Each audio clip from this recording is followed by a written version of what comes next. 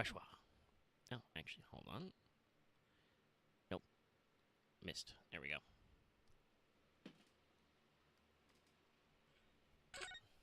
I missed.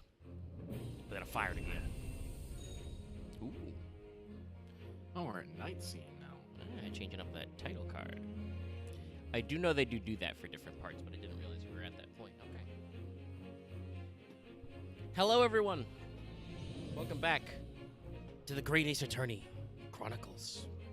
Today, we will be finishing, maybe, the case of the Clouded Kokoro. We're going into the final trial segment anyway. We're going to have to find out quite how bullshit it is. Ow. It's quite bullshit. Oh, it will be. But exactly how much, I don't know.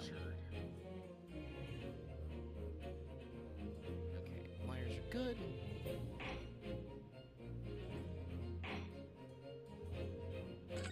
Trial part 2.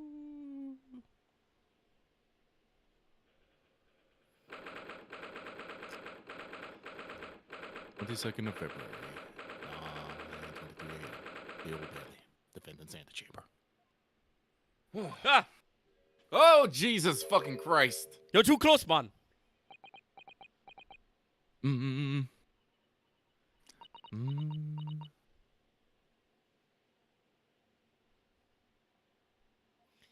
Soseki Natsume jump scare.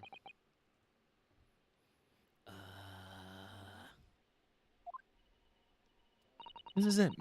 This is it then, Mr. Naruhodo. Yes. It's time to put an end to this now. To the miserable curse that has been plaguing Mr. Natsume. To everything. In my own small way, I shall do everything I can to help you. Good, because I think I'm going to have to fight the entire Old Bailey. And he just wades in with the sword.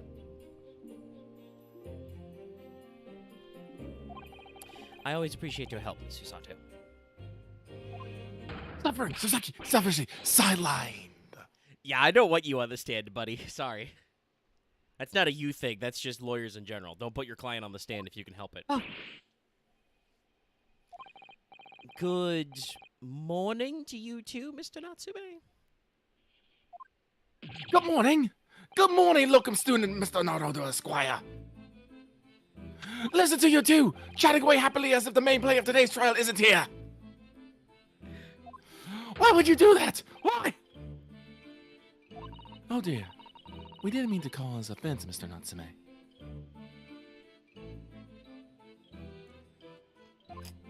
I thought perhaps that you had your eyes shut so tightly you were meditating, finding inner calm. It seemed wrong to disturb you. I was waiting! What's the matter, Natsume? You seem different somehow today. Why, naturally, that's because I've attained a spiritual enlightenment. The path of literature, you see, is a journey to discover one's own death. Or such like. That was the kind of morning conversation I was hoping for. That's why I had my eyes shut.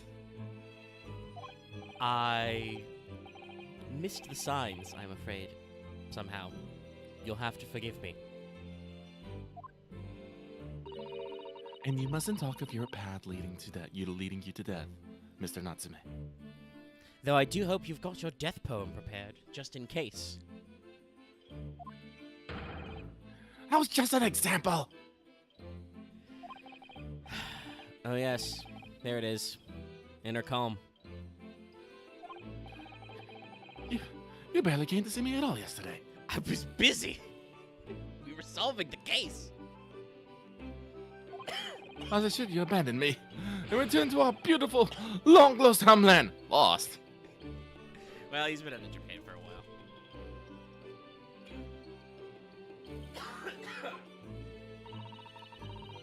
We've not... Oh, excuse me. Double gesundheit. Yes. We've not even been in Great Britain a week yet. Damn, busy week. I know, right? That means it's been less than a week since our first client was horribly set on fire inside a carriage. Yes, well, anyway. I intend to set everything straight in court today. I am determined to uncover the truth. Oh. I've actually reached an important decision myself. Oh? What sort of decision? I shall fill you in after the trial. Alright. It would seem Mr. Sholmes isn't coming today after all. It's okay, he slept through 5 alarms and Iris attacking his knees with a cricket bat. It's a very clever message, I think.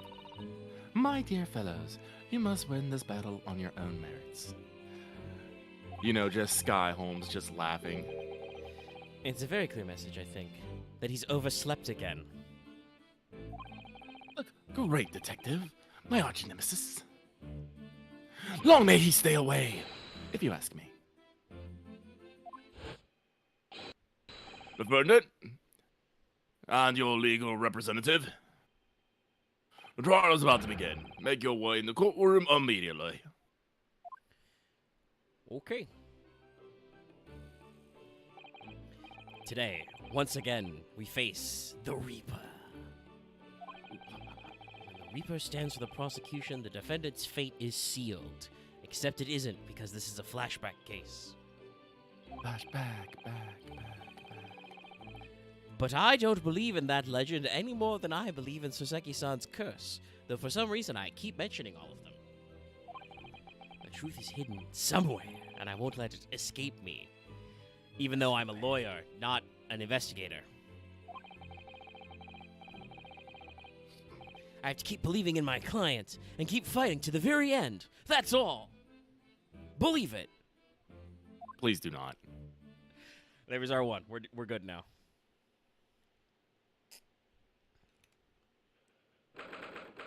23rd of February, 9:40 a.m.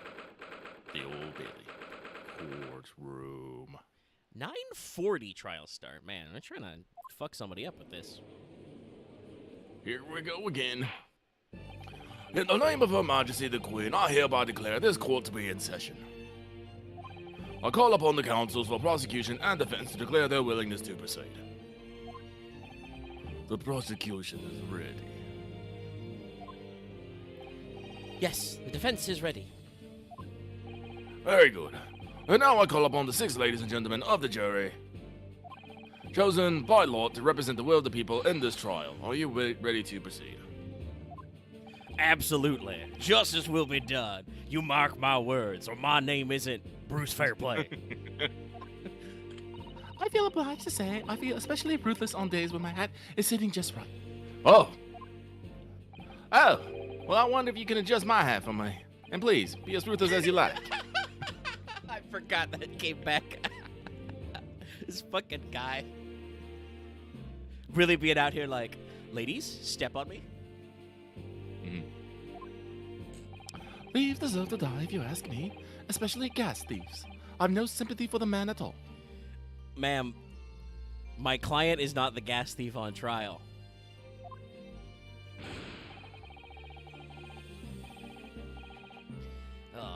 Wasn't your problems? Weren't you supposed to get the money? Stuff? Also, I think we've switched back and forth on this guy a couple of times. Who was playing him last? Yeah, it was you. It was definitely you, because I have the old man next. Yes. Okay. All right. I want you to go a little more Irish with him, because that's how his voice sounds in the guilty or not guilty, mate. Look, say yes, say. I'll say it again now.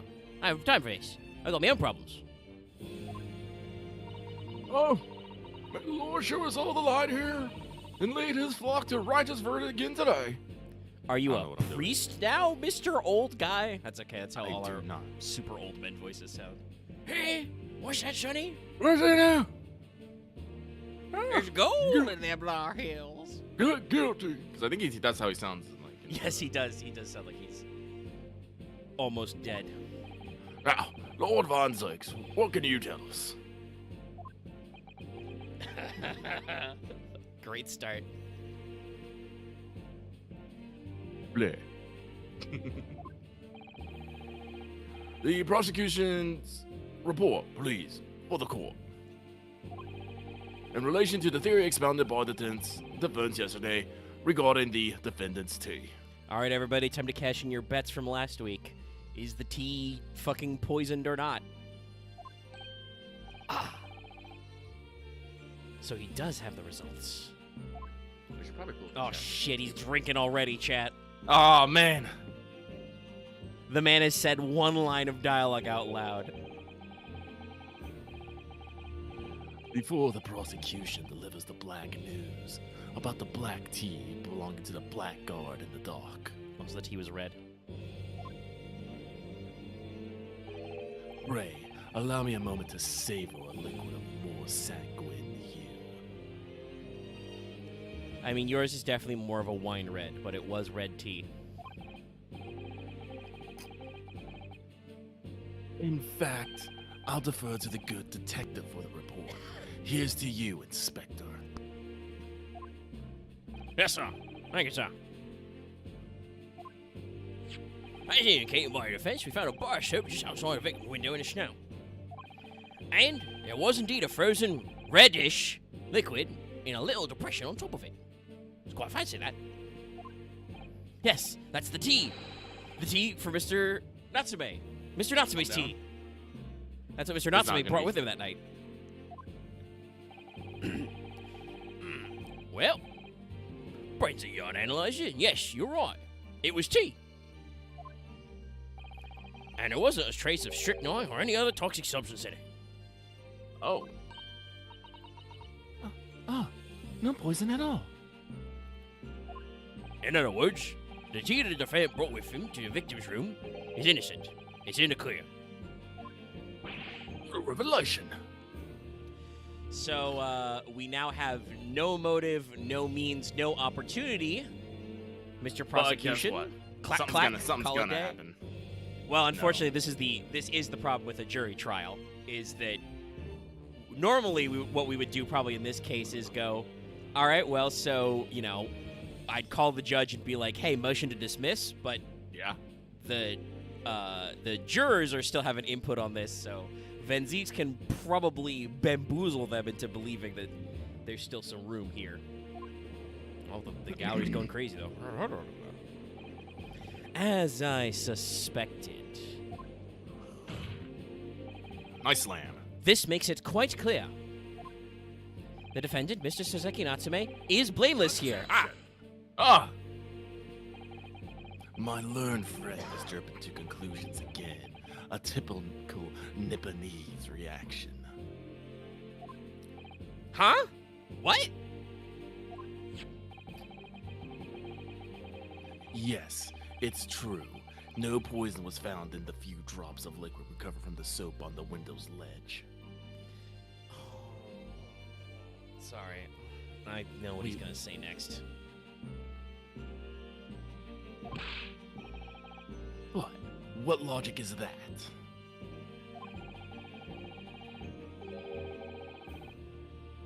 Would you take a drop from the Thames and conclude that the water in the ocean isn't salty? Okay, then you produced a poison sample. Yeah, I mean, this is a fallacious argument, but he gets to argue. It is! Also, hey, it's pronounced Thames. I know, it's spelled Oh, with a the TH. Yeah, the Thames River. The Thames. My word, the water in the ocean is extremely salty, Counsel.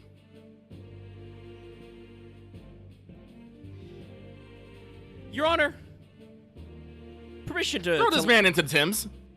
permission to lightning this man, and also yourself. Land minus 5 AP. If there's anything I want, I just want the Minecraft Steve oof anytime that lamp gets hit. Oh yeah. I mean, I could set up a sound cue to play that, but yeah, that's like if we did actually start editing highlight reels, we would have to include a compilation of every time Van Zieks throws his chalice. I could probably count them on like a hand, but there are actually cases in the Ace Attorney universe where you do actually effectively like cause, you know, a dismissal or acquittal of the case where it's just written off. there are actually a couple of times where you end the game by getting a guilty verdict for somebody. I won't spoil those exact contexts, but yes, the general idea is that not only does the defense have to prove the prosecution's argument meritless, baseless, false, and often prejudiced, but also you have to find another guy who did it. I think that, honestly, I mean, Ryunosuke here talks about the truth a lot. I think that other games play it a little better where, like, there's much stronger implications of corruption in the prosecutor's office, and characters like Phoenix Wright and some of his associates are much more to, like, well, I could press for a not guilty verdict right now, but then I won't know who the actual criminal is who is involved with this case. And, you know, I've gotten to know my client and all these other people involved, or the 9 million times that his assistant is accused of murder, etc., etc. So, that's still, like, bullshit. You don't have to do that, but at least there's a character argument for it. In most of Ryunosuke's cases, he really should just be like, ladies and gentlemen of the jury, what do you think about that? But because it's a video game with a set plot structure, we don't ever just get to turn to the jury and be like, nah.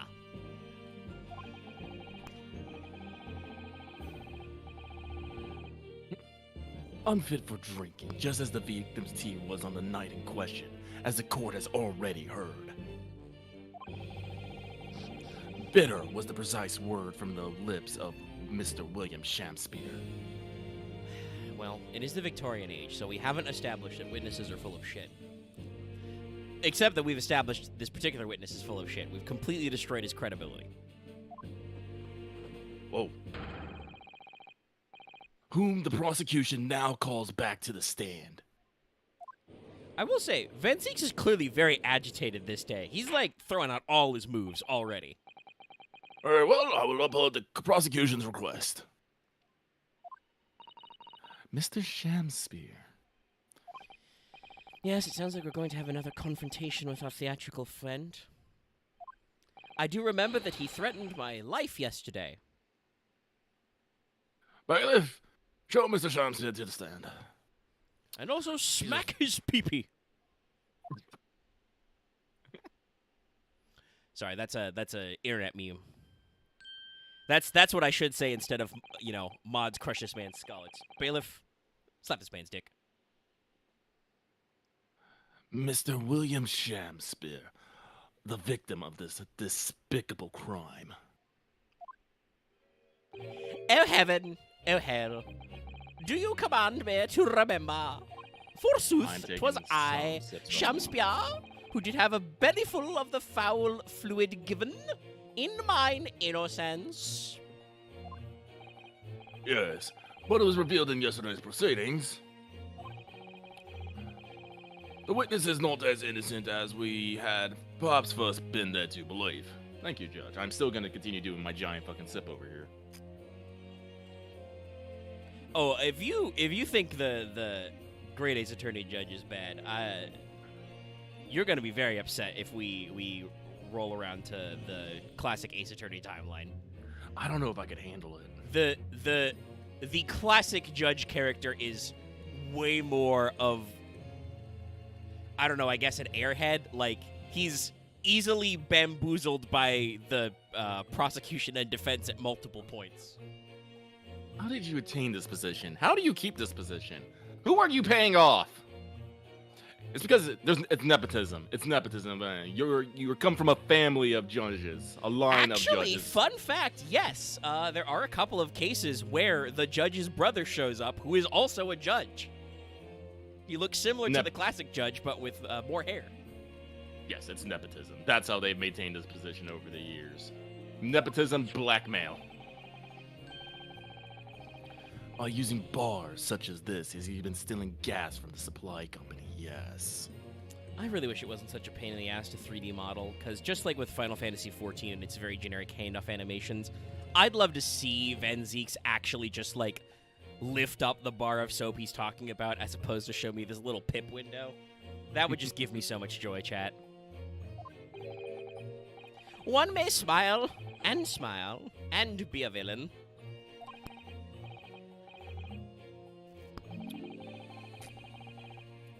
Forsooth, 'twas I, Shamspia, did have a room full of the sweet fuel given.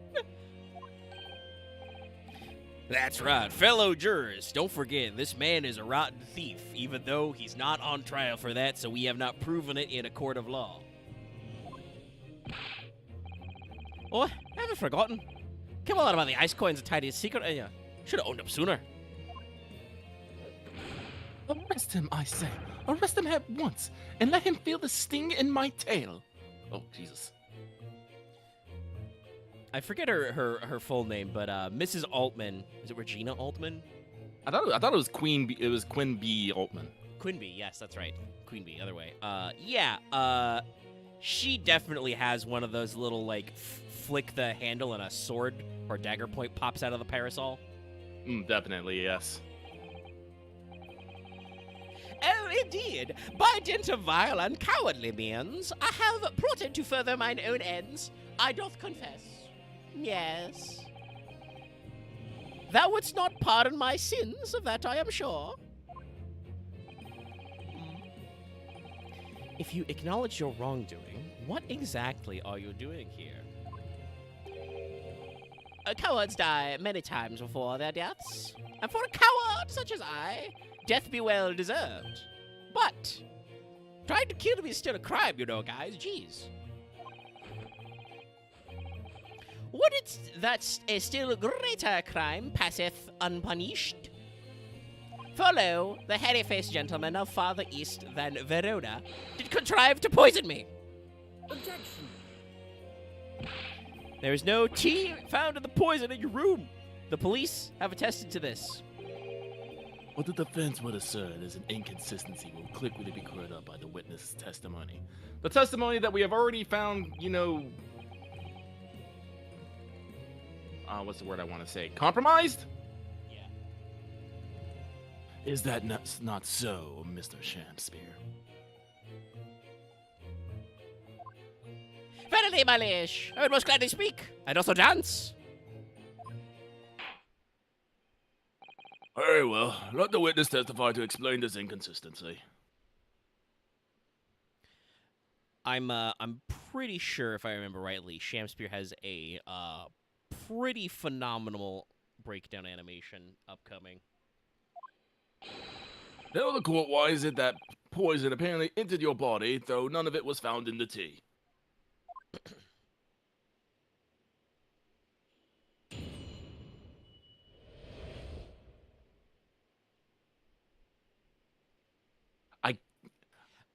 I mean, there are times when the prosecution is just straight up like, I'm trying to beat you. It's my job. But not always. By the way, I just want to say, I want to slap this man so hard. That fucking grin, it just... Look at me. I'm so innocent. This man just deserves a lariat. Would you hurt this face? Yes. Oh, shit. Coughing a little bit today. Okay. The Japanese man did come to my chamber with tea brewed in a pot. 'Twas in my cup alone that the wicked miscreant secretly poured his wicked poison. Whilst feigning distraction in our debate, ne'er did a drop of his own drink pass his lips. I'm pretty sure we've got the proof in our pocket to prove that wrong. Yeah. Because I believe the teacup that Natsume is supposed to be drinking out of has no tea stains because he slurped it down. Yep. When he departed by and by, I did use the tea that remained in his cup to make my coins of ice. Thus, 'tis no surprise that the poison not be found in the tea. I did pour into the molds of soap. Yeah, no, you have teacups.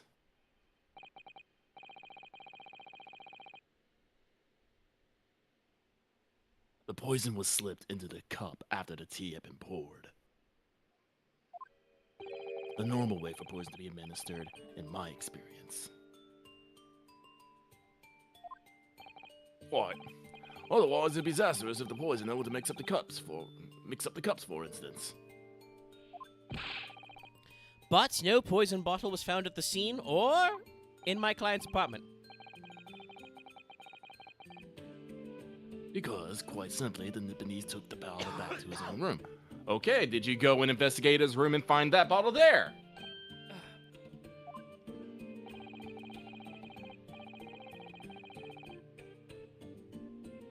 The Nope. absence of a... Yeah, no, again, false. Fucking false. If Natsume Soseki-san was being, tried for poisoning someone, you would, investigate his home and surrounding areas and see if you can find, said poison bottle. Have we done this? Man, seems like a whole lot of nothing's been going on in this investigation. Jesus fucking Christ. I mean, admittedly, it's been like 2 days, but the yard pretty thoroughly searched the victims, the crime scene. I'm reasonably certain they would easily be able to go downstairs, upstairs. Which was it? Shamster's on the ground floor. That's right. So they'd be able to go up one and investigate Natsume because he was, under arrest. I don't think Lucky read all that live, but we don't need to. We don't need to. I am mad right now. I knew that. By now, it should be perfectly clear. A bar or two of cheap soap is wholly insufficient to wash the deep stain of guilt from the accused hands. Sirs, madams, 'tis true that I, Shamspeare, be a common thief of gas. But, listen here, ladies and gentlemen. Oh, shit, bent my stick out of proportion. Hold on. Ha ha! Wherefore would I lie? Verily, I have no cause. I have naught to lose. Well, I do declare. Thank you for your testimony, witness. Counsel, proceed with the cross-examination. Yes, my lord. Yeah, didn't we find, one of the teacups in his hand? Yes. So we know which teacup was supposed to be his. Alright, so let's see. That's that one. It was in his cup alone. Poured his wicked poison. Okay, so let me press Definitely this press first. Oh, wow, okay, we don't even need to present for him to bring this up. Okay, so we're gonna see what he says about this. But the teacup Mr. Natsume drank from was found completely empty at the scene. And let's not forget the defendant's maxim. Drink tea while it's hot. I did gulp from the poisoned cup that night, and in mine agony I did writhe uncontrolled. In fits of pain did I knock the fellow's cup and its contents, spilt as blood from a gaping wound. Methinks. Though certainly 'twas after I had made the coins of ice from his tea. An upset cup was found on the table that the victim was slumped over. I mean, that is true. I understand why Van Zeeks is probably going a little hard on us. Besides his racism, we were kind of working with a, corrupt crime boss guy who was not innocent. We know this because of Case 5 from the last game. I forget his name now, but, Mr. Tall Hat did totally shank that guy, so...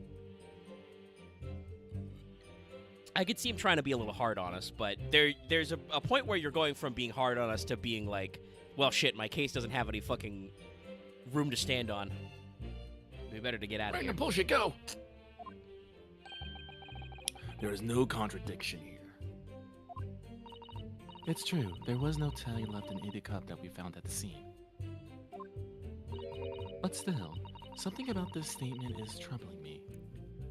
Yes, of course, I know what it is. It's Mr. Natsume's wise drink tea while it's hot maxim, isn't it? No, I'm not sure that's it. Okay, well, the game did pretty well telegraph that that's, the statement we need to hit on. Now, reiterate for the court what it was that occupied you after your guest had left and before you drank your tea. Yes, thank you, Jackson. Mr. McGilded, top of the morning to you. This was definitely the voice I used, because thereafter is Lucky Charms. Okay, so we tab back one. That's me. And let's look at our evidence again, because it's been a week. So let's see. We got the tea, we got the cups, we got the crime scene photo. Let me double check. So one cup spilled, the other cup is in his hand. We can't see it in the photograph. And then the pair of teacups. We've already examined this, and we have the updated information. There's no tea ring inside Mr. Natsume's cup. So I think we can just go ahead with the present. You can try, yeah. Objection. Oh, the music stopped. Yeah, the music did cut. You claim that Mr. Natsume didn't drink a drop of tea on the night in question. But that's impossible. How, chop logic? What is this, ye darkly ye clad fiend? The two teacups from the scene, one used by the victim and the other by the defendant, have a clear difference between them. One that represents incontrovertible proof.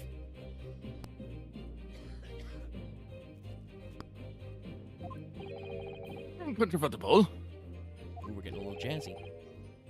What difference? Look at the inside of the cups. Just here, there's a clearly visible ring. Yes, a tea ring. Commonplace enough. Indeed. Such things occur all too readily when one leaves tea in the cup for a while. And yet, Mr. Natsume's cup has no such ring. Good lord, you're right. It's completely clean. And prithee, sir, what makest thou of it? Oh boy, he's bringing his smug out. Exactly what Mr. Natsume told the court yesterday. The Japanese saying he quoted. Drink? Tea? While it's hot. Bruce Fairplay. That's right, yes. The jittery Mr. Natsume was true to his usual self that night and drank his tea in no time. Oh.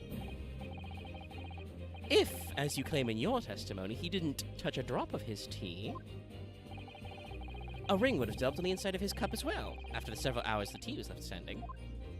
But, in short, Mr. Shamspear, you clearly lied to the court. You're full of shit. Your Honor, You are a sham. crush this man's head. Get thee to another. That's not even a very good quote, Shamspear.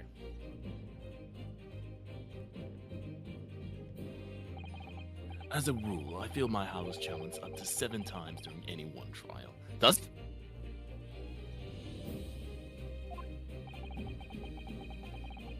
You might want to keep that information to yourself.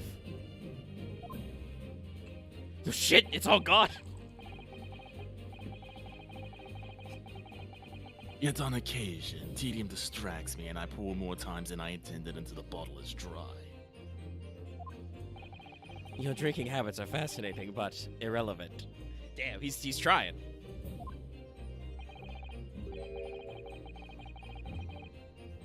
On the contrary, they illustrate the fickleness of human memory. William Shakespeare. Yes, my liege. Well, you previously stated that you made the coins of ice from the leftover tea in the accused's cup.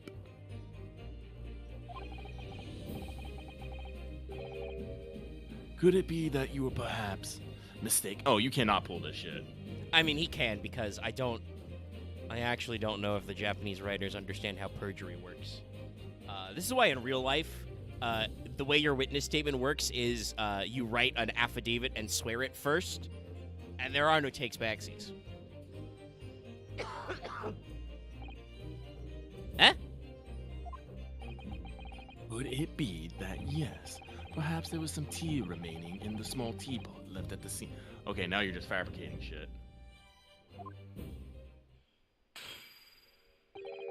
A fact that had vanished from your memory until now. Yeah, no, you are... Zeeks is really just trying to kill us now. Faith, my liege, thou art a magician.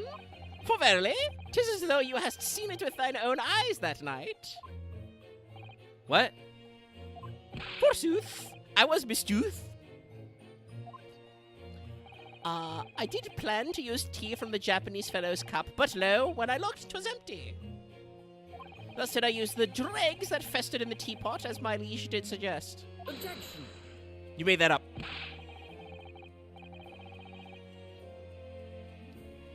You've just suddenly remembered this now that you've made a mistake before? Are we supposed to believe that? Objection. No, no objection. You literally did this.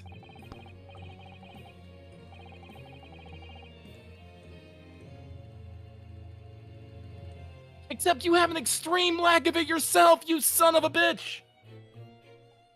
Everything you were putting forward is nothing but conjecture and hearsay. Literally. And the testimony of someone who is a fucking liar. People's memories are imperfect, my learned friend. This is why we rely on evidence instead. I mean, yes. I don't know. Hopefully we'll have a conversation with Van Zeeks at the end of this. But, in real life, I think most prosecutors would much rather realize that their, the alleged victim's testimony was full of holes and his credibility is shot, and just be like, the state withdraws their case. Yeah, we should have had, this shouldn't, honestly, this shouldn't have gone to court. This should have just been a fucking plea bargain off. There's, no investigation, no evidence. It is a shoddy testimony of one man. I mean, there is still a crime to be investigated in that Shamspear did appear dead before witnesses. They couldn't tell if he was alive or not, and he was poisoned. He did go to the hospital, but the case against Mr. Natsume is clearly completely evaporated, much like the tea. I do know that. Well, it's because Zeeks is racist. This is true. Also, I do believe we've brought this up before, but I think they intended for Great Ace Attorney originally to be a trilogy, and because of low initial sales of the first game, though it scored very well, it did not. It was never exported, and it did not get super big sales in Japan. They had to kind of crunch their ideas down into 2 games. So it could also be that because they're on a little bit of a budget constraint, they have to string some stuff together, because I feel like in a different game, you could run this as almost 2 cases. One is the Sasaki Natsume follow-up case, and that just ends after 1 day when we're like, he didn't fucking poison him in the tea. And then it turns into, Shamspear gets tagged for something else. Or somebody else gets tagged for poisoning Shamspear, and we have to actually solve that. But we have limited assets. That's probably why Sasaki Natsume came back 2 times. Also, I just realized his wine bottle has double sieves, a Reaper holding double sieves on it. I do believe, yes, it's his own. It's his own family blend. Victim's most recent testimony tells us 2 things of note. Firstly, that the poison was put into the victim's teacup only. And secondly, that the spoiled cup was not the source of the insipid ice coins that have bewitched this court. The prosecution makes a fine summary of the facts, he does not? Furthermore, the testimony remains valid in its full support of the established facts. In other words...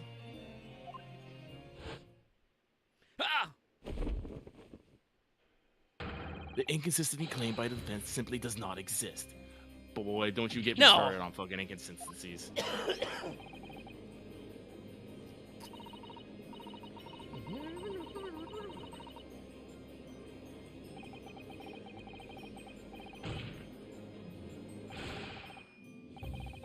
My lords, ladies, and gentlemen of the jury, I do solemnly swear I'm up to no good. Sorry. After I did dine at Grubb's Grubbery alehouse that night, naught did pass my lips but the black tea given me by the Japanese, whose back be stupid as low as death.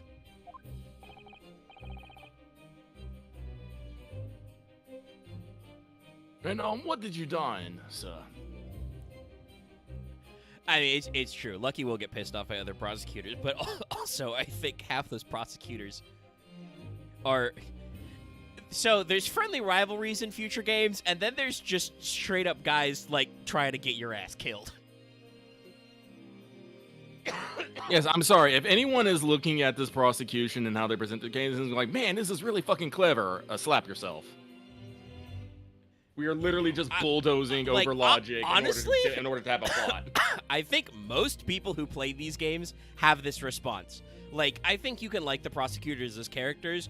Oh no, I love Zeke. I love Zeke as a character. Most people who get into these discussions go, wait a minute, you're just trying to fucking snowball me. Which does happen a shitload in real life from both prosecutors and defense lawyers. There's a reason why, we have these jokes about, the only one who's on my side is the blood-sucking lawyer and all that stuff. Like, there's a reason why those stereotypes exist, but it definitely is, like, very annoying to play the logic game, and then sometimes your opponent just goes, but what if? Nuh-uh! And you're just like, oh shit, he pulled the nuh-uh card on me. It's like a rap There's battle. nothing I can do. If I don't have a good response, I can't clap back. Counsel for the defense. The prosecution appears to have dropped the microphone. What do you have to say for that? Shit, I don't have any rhymes. Knees weak, palms sweaty. Mom's spaghetti.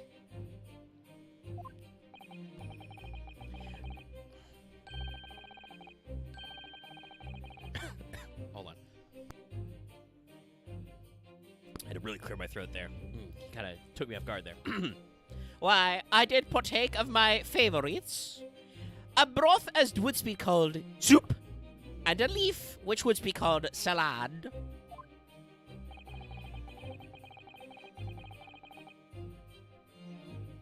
As insalubrious a menu as the establishment where it was served.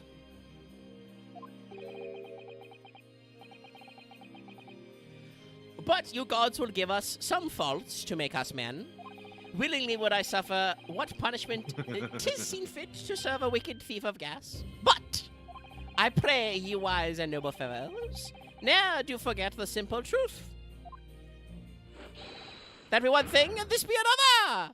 Dab on them. He did just basically dab.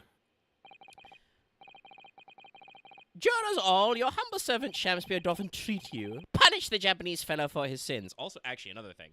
This guy doesn't get to speak unlimitedly. He's in the stand right now. We should have called an objection and just said, Your Honor, no further questions. Get this man off the stand. Shut him the fuck up.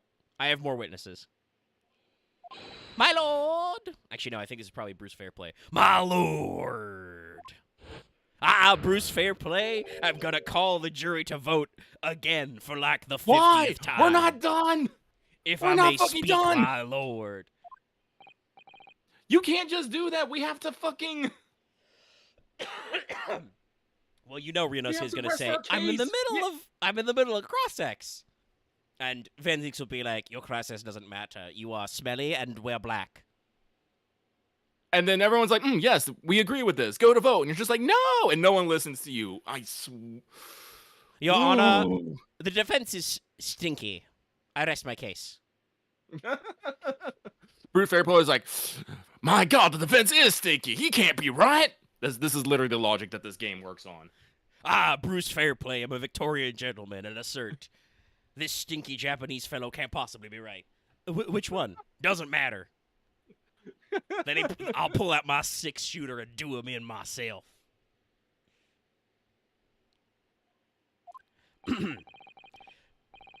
I believe we may have been duped by that rotten defense lawyer. It's literally going by. It's literally doing that. By me?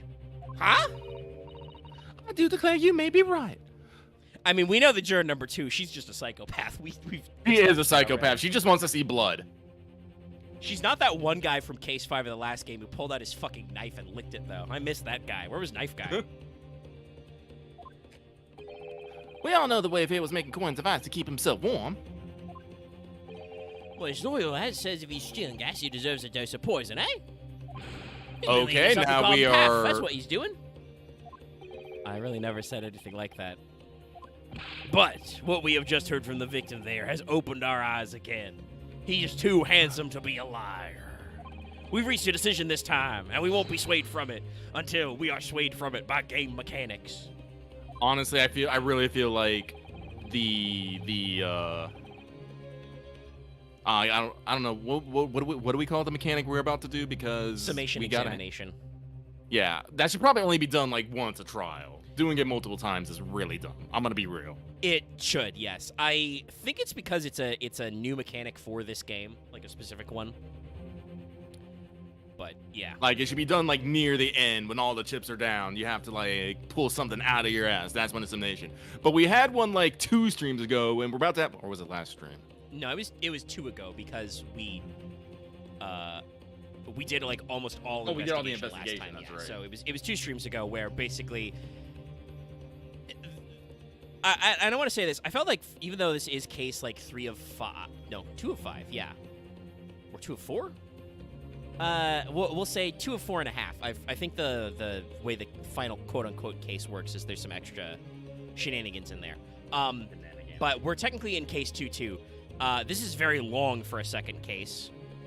Probably not as long as the case 1-2 of GAC, but that was because that one didn't even have a trial segment. That was all investigation mechanics.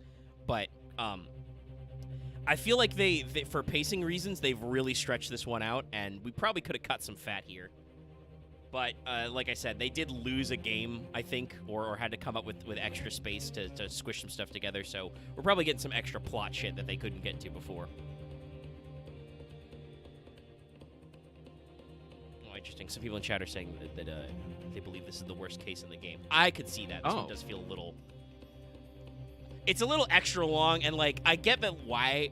If, hell, like you said, if Sasada says what she's correct, and it hasn't been a week since we've been in Great Britain, Venzeek probably really has no reason to like us right now. We did, like, let a probable murderer, like, get a mistrial, and then he got set on fire. That was weird. And as far as he knows, you know, his racist opinions about Soseki Natsume were confirmed, and he is a criminal. You know, we just missed the last case because of weird circumstances.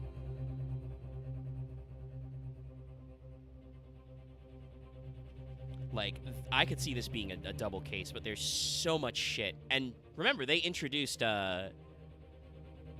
Big Chin, Busy Bee, and Shamspear, like, last game with cameos, so... Anyway. We're gonna hear the jury findings. What? No, hey, hold on. You can't do that yet. I'm in the middle of Cross-X. What are you... I appreciate Ryunosuke for trying to be like, no, don't, I'm not done yet. And they're like, no, fuck you, Japanese man. Ladies and gentlemen of the jury, you will state your decisions now. Yeah. Sorry, I did want to cut off your line, Reed, because we've skipped a few. In our agitation, we've skipped a couple lines here.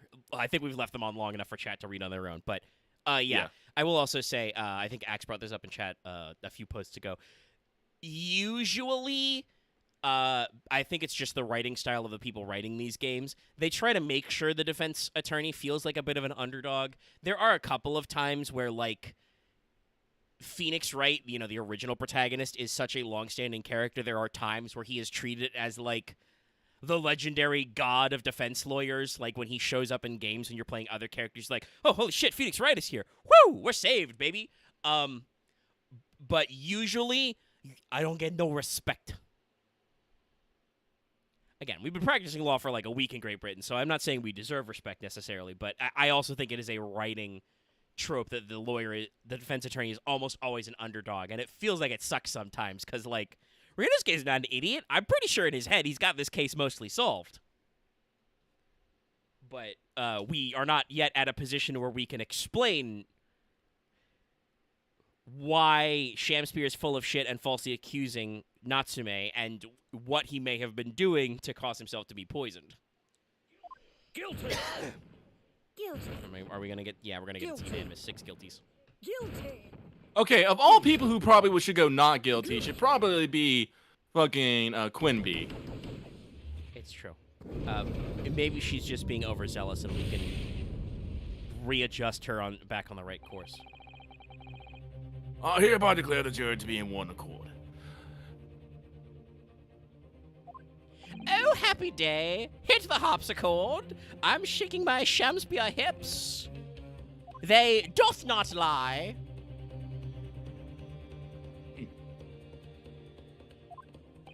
How is this happening? Ooh, My lord, solid the slang. defense asserts its right to carry out a summation examination. I will not be bulldozed. Very well, the court upholds the defense right. At least we've stopped arguing about this. This is like our third one. Typical, my friend isn't able to accept the obvious truth. Only because you're fabricating them, you reaper son of a bitch. Like, you can't insult him. He's been insulting me this entire fucking time. Is this the fucking, honor of the Great Britain? Yes. Ah! Great British anthem plays in the distance. Bum bum bum bum bum bum bum bum bum. All right. Whereas the court calls upon each of you to state the grounds upon which you find the defendant guilty of the crime of which he is charged. Sometimes I feel like the judge is just kind of like moving things along, because there are times I feel like where if Ryunosuke, the witness, and Van Zieks argued forever, we wouldn't get anywhere. But there are definitely other times where it's just like, Judge, do we have to? I guess at this point, technically, I don't understand, the full breadth, and it's not how it works in real life, but as the jury foreman, I guess Bruce Fairplay can say that we're all in agreement and, our deliberations are done. Because unrealistically, the jurors don't ever actually leave the fucking room to deliberate.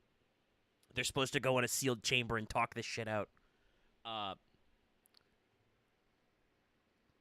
So, like, I guess that, the judge may have to be like, well, if they're all in agreement, you can vote. Oh, what's that? Defense? You assert your right to the thing? Well, guess what? The book says you can do that too, so, man, what the fuck am I doing here? I'm a man of logic, me, Bruce Fairplay, and having considered all the evidence, the defendant must logically be guilty.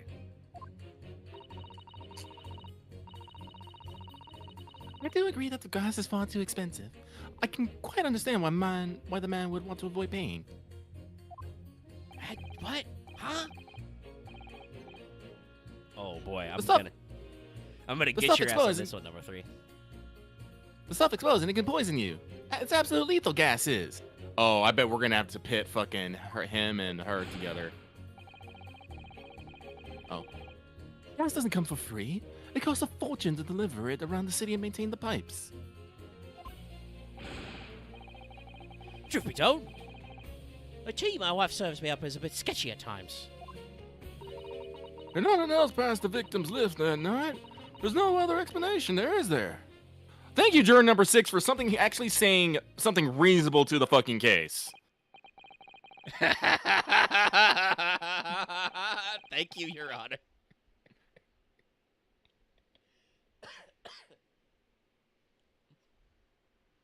Mr. Naruhodo, are you hearing this shit? These guys are crazy. I'm gonna need some stiff tea after this myself, yeah? If you mind, nudge, wink, wink. But, I do feel that personal opinion about gas in the supply has influenced decisions somewhat. Van Zieks, throw me up some of that good shit. I need a hallowed chalice right about now. But, never mind. No, don't never mind. No, you really should mind. Thank you. The truth is, our counter-argument wasn't as unassailable as we hoped. No, it was pretty unassailable. Zeke just pulled the nuh-uh. We are still kind of floundering around in that while we have proven in our own way that, like, the tea was probably not poisoned, we don't yet have a good counter theory for how he got poisoned then. It's just that I feel like the writing with Van Zieks is clinging way too hard on the tea. Like, The tea, what does it mean, Van Zieks? You could swing the jury the other way to just be like, Van Zieks is just like, hey, listen, he was poisoned. We know this fact for facts. According to the witnesses that whose testimony about him being a gas thief we believe, nobody else was in with him. So, like, the only person who could have supplied him with poison was the defendant. Otherwise, we have to call into question the chin guy, which undermines your whole he's a gas thief argument. That's probably how it would actually work in court, where it would be like a chain of attacking each other's credibility. But we're here. Clearly, he was poisoned when he went to go out to eat. Let's go drag in the entire restaurant staff and impress them. Because that has somewhere that has literally just as much merit as whatever Van Zeke has been saying. Somewhere in the future past, the animation team of this game just has a heart attack thinking about that. But, like, no, like, literally by Van Zeke's logic, that is literally just as fucking viable. That he got poisoned by someone at the fucking restaurant he ate. Not necessarily because of the timetable, but yeah, there's still a little bit of wiggle room. The effects should be about 30 minutes after. We still have the couple of hours of missing time I don't think we've ever fucking solved. This case is just all over the place. I forgot the time. Did he go out to eat after? Did he leave after Natsume left, or? No, No, okay. Natsume came back from his trial the first time, met Shamspear. Shamspear was going out to eat. When he came back, they had their debate and were served tea, and let's see if this says when he went into the coma. Poisoning incident occurred around 1:30 because he broke his pocket watch. So this means that he ingested the strychnine poison about 1 a.m., way after Natsume left. Yeah, I know. Again. So, like, there's still a lot of shit we're just not getting into at all. But as Hisato And says, Mr. Shamsir was poisoned. There could be no doubt of that. How are we supposed to turn this around? I think we need to establish the method by which Mr. Shamsir was actually poisoned. Our only hope is to demonstrate that to the core, incontrovertibly. But that's surely almost impossible at this stage. We don't got enough stuff. If we don't manage, though, Mr. Natsume will be found guilty. No delays, Council. Proceed with the summation examination. I got the club to get to later tonight. If I wanted to steal a save data joke, that would be it. He would be saying it's happy hour at Chili's. Save data team, by the way, great game streamers. They have one of those sorts of Ace Attorney with an actual lawyer streams, and have done a lot of these games. Oh, I bet that's fun. By the way, usually it's funny. I know you're not a professional lawyer, Lucky, but you're about as incensed by some of the tricks this game pulls as their actual lawyer is. Like, there are several times in the games where he's just like, "This fucking sucks. This is all made up, and I hate this. This is stupid. Can we go?" It's like, no, we gotta click buttons. All right, okay. I mean, I want to press you on this, but I think we should probably press everybody. I'm pretty sure it's gonna be her and her, because they're, like, arguing about gas. But you never know how pressing works. Fucking, we've, like, turned jury summation examinations into fucking testimony before. Oh, yeah. So, who the fuck knows? Remember the conversation? There's a conversation about the ice bullet? All right. Press. Hold it! All the evidence, you say? Ooh. Oh? Okay. And we've got our board. Okay. So, we gotta pay attention that we might get some cross-reaction. Okay. Okay. That's right. And there's no room for doubt. It's all pointing to that Japanese man with the big mustache. Says the Englishman with the bigger mustache. Which means we need to show the man some new evidence to make him change his mind. If only we had that kind of evidence. Okay, so... Don't worry. The summation examination has barely started, really. Okay, so we can't fuck with Bruce until we get some new evidence. Perhaps there'll be a shift in the situation that shows an existing piece of evidence in a new light. Let's hope so. To start with, though, I need to find some way out of this deadlock. Okay. So, I would say, we didn't really get anything, but I like that we're, like, kind of continuing on. The game is letting you know, like, because I will say, again, if we go back to earlier games, some of those were programmed on Game Boy Advanced. They're a lot less helpful, some of those games. So, like, there are at least a lot of good cues where, like, Susato and Ryunosuke have that back and forth of like, okay, so we need to show him some new evidence, no matter what it is, to like shake him up. But we don't have any new evidence, so I guess we got to keep working until we figure it out. And like, don't worry, that's not the critical point. All right, so let's talk to you. This is the time or place to be discussing the price of gas, madam. But really, think of the injustice. Air is a gas and air is free. Why should ultimate gas cost money? It just makes my blood boil. I can feel myself becoming more ruthless than ever. This isn't the time or the place to be ruthless either. Oh. If I might interject here. Yes, madam? Mommy? It Sorry, seems my madam? fellow- It seems my fellow judge takes issues with the price our company charges for gas. Can we get a mistrial if we cause a cat fight in the juror's box? It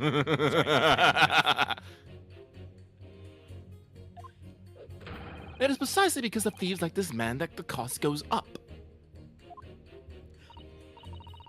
Oh, what a beastly man. That unkempt mustache, those hunched shoulders, poisoning tea and stealing gas. Utterly unforgivable. Wait a minute. No, no, no! Mr. Natsume isn't the one who's been stealing gas. I'll thank you not to go adding on more crimes. The Natsume hasn't been poisoning tea either. Thank you, Mr. Naruhodo, for at least minute this. Well, anyway, I've quite made up my mind. It's made up as the price is gas. Entertaining, but probably not exactly what we're looking for. Honestly, I think this might be it. Yeah, this is a very bold statement he's making that's completely unrelated to fucking anything. Hold it! Could we please talk about the poison rather than the gas, do you think, sir? Well, if you like, I mean, to be honest, I take poison over gas every time. You'd take poison? What I mean is, poison can only poison you. It doesn't explode, does it? Goodness me, what are you talking about? Set him straight, please, lawyer man. That's certainly true that poison isn't prone to exploding. But I think you'll find poison also can't light or heat up a room. Oh. Wait, you're right. I hadn't considered that at all. What the fuck is happening right now? Young lawyer man. Yes? You have a good head on your shoulders. We could use someone like you at our company's legal representative. Do it, Ryunosuke. Take a fucking corporate job. Do it! Get the fuck out of here. I wasn't expecting to pick up more business in the middle of a trial, that's for sure. Anyway, the point is, I haven't had the best experience with gas companies in the past. Interesting. So hold on, let me see if any of these guys have changed what they've been saying. No, they haven't at the moment. Okay, so they're not changing. They have been good conversations though, at least. I enjoy this writing. Well, and I'm not 100% sure because they could be bamboozling me, but we do have access to our full like little I guess like focus bar. So as we're pressing, it's giving us the opportunity to like look at other people. So it's possible that in one of these conversations somebody's going to jump out. Oh no, I definitely believe that Queen Bee Allman was definitely a villain in another case somewhere, someplace. Can we please refrain from all this talk of gas? I can barely remember to keep my accent straight. There's an all-out attack underway, in case you hadn't noticed, against my company's gas. I'm supposed to just sit here and take it, am I? I don't think so. She's really buzzing now. All I've heard about our wonderful field is explosions and poisonings. What about electricity? What about getting electrocuted? What about that? A little explosion here and there is nothing into comparison. Any explosion could hardly be described as nothing, madam. Nevertheless, the theft of your gas is deplorable. My point exactly. But the gas thieves aren't even the worst of our enemies. We have far more devious retrobates to contend with on a daily basis, you know. More devious? Who, madam? The gas companies, of course. Other gas companies? Not quite what I was expecting. We generate gas and deliver it to our customers fair and square. Indeed, nobody is questioning that, madam.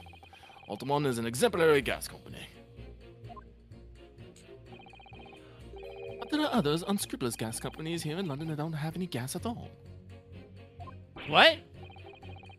But if they don't have any gas, how do they go about selling it to people? You wouldn't think it possible, would you? But they steal our gas, you see, and sell that. Hey, steal your gas? How on earth is such a thing possible? A gas company like ours deliver gas to people's home via a network of pipes. I feel like, never mind her being a villain in another case, I absolutely feel like Quimby here, like, is supposed to just be a regular witness we come across somehow, but the game designers couldn't, like, make up a fourth juror and figure out a way to get her on the stand. Because, like, this feels like shit we should be getting from, like, investigation or witness testimony. Yeah, no, I definitely feel like Quimby should have been like a more major player just overall. But those deviant retrobates secretly disconnect our pipes and divert our gas into their own rotten pipes. Then they make a contract with the household supplied by those pipes and take money for the precious gas that's rightfully ours without us even knowing. They're diverting gas into their own pipes illegally. What a brazen form of theft. Also probably very real. Yeah. Listen, the moment that someone comes up with a way to make money, someone else is coming up with a way to steal that money. When we would visit customers' house to collect the money from their meters, we always have to check whether or not one of these devious companies has been up to its tricks. Ho ho! Okay, pursue. Hey! Excuse me. Do you have something to say about that juror number 3? Oh, golly, you mean me? I most gallantly do. I'm terribly sorry. I was just thinking to myself. You did catch him off guard there. Good. Thinking about what the lady next to you was saying? Correct? Well, yes. I just got a little riled about it. Got a little riled up about it recently, you see? Go on. An ultimate gas company were visiting my house the other day to investigate the pipe work. We need to ask for your cooperation while we carry out a secret check of your property, sir, the fellow said. So I let him in, and do you know what he did? I'm afraid I have no idea. Really, please tell us. He proceeded to take one of my lights off the wall. Then he grabbed the exposed mouth of the pipe and started blowing into it.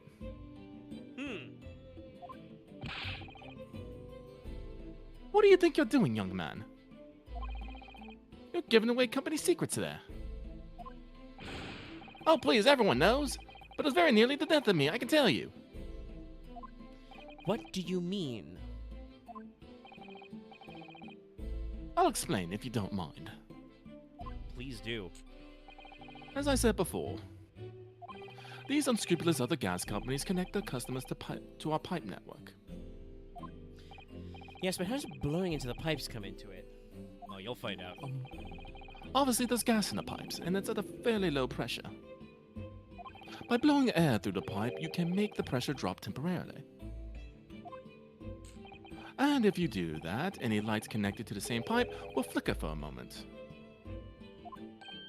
Oh, I see.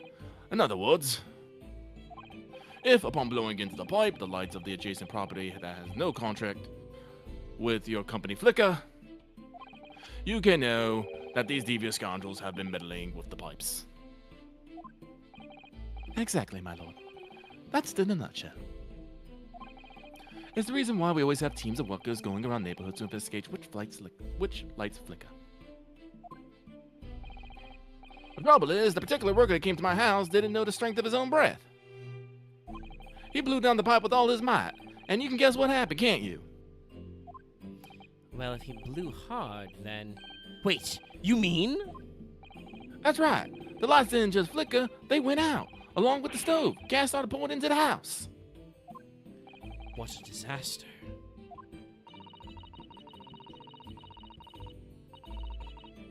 The gas supply must have been interrupted briefly because the man blew too hard, so the flames went out. Oh, wait, hasn't Natsume-san been talking about how his lights have been going out?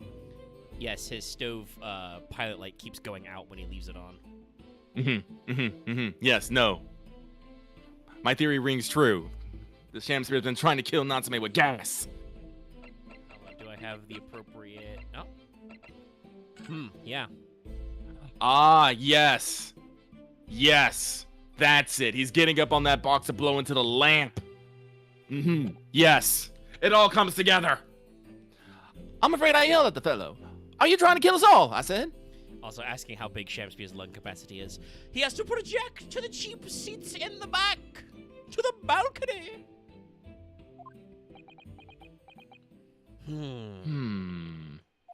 So by disconnecting a lamp and blowing into the exposed gas pipe, it's possible to extinguish lamps and stoves connected to the same network of pipes. And then when the gas starts flowing again, it silently seeps into the room. It's not a hurdle. I think perhaps...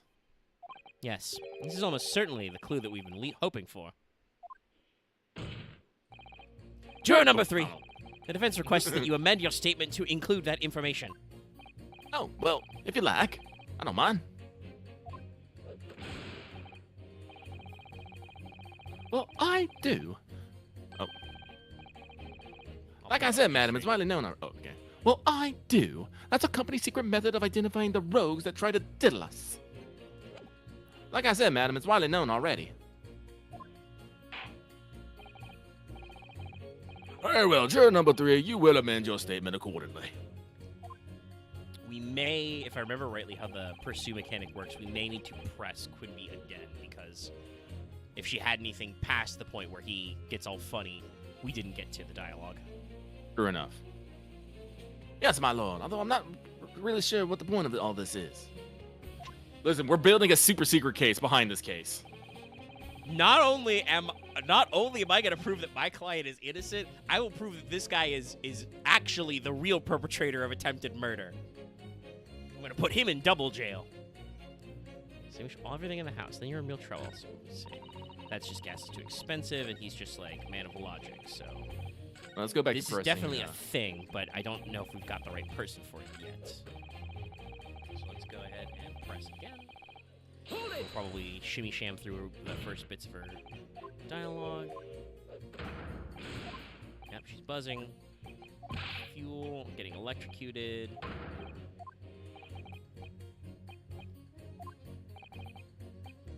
Yeah, just talking about the gas companies. Well, I like how they have different rings. Yeah. Actually, I don't know for sure if they do it in this game, because we do occasionally have voice lines, but in like the GBA games and their remasters, everybody's little of their text going has slightly different pitches too. That's lovely.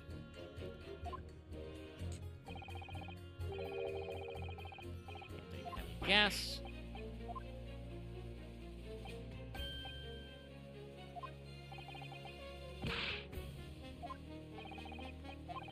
This is a very long one now that we're actually looking at it.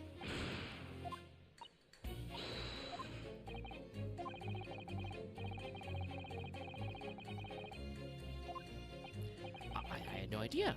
It's almost unbelievable. Okay, I guess it was just here. It might seem unbelievable to you, but it's happening all the time, right here in the capital. It's very difficult selling something you can't see, you know? Very difficult indeed. Thank you, that will do. Clearly, this is a very involved subject, but I feel we have digressed rather too much already. This is probably true. I concur, though if my learned friend wishes to become an expert in gas, I believe the subject will suit him well. Your new career in nothingness. Oh. Thank you so much.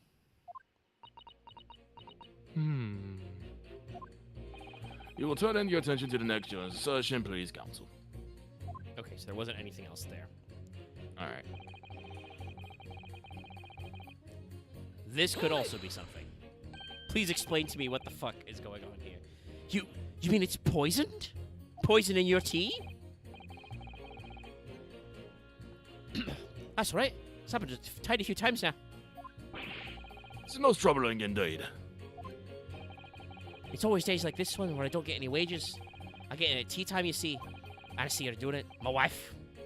She gets that devilish look on her face, and she slips some white powder into my cup.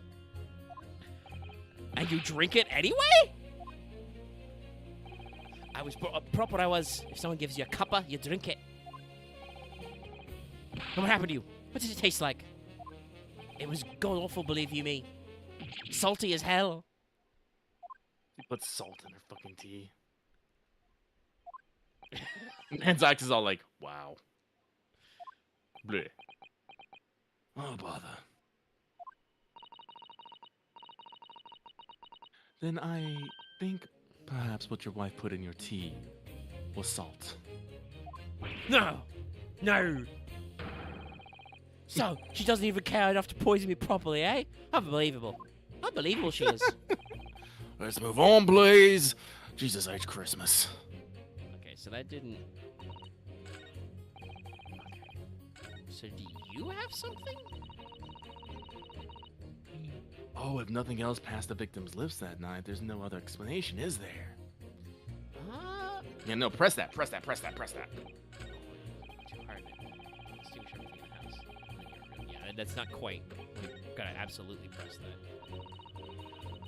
Because I know we're jumping from like A to D here, but something did press his fucking lips. Yeah, we gotta be ready to... We're forming the chain of logic, and we just gotta find when we can start knocking over the pieces. Does that mean if the victim could be shown to have ingested something else, you change your leaning? Sorry, what's that now? Oh, I was just saying, if the victim did actually eat or drink something else on the night... What's the matter with you? Sorry? I said, if nothing else passed the victim's lips that night, there's no other explanation, is there? I gotta get my now. Have you been listening to me at all? I feel there's an English expression about a pot and a kettle that's appropriate here. Compared to the other jurors who don't even appear to have anything to say about the case at all, it would seem that this elderly gentleman has been listening to proceedings far more intently. I suppose the trouble is... He has selective hearing? Exactly. But still, this juror may well be the key to the breakthrough we so desperately need. Yeah, no, I think you're gonna have to press 3 and 5. Or 3 and 6, excuse me. Yeah. This is hopeless. There's no way for me to appeal to these people. Everybody in England is fucking crazy.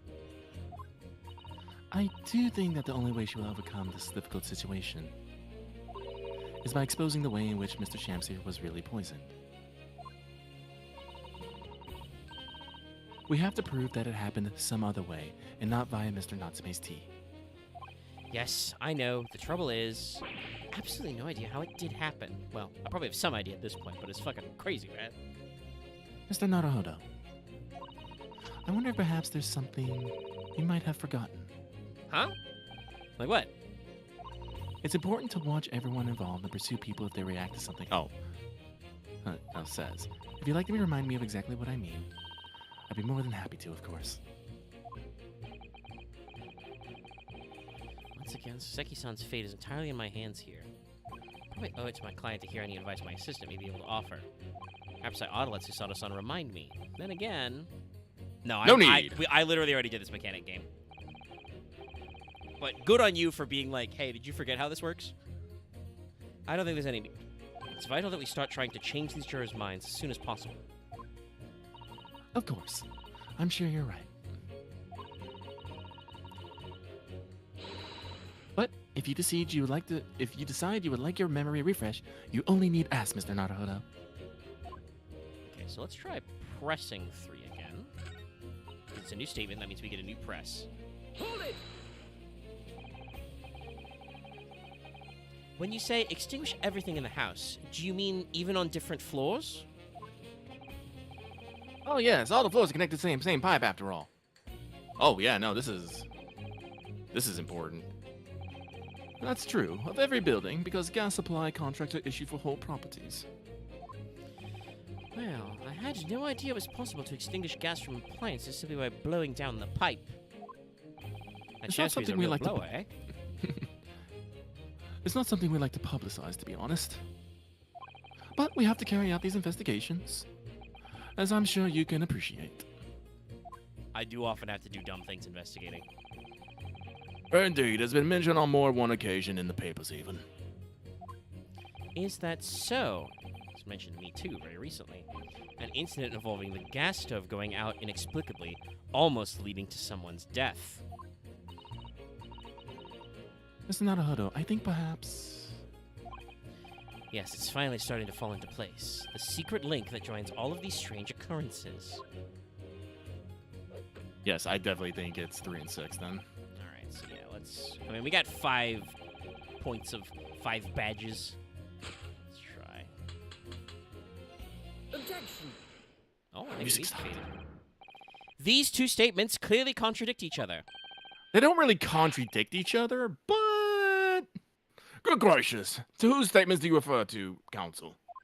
Juror number 6. Did you hear what juror number 3 just said? Eh? What? Yes, of course. I heard him mumbling about something about other. Oh, we're pacing. Oh, There yes. is another explanation here, I believe. Something besides Mr. Natsume's tea did, in a manner of speaking, pass the victim's lips on the nights in question. And I'm not talking about what he does in the alleyway behind Grub's Grub House. Or whatever the fuck it was called. So that's what they're calling soup and salad nowadays. What? What explanation?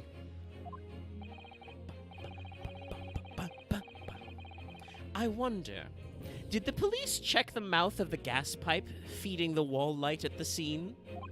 To see if there were any traces of poison there. I was curious to see what your floundering would result in this time. The mouth of a gas pipe. Don't worry, Venzix, you're gonna fucking love this. You want to hear? I'm gonna pull out this photo. Look at this graph. I've already built this case like 4 ways in my head. Scott and Nod have enough to do without exploring such irrelevance, and this is why your investigation sucks. Oh shit. What a piece of work is a man.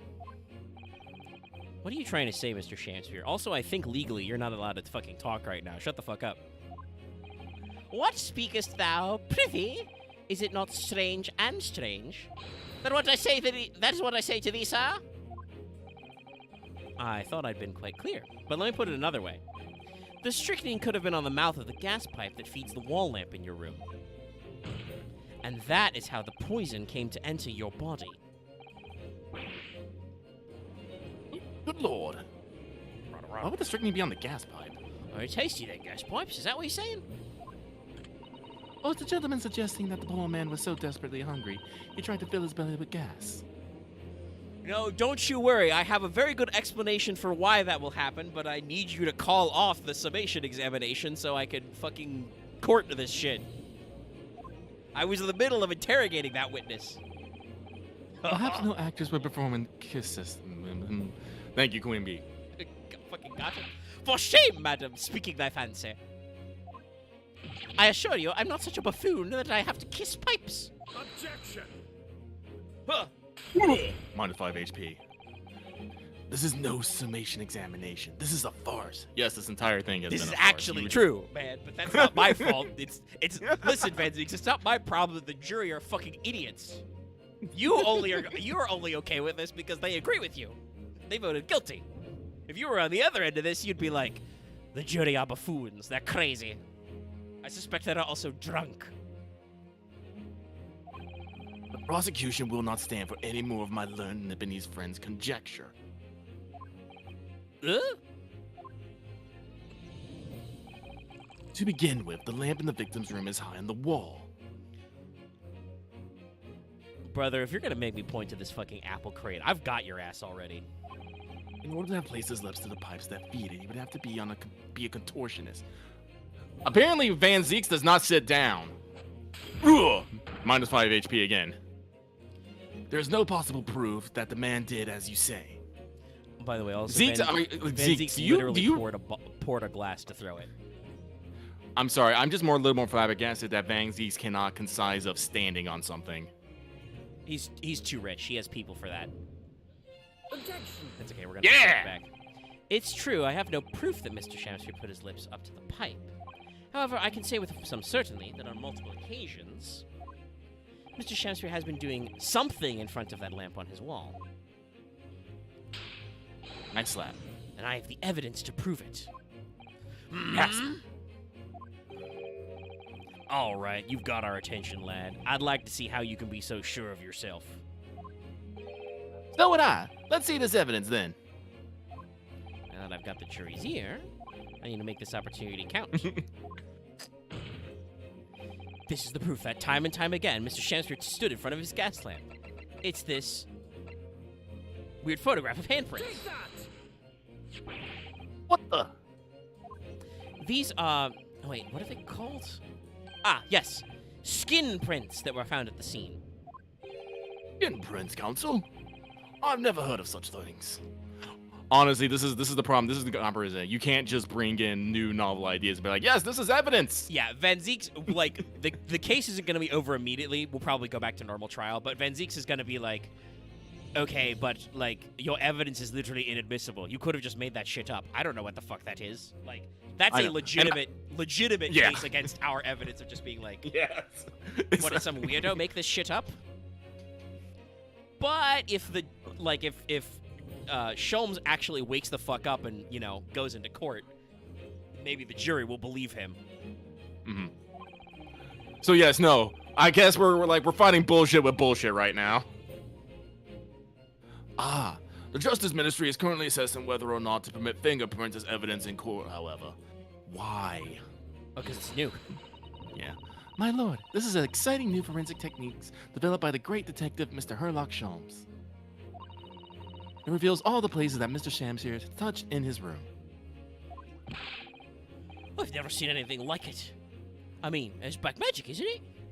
No, it's a black light. Well, if anyone can invent something like this, it'd be that great Sholmes fellow. That's for sure. Thank you, juror number 6. I agree. This month's edition of Engineering Thumbs was quite fascinating.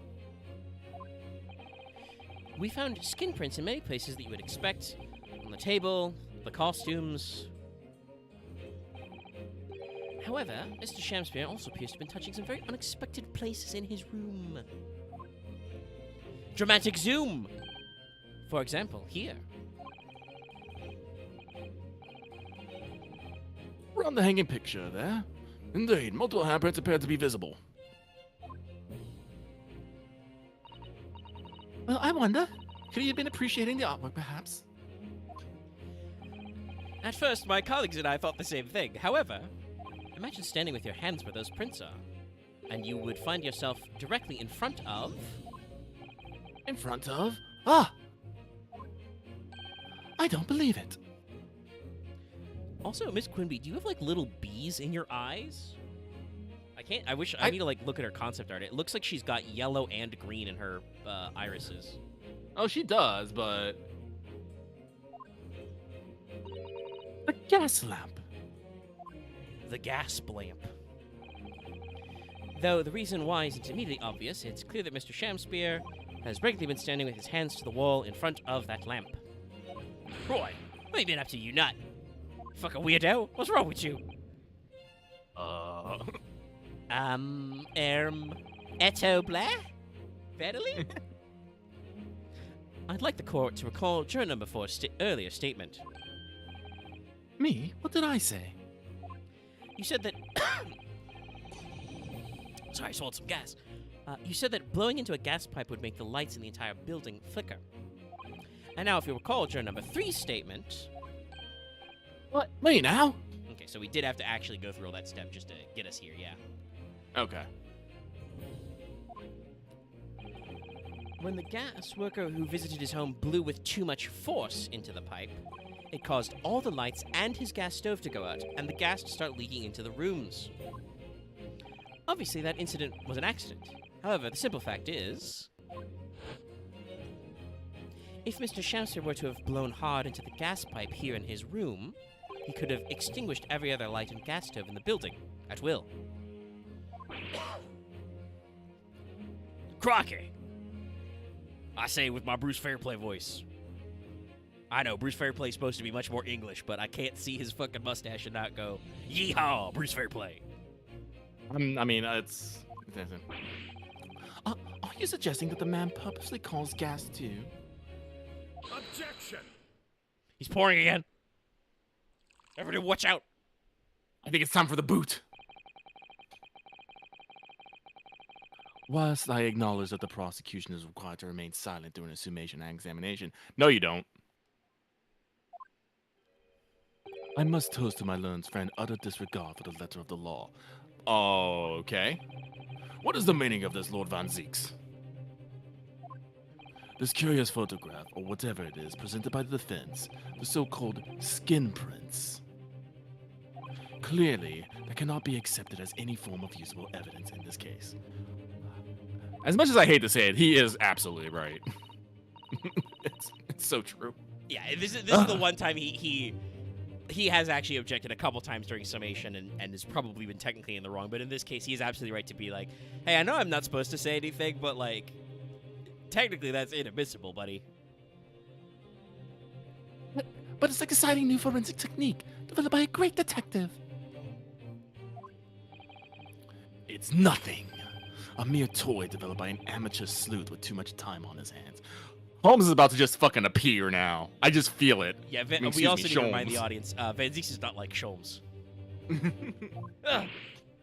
Shit, he's got me. Fuck, he's not wrong. Certainly. Even research of this nature by the esteemed Mr. Sholmes cannot be recognized by the court as formal evidence. But... Whoa. Ooh, Susato hold. Please, my lord, if I may. Miss Susato? Gasp. It is not the defense's intention to submit the skin prints as formal evidence. We merely wish to present the scene results of the great detective investigation of the scene. Yes, that's right. We've hired our own independent investigator. Here are his conclusions. As a tool by which to explain a possibility to the ladies and gentlemen of the jury. To be fair, this is fair. Van Zieks has also literally just pulled this bullshit. This is absolutely correct. You can address the hypotheticals to the jury. Oh, yeah, Van Zieks knows it too. He's like, shit, she's got me. Fuck. Bleh. This is why Van Zieks is, I don't think, almost ever racist to Susato. Also, she'd kick his ass. And if the trial would come to an end now, we should never learn the truth behind these mysterious handprints that everyone has now seen. I don't believe we can allow that to happen, and I'm sure the jurors will agree. Wow, we're really appealing to the jurors now. Well, we're learning to play the game. And it is one of those weird things of, like, if a trial actually did work like this, where, like, the jury is the panel that determines when they've heard enough to think that they're guilty, as opposed to the way that an actual trial works, which is the jury gets to deliberate after the defense and the prosecution have exhausted every possible option open to them. Like, there is a procedure of, like, you build a list of evidence and witnesses and fucking discovery and shit. And only when you are out of shit to say do you rest your case, do closing statements, the jury deliberates. So, but in the way this is set up, yes, you would, like, appeal to, like, actually, like, you haven't heard all my moves yet. Ugh. Yeah. You're right. Whether those strange handprints are significant or not, it's down to us to decide. Juror number 3? My homie? Oh, yes. I do declare the great detective investigation results are about absolutely fascinating. That's right. Juror number 2 cannot tell, she's racist and violent, but she loves Herlock Sholmes. And I want to hear what that shady actor fella has to say about those shady handprints.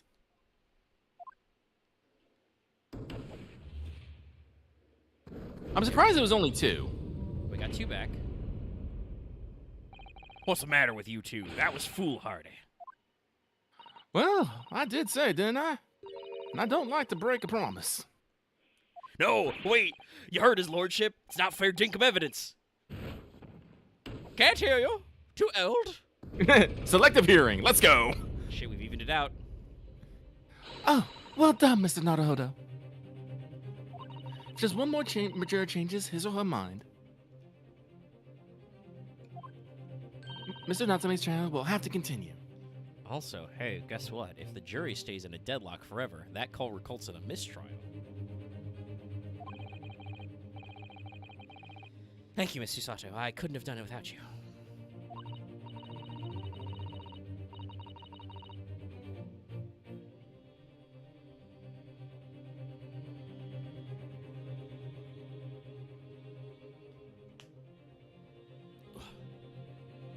Oh, no. It was you who identified the clue, after all. This is very much your success.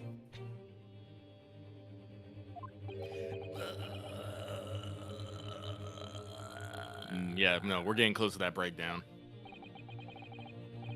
Why, Mr. Shamspear, you seem to be losing your composure. Just one more turn, Mr. Naruhodo. You can do it!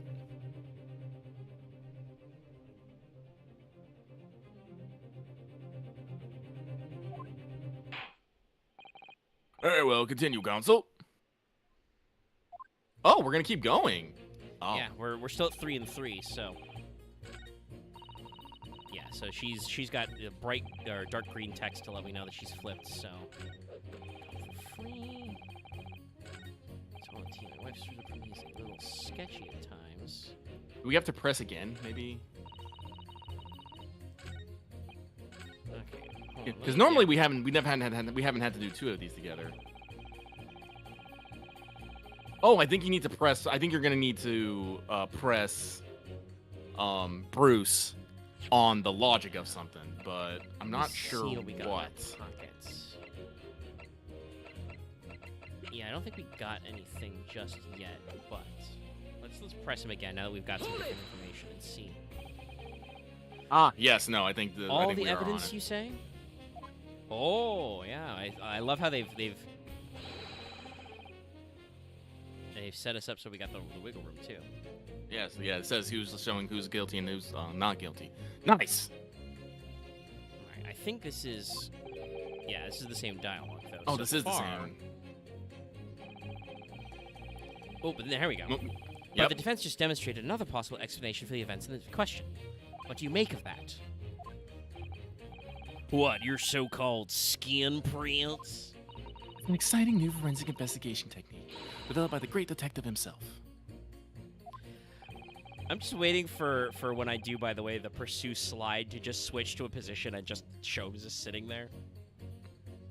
Hello, it's me, Sherlock Sholmes. Capital. The numerous handprints on the wall are clearly out of the ordinary. I'm here to drink tea and solve crimes, and I'm all out of tea.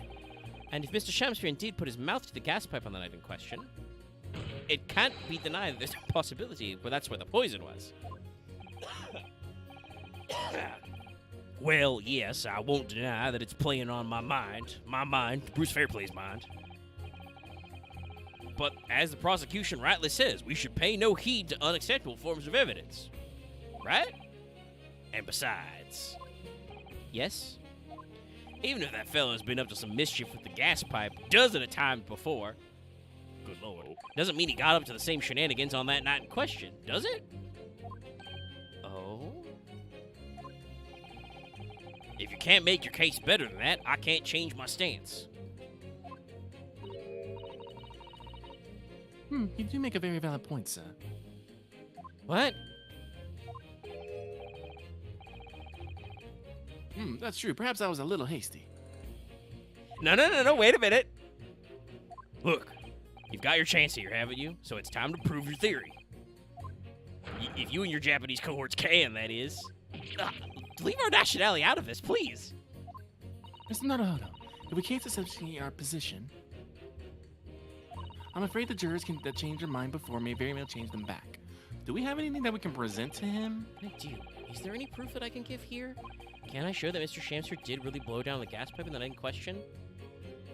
I have supporting testimony. Yes. I'm pretty sure, yeah, we can do that because if we Yeah, get... no, because I'm sorry, Mr. Giradeb should be in the general public. Yeah, he can he substantiate. said he's been in the gallery, so he should be Yeah. able to attest to the lights flickering. Flickering light. No, in truth, I don't have any evidence to support my theory. However, there is witness testimony that substantiates it. What's this? Testimony? Also, Mr. Natsume can attest that his gaslight, his pilot light's going out. Yeah. No, I think we've got a couple of different angles we could take on that. This is incredible. Whose testimony? Oh, please ask me to reveal it. Yes, it's all connected. Everything is linked. The person whose testimony revealed details about the gas in the Giradeb residence that night, namely, I mean, it's gotta be Mr. Giradeb now. You're telling me Mr. Giradeb. Or the Giradeb residence. Take that! Oh, the music didn't stop. Well, Mr. Foreman, did that convince you? No, okay. No, so maybe it is it's probably Natsume then. I don't think he was listening. Rest assured, Counsel, I shan't let nonsensical answers go without penalty. It wasn't that nonsensical. I got away with it. A witness who spoke about the gas on the night. Yeah, no, it's definitely Mr. Natsume. It's Natsume then. That's what I thought too, but I chose the wrong person. Shit. All right, then we gotta press again. I guess we have to. Yeah, we gotta press and get to the dialogue box. I'm pretty sure this is the point though, because it was very elaborate, like choices and choices. If we were wrong, they would have just penalized us and booped us off. Yeah, sorry. This is one of those things where there was two reasonable explanations, and we just happened to pick the wrong one. Yeah.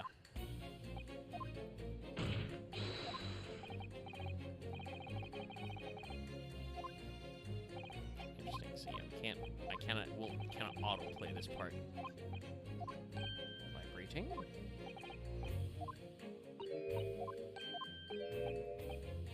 Yes. Ooh, excuse me.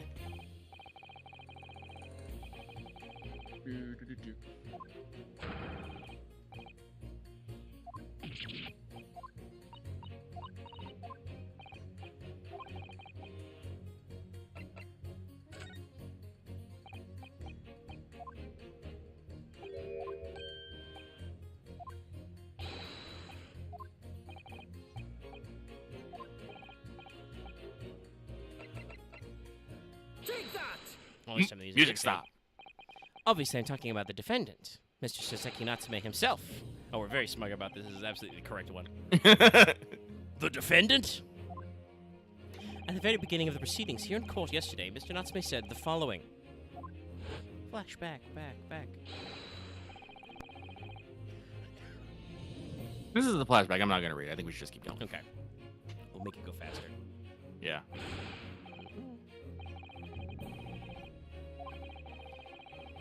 Oh, he's talking. Yeah, and he was in the stand too, so it's on the record. Yeah. On the night in question, the gas in the defendant's room went out. So I asked the court, was that a mere coincidence or not? Oh, golly.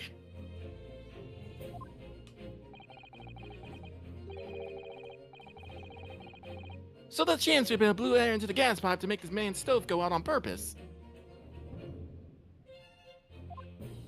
Hold your... Oh, I don't know why I'm doing it. Now hold your horses there. Why would he do that for? Oh, look at that.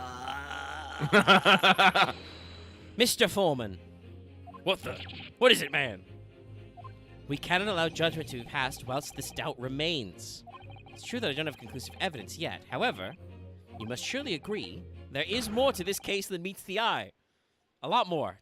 Do you know how much shit I've been reading about this guy called Selden and stuff? I haven't even brought up any of that shit yet. Ah. Mark. Sorry, I should do like a Street Fighter knockout noise. Ooh, ooh, ooh, ooh, ooh. Fair enough. Like me, Bruce Fairplay. Like I said at the outset, I'm a man of logic first and foremost. Except for that one part where I was blackmailed by that guy, Mr. McGilded. That's 4 jurors leaning towards not guilty, my lord. We've overturned the decision. Therefore, the defense calls for the trial to continue. Meh. As the defense has rightfully indicated, the summation examination has concluded with the majority of the juries altering the decisions, and I'm going to have to delay my fucking dinner plans once again, you son of a bitch. 2 jury members now call guilty, 4 now call not guilty, you indecisive little fucks. Therefore, the jury opinion is inconflicted in accordance with the law of this land, which is convoluted and full of fucking holes. I hereby order the continuation of this trial. Bailiff, God damn it.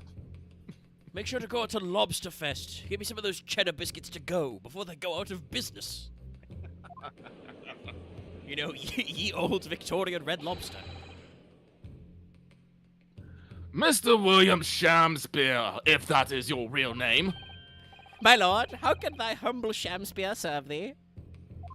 You can serve me by shutting the fuck up. What say you to in response to these various revelations made during the summation examination? So, God amend me. I do solemnly swear. I recall aught of either the lamp or the pipe. But your handprints have made a tiny mess over the wall there. How'd you explain that then, eh? Hey? Huh? Ah! Gallery minus 10 HP. I am done with this. The dignity of the great courtroom has been sullied enough already, juror number 5. Who, me? As I went to some pains to point out already, a print from the self-professed detective's toy has no place in British court of law. As such, whether or not this man did its deed before the gaslight with his hands against the wall remains at this time unestablished conjecture. You would all do well to remember that. This is always that weird thing I always found about you have to, have like substantiated evidence. It's like people have seen the thing, they can no longer unsee it. Yes, but that is actually like a process where Yeah. you can have lines stricken from the court record and that kind of stuff. Like, that could be a result of an objection. The judge is like, he's right, you have to ignore it, or not. No, hold on. I really need to loosen up the screws on my mic stand a little, but it's a little taut. Need to get stuck sometimes. All right, we just did that. There we go. Trying not to make sure I have any, loose cords I can yank. Objection. Ooh, good slap. But the prosecution must concede it would be extremely simple to verify. Just order the mouth of the gas pipe feeding that lamp in Mr. Shakespeare's room be examined. If there are traces of poison there... Objection. What appears to be extremely simple is my Nipponese friend's mind.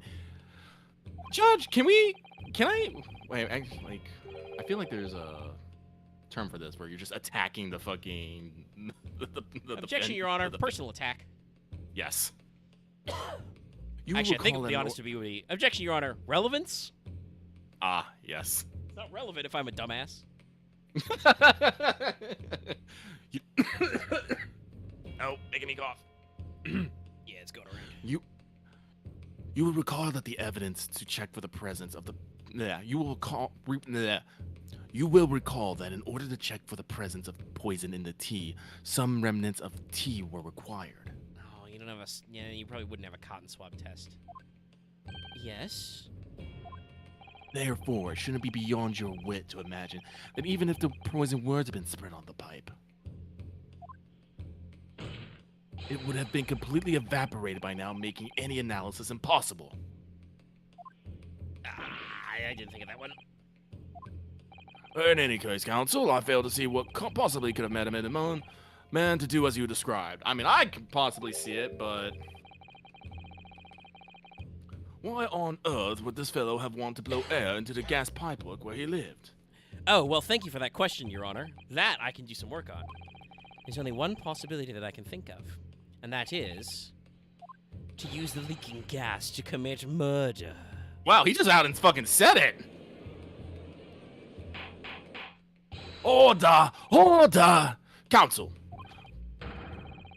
precisely whose life do you propose that this man was plotting to end? The answer couldn't be simpler, now that we've unraveled the mystery this far. Natsume Suseki-san. Take that! How about the music? I gotta turn this up because the music's about to go ham, I feel. Yeah. If a gas lamp were to go out, it would be noticed immediately, of course. But a gas stove, on the other hand, could be silently extinguished by the killer without anyone noticing. Well, I leave around these part myself, so I know it's that way. I can tell you, trying to sleep without a stove lit is pretty much suicide. You'd freeze to death in no time. Mr. Gaudedev, the landlord, has a large fireplace in his residence at the top floor. In other words, it wasn't the landlord, but a fellow lodger whose life Mr. Shamsbury was trying to end. Outrageous. I'm talking, of course, about the defendant.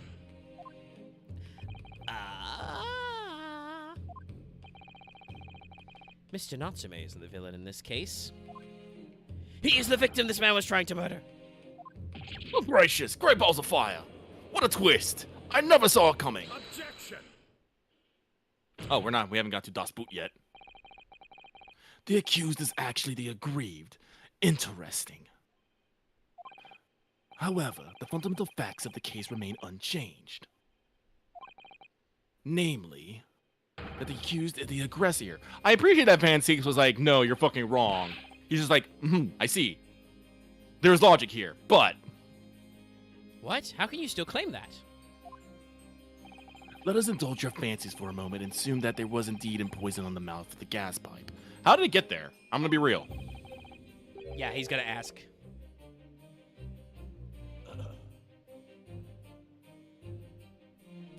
Question that then arises is, who put it there?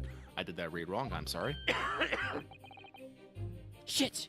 Who did put that there? The only logical conclusion is that the person responsible was aware of this man's trickery with the gas supply and his intent to kill. Okay, so Van Zeeks is doing a very good job. He's ratcheting around. Even if Yeah, it's I know. self-defense poisoning, you know, it's still poisoning. But he is correct that we got to add some new stuff. What we're gonna do now is we got to bring some people in. Yes, that would indeed seem logical.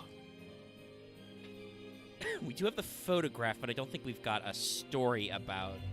Oh, I've forgotten his name. Is he in my people?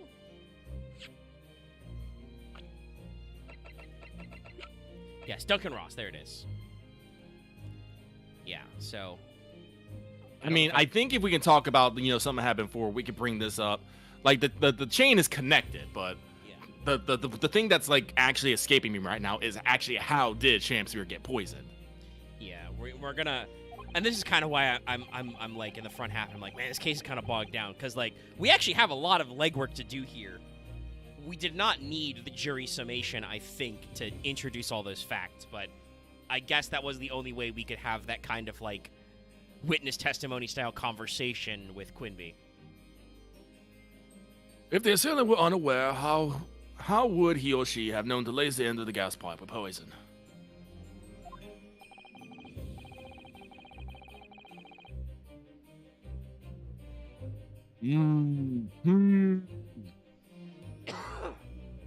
So now we must ask, how could anyone have known of Mr. Shamspear's murderous designs? You mean to suggest? Naturally, the sole possible answer to that question couldn't be more obvious. It's not the sole possible answer, but you know, you're trying. Only the man whose life was being threatened could possibly have known. Oh, this is an interesting turnaround. Huh? What? Nani? In other words, the person who put the poison in the gas pipe in what was a clear retaliatory attack can only have been the accused, Mr. Soseki Natsume.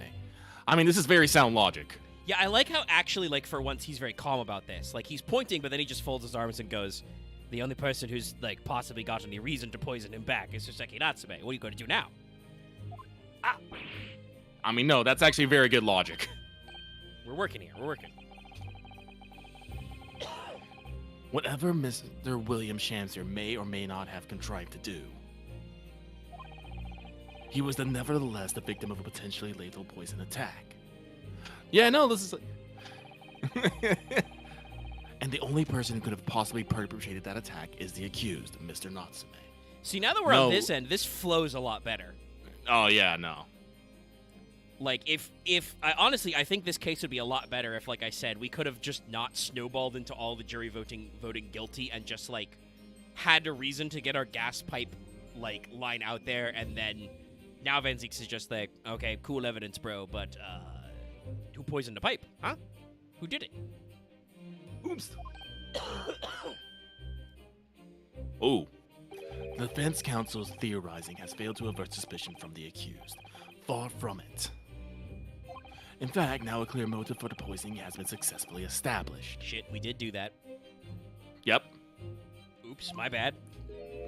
That suspicion is greater than ever. Would you not agree, my Nipponese friend? We're no longer learned! Ah!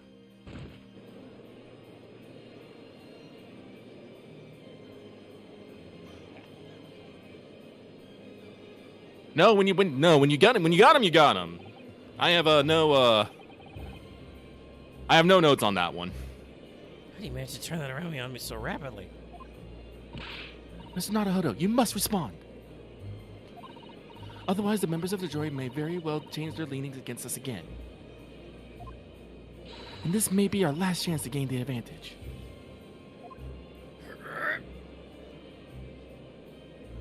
What advantage?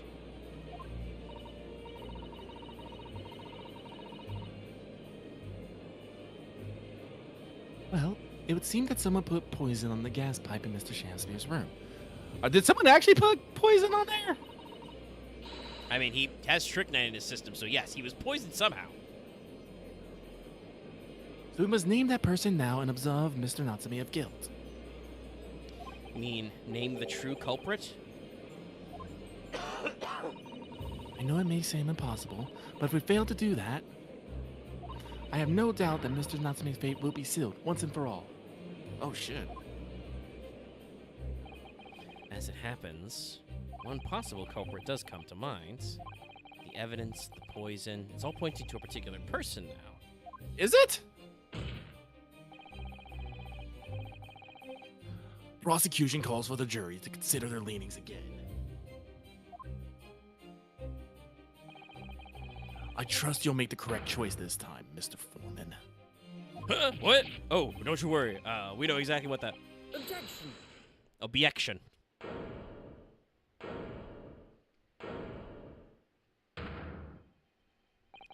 There is one other... Hold on. Is it gonna be Miss Green? There is one other person who I believe could have been involved in all this. The true culprit of this crime.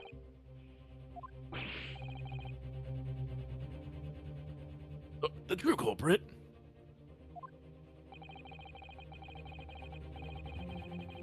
A term only found in second-rate novels featuring third-rate great detectives, my Nipponese friend.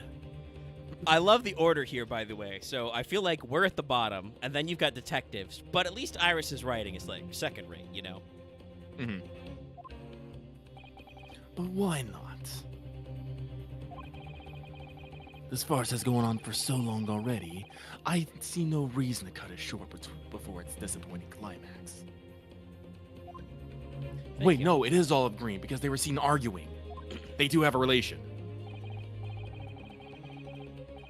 Tell us, my learned Nipponese friend, what is your latest theory? And there is the envelope that we have ripped. Yes. Yes, so they have a connection. It has to be Olive Green. Take that!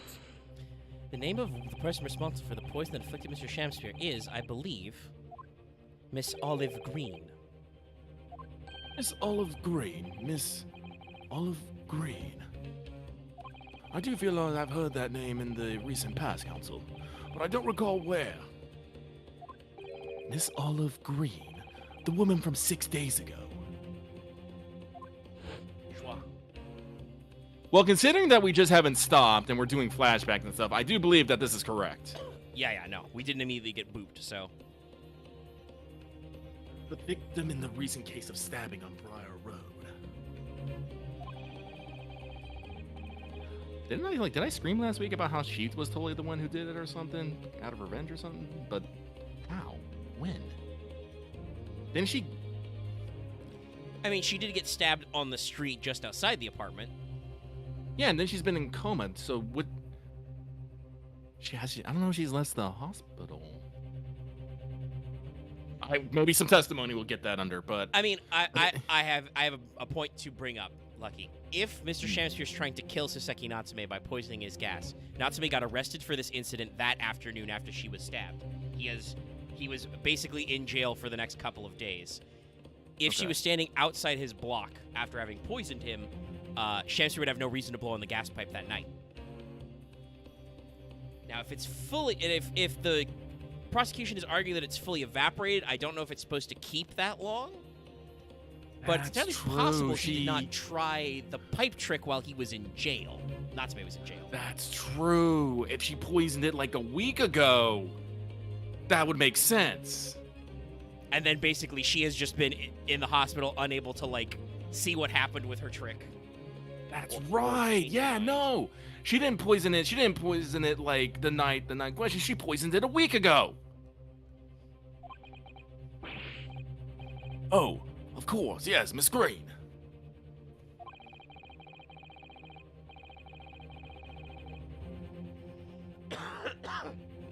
He was left comatose for some 3 days, I believe, but I heard she regained consciousness 2 days ago.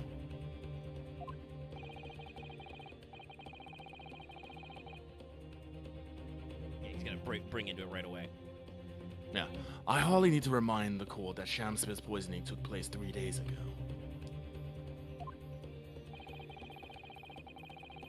Given that the woman was lying comatose in a hospital bed at the time, she seemed to have a rather fine alibi. True. On the night the incident occurred, Miss Green was in the hospital, unconscious. So on the face of it, it would seem that she couldn't possibly be responsible. But still. My colleagues and I visited Miss Green in the hospital yesterday. We found her to be in possession of a bottle of poison. Gracious, she had poison. And there is another fact that links Miss Green to this case as well. The defense requests that she be brought to witness stand in order to explain the details to the court. Tell me, Mr. Shamspeare. Ah! My lord, pray, what be thy bidding? Look at me, I'm all smiles. Are you acquainted with Miss Green? Nope, never heard of her. Eh? Damn, I'm good. I'm Zeke should be, at this point, Zeke should be like, oh, son of a bitch. Huh? What? No, never heard of her. Judging by the look on Mr. Shamspeare's face, I think perhaps he genuinely doesn't know her. At least, not by name. Yes, no, I think this man. As the voice of her as the voice of Her Majesty prosecution here, I adhere to my word. We will see my learned Nibonese friend's farce through its conclusion. Thank you, Van Zeeks. I wish you phrased it better, though. I appreciate that. The prosecution requests a short recess, my lord, in order to subpoena the witness and bring her here. Yes, Miss Olive Green. Indeed, my lord. 1 hour should be sufficient. And then Venzeeks puts his cloak back on and flies out of the fucking courtroom to grab her. Very well, I'll grant the request. Excellent. I hope. The defense has made a most extraordinary accusation, I must say. But at the present time, I feel that the prosecution argument remains largely uncontested. Accordingly, I'm afraid the defendant and his culpability remain the sole subject of this court's attention. Thank you, counsels. We reconvene in 1 hour. Court is adjourned. Now, they're going to give us a to-be-continued save point here. We've only been going for 2 hours, so I don't think we'll call it a day here yet, but... Oh, it is? Okay, we get to save. Wow. Okay. Unless you're feeling particularly gassed. I was going to take a break, though, and fill up my water bottle. Oh, no, I'm good to go. Okay. But I do think a quick break to hydrate. Yes, we will save. We will take a break. We'll be right back, chat. Be right back. Sorry about the slight mic arm creak, chat.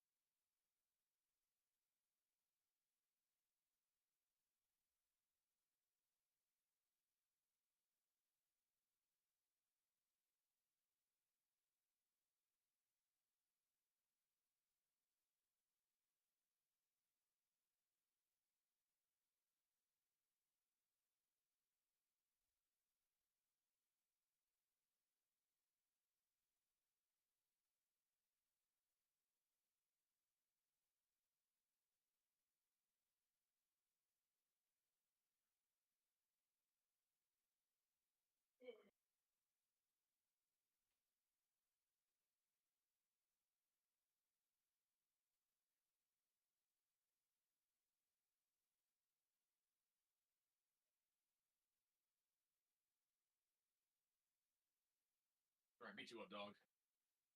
Violence unto thee. All right, son of a bitch.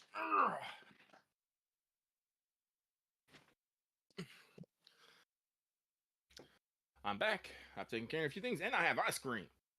I have soft syrup, Reese's peanut butter. It's delicious. Okay.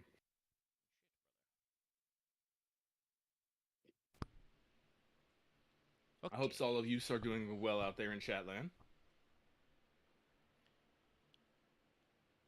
Yes, chat. Hope you're having a good time. Oh, sorry, rubbing my eyes. Okay. YouTube.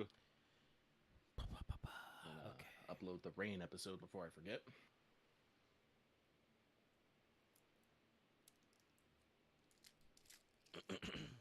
Upload. Select files. Rain number 9. Well, 10 actually. Just Damn. Must be something in the air with my itchy eyes and scratchy throat. rain 10. Which is funny because it's been raining heavily all day. Because we're in the passing zone of the storm.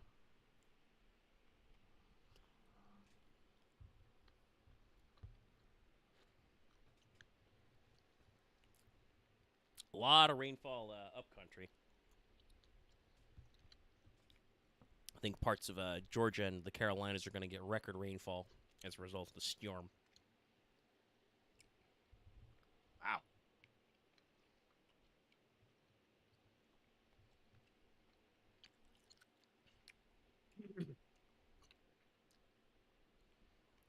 But I believe my eyeball levels are sufficient. And I have replenished my water. 23rd of February, 11:32 a.m. The old baby. Defendants at the chamber. Let's see. The trial started at 9:40. It's now 11:30. Oh, an hour 50? Almost 2 hours? That's pretty close to real time there. It'd be a little bit closer if we didn't goof up one or two of those prompts. Actually, only one. We were only down one badge point. Joyful, jubilant, jumping jacks! Oh, Mr. Natsume. I'm so pleased for you. Locum student Mr. Naruhodo Esquire, and non-locum judicial assistant Miss Mikitoba Esquires. Now, finally, at long last, there can be proof. Proof that I'm innocent, and proof that my tea is innocent.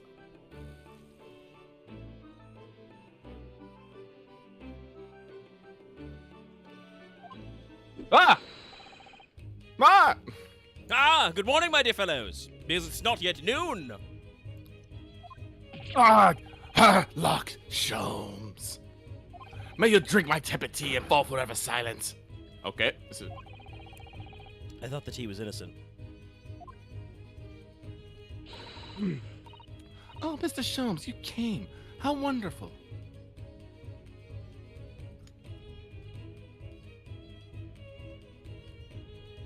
Sorry, I was fucking with the chat box a little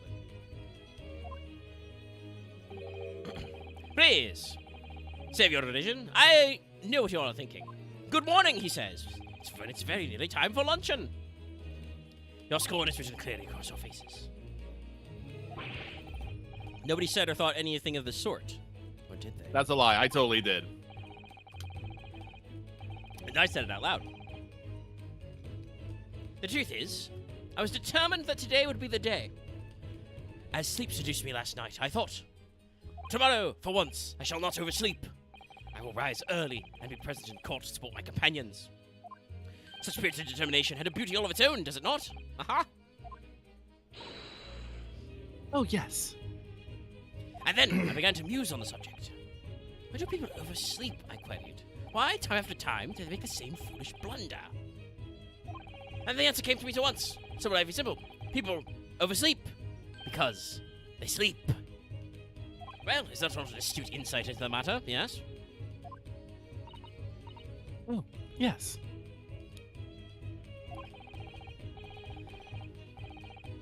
Upon which realization I attempted an experiment. I didn't sleep a wink all night. All night, I say. And the results? By first light, I was exhausted and began to be with my fits of drowsiness. Shocking. And so, the conclusion of last night's experiment is this. A good night's sleep is simply essential. Essential, my good man. Sorry, I'm having to drink a lot to do Shulman's voice. Yes, I think most of us probably knew that already. What others presuppose, I prove by experimentation. That, my dear fellow, is the scientific method. Yes, but it's already been proven by experimentation. Ah, yes, and one more thing. Do you remember this? Ah. Yes, of course. It's the poison that Miss Green was about to drink in the hospital yesterday. Oh, you didn't manage to... It was a laborious task, as the bottle was nearly empty. But such inconvenience does not hinder. Sholmes. I managed to confirm that it contained strychnine. Ooh, okay. So I was right. Perhaps, of course, such circumstantial evidence doesn't prove Miss Green's guilt. But you'll definitely be able to bamboozle somebody with it. Now, I shall leave the bottle in your care now, but licking the inside of the neck is not recommended. Bottle of poison added to the court record. Oh. Well, actually, who is this? I don't know. Could I have a word? No, it's this guy. Gregson! How good of you to come. I was here already. Forget it, excuse me. Great. I'm sorry, I just love his fucking, slide out of frame while fading. Just... Great use of the fade out. He just does the fucking two fingers peace sign and just fades out. Wait a minute, Inspector. The fade back in. I don't wish to make a nuisance of myself. From the look on your face, I'd say it's someone else who you think is making a nuisance of himself. My dear Inspector, speak freely. Pretend that I'm not here. Oh, I do that every day. Believe me, if I could do that, life would be a whole lot simpler for me.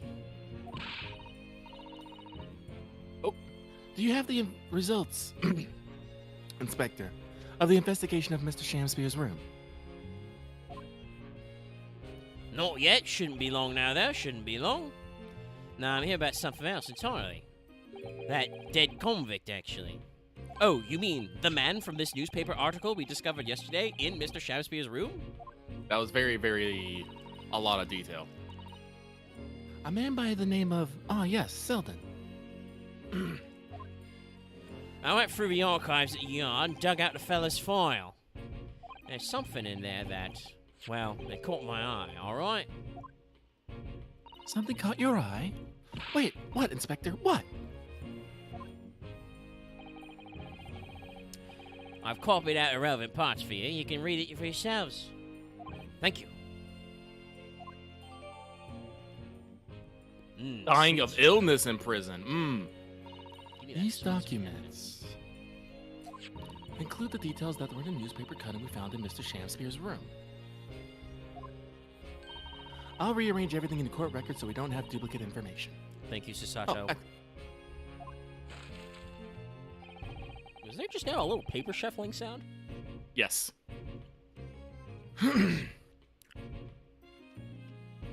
Why are you giving us a copy of this important file, though?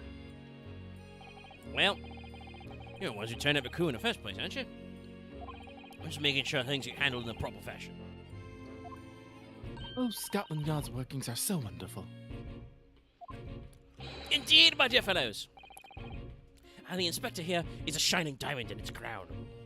A shining diamond in the rough, maybe. Boy, I heard that. Look, I just don't want to be beholden to a lawyer, is all. Just want to eat my fish and chips and say what's all is said. Anyway, Gregson out. Counsel for the defense and the defendant. Court proceedings are about to resume. Make your way into the courtroom at once. Well, I shall leave you then. I'll be listening in with interest from the public gallery. Not nodding off at all. Certainly not. Thank you, Mr. Shums. I'm rather tired of seeing Mr. Moustache and floods of tears personally, so best of luck to you. Welcome to Mr. Naruhodo, Esquire. Yes, Mr. Natsume? It's time, isn't it? Yes, this is it. Miss Olive Green and Mr. William Shakespeare. This is going to be the final battle.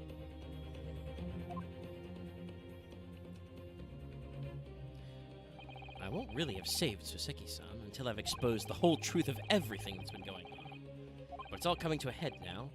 Alright, you can do it, Ryunosuke. You have to. Slap them cheeks.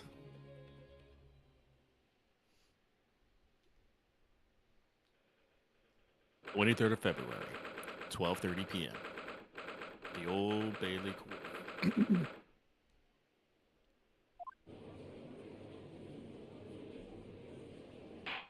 In the name of Her Majesty the Queen, I hereby declare this court to be in session again now for the third fucking time. Jesus fucking Christ. Before the recess, we heard a most startling accusation from the defense. Namely, that the victim of the case we heard here was only a few days ago is the true perpetrator of this incident. A reckless, rash, and prejudiced charge of wrongdoing, in my opinion, my lord. You don't get to talk about being prejudiced. It was probably reckless and rash, though. I can't deny that. However,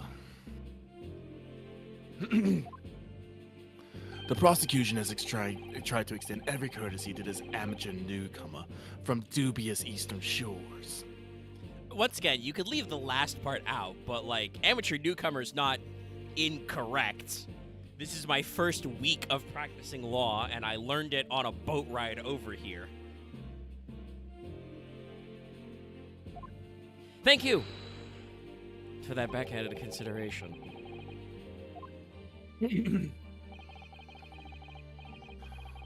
A rather cold assessment from the Honorable British Prosecutor, I must say. So, Lord Van Zeeks is the new witness present and ready to take the stand.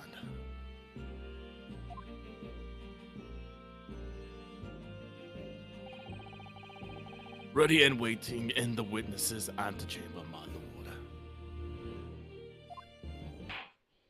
Very well, bailiff, bring the witnesses in.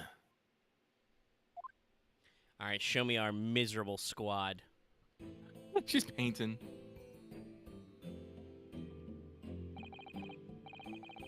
Witnesses, state your names and occupations for the court, please.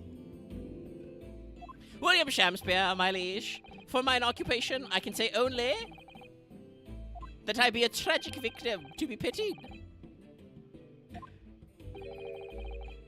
Currently unemployed, in other words. I'm Olive Green. I'm a fledgling artist. Well, no. Not a fledgling, really. A hopeless failure who's too weak-spirited to admit she has no talent, I suppose. Also, currently unemployed, in other words. What a coterie. Mr. Shakespeare. My lord, I am thy humble servant. I'm afraid that you are no longer merely the victim in this affair. The possibility has been raised that you are in fact the assailant intent on taking the life of your fellow lodger.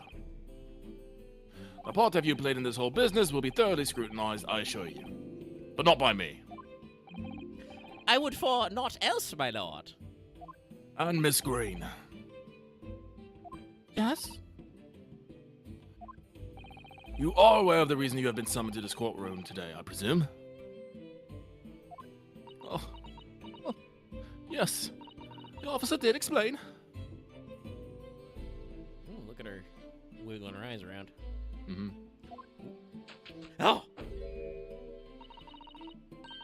He said I poisoned this ridiculous buffoon. And do you accept the charge, Miss Green? Please accept the charge. Make it really easy for me, please.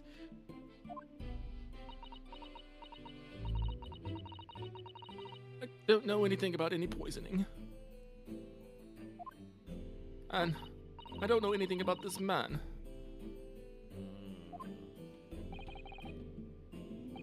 Come, lady, die to live. Verily, I know not thy prickly, pea-pigmented personage. Okay, so first off, we're gonna have to establish that they actually do know each other. Yes. I think we have a few different tools we can do that, but we need to actually get a testimony block to start squiggling them. Yes. I think we skipped a line there. That's right, yes. Very well, let us proceed with the matter at hand. That being to ascertain whether or not Miss Green has been any involvement in this affair. It's all very strange indeed. Why would you suspect me? I barely ever go to the East End anyway. It so happens I passed by that neighborhood 6 days ago, that's all. And on the night this man was poisoned, I was still in hospital, fighting for my life. Yes, having been unfortunately caught up in the incident on the street outside the Garridib household.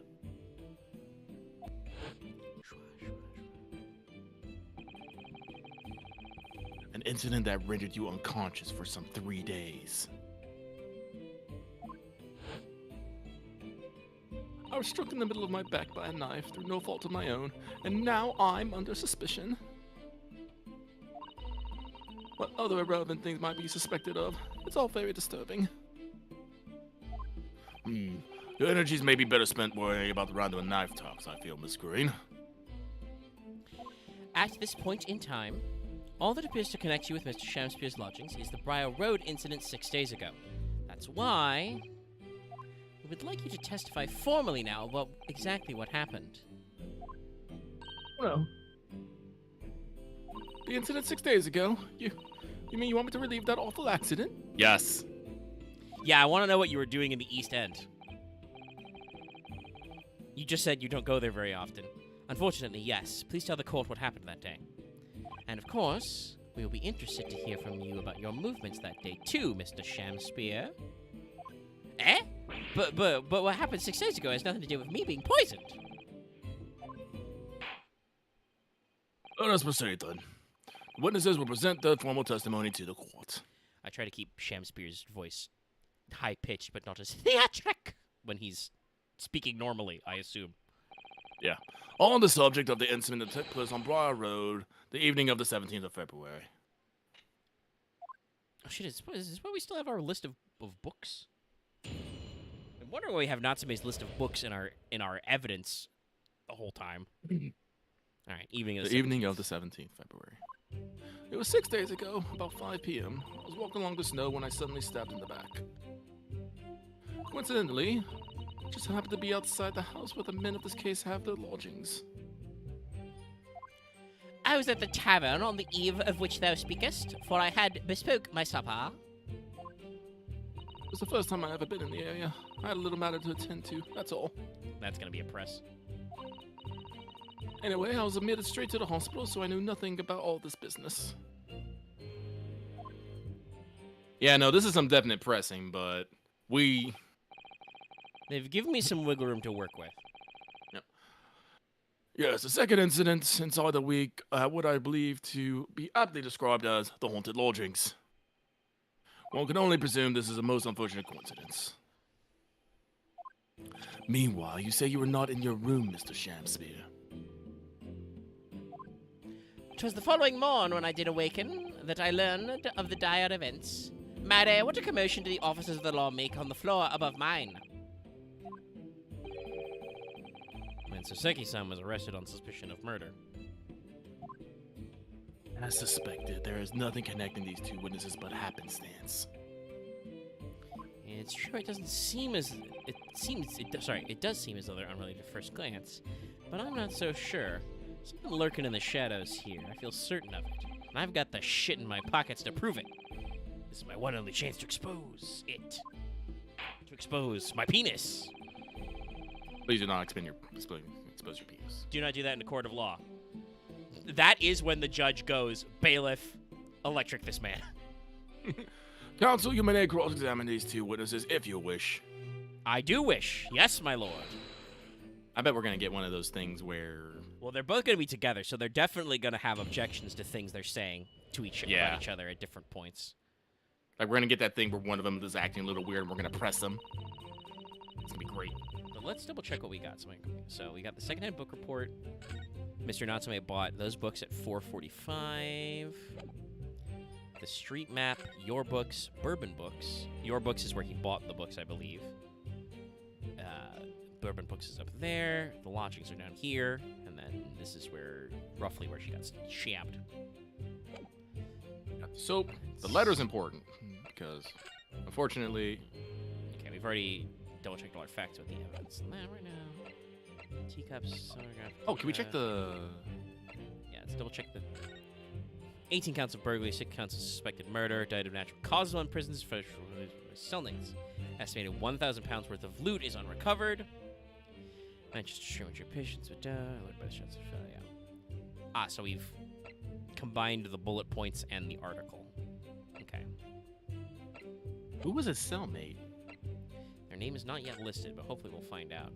Anything to investigate here? Well, I can look at the bottom, I guess.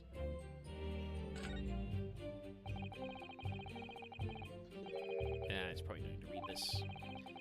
It does say we've got some in the bottle.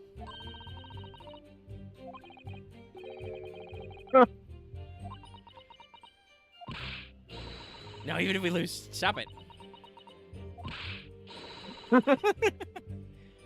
Make your mind up, Susato-san.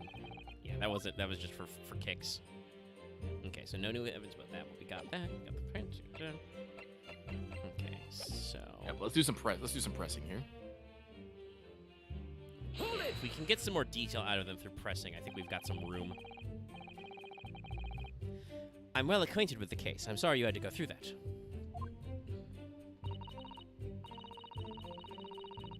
It was awful. I can't believe I was unconscious for so long.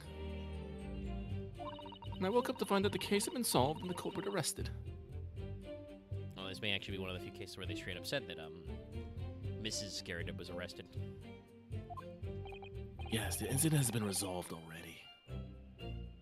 Perhaps you would have to consider it a bad dream that ended with your awakening. It should now be forgotten. I can't tell if Van Zieks is trying to slam us or just make the witness feel at ease. Probably both. Yeah, I'm about to say both. Yes, I suppose so. Thank you. But before you put it completely behind you, Miss Green, I need you to remember the details one last time. You must tell the court exactly what happened that day for us to arrive at the truth about this new case. The trouble is, there's nothing to tell, really. I was just walking along the pavement, Yeah, we got the freaking the thing there too, showing it off. Yeah, you don't get to say coincidentally in your witness testimony, buddy. Hold it! Got to be more specific than that. What were you doing there that day, though? What do you mean? The art school you attend. What's it called? Yes, it's the Thorndike Academy of Fine Arts. According to Mr. Sholmes, that's just in the vicinity of Brixton Road, which is some 10 stops away from the scene of the underground. I believe you mentioned it before that you also live on Brixton Road. Isn't that right? So why then would you have been walking along Briar Road in the middle of the East End, 10 fucking subway stops away? What are you, crazy? It's because, oh yes, of course. I thought it might make a nice picture. The witness is a student of art. Swillington and artists can't all paint grand urban vistas. That's right. I have to like the crumbly look of that part of town. I love her animation set, though. Perhaps quaint would have been a less grating term. The point is, she's definitely hiding something.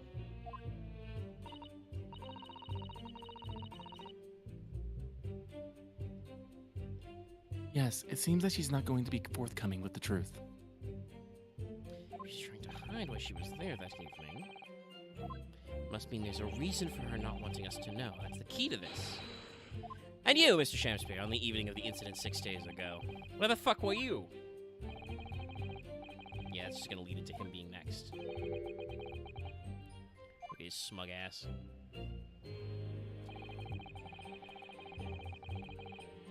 Hold it!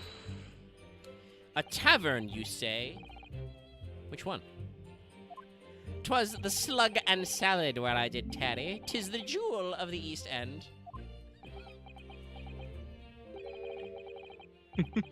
And a little unexpected, I feel. Huh? What do you mean by that, Lord Venzeeks?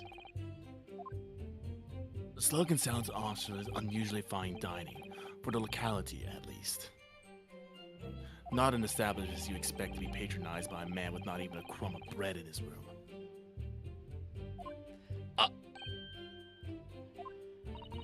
It's true. Its menu lists premium crusts of bread and glasses of water and different levels of cloudiness. Wow. Fucking wow. Come down to Slug and Salad. Order your finest unclouded water. Or if you can't afford it, we've got partially cloudy water. And if you're bum-ass poor, we've got dirty dishwater for you. Straight out the ditch. Sounds about right. I would have expected grubbery in the local vicinity to be more appropriate for your means. Shout out to Van Zeeks for knowing local eateries, though. Watery soup and mushy peas. Or rather, soupy water and pea-like mush. Oh, equally appetizing.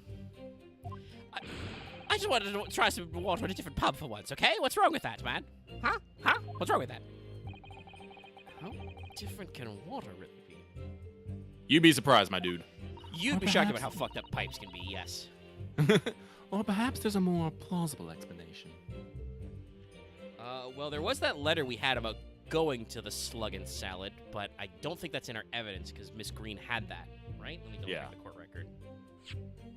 Yeah, she didn't give it to us. Yeah, no, it would be... So we don't have that yet, so we'll have to try and get her to cough. Probably on this last thing, maybe something will happen. A specific reason why you had to go to that particular establishment. Agreed. The fact that on that day of all days he dined at a place he would normally, it does stand out. So Mr. Shamspeare's own actions on the day of the incident 6 days ago were slightly suspicious. I wonder if we have some evidence that can explain those actions. Not yet. I wish we did, but sadly I can't think of anything at the moment. Yeah, we don't actually have the letter.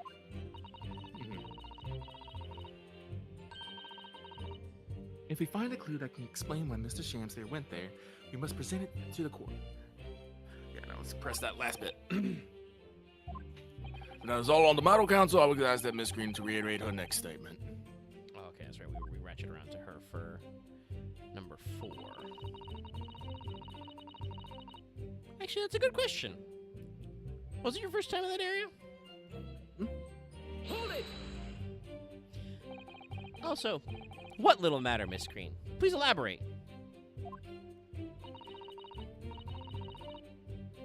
It was nothing, really. It's not worth mentioning. If you remember, you mentioned it to us yesterday at the hospital. Huh. It was related to the card you were holding. Oh, this is the way we get the card, yeah. Yep. It's a flashback. We'll just skip it. This was last week. Look at a mousey. Mr. Mousington, the Mousinger General. He's still He was a alive, good mouse, so the happy, bravest. so free. Build a memorial. From memory, I believe the card contained a note that read, I have information regarding the death of Duncan Ross. Mm-hmm. Slap him! Excuse me, hold on a minute. Power slam. Mr. Shamspear, do you have something to share with the court?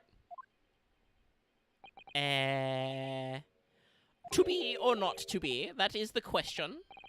Ah, pray forgive me. The great bard's word springeth from me with ne'er a thought. Don't tell me it's because you're possessed by Shakespeare's spirit, right? Hearing Miss Green's words a moment ago seemed to make you think of something. Something of relevance, perhaps? Love his smug fucking hand on hilt. It's so good. Well, nay, sire, 'twas nothing of all. Presumably you know the name, though. Mr. Duncan Ross, I mean. I think I may have to give him about giving Ryunosuke a slight accent. After all, you were both lodgers in the same house. I would it were so, but sadly, nay. Lodging be a lonely occupation, sire. My lodging fellows be rarely known to me. So you haven't heard of him, even though he passed away in the room just one floor above yours?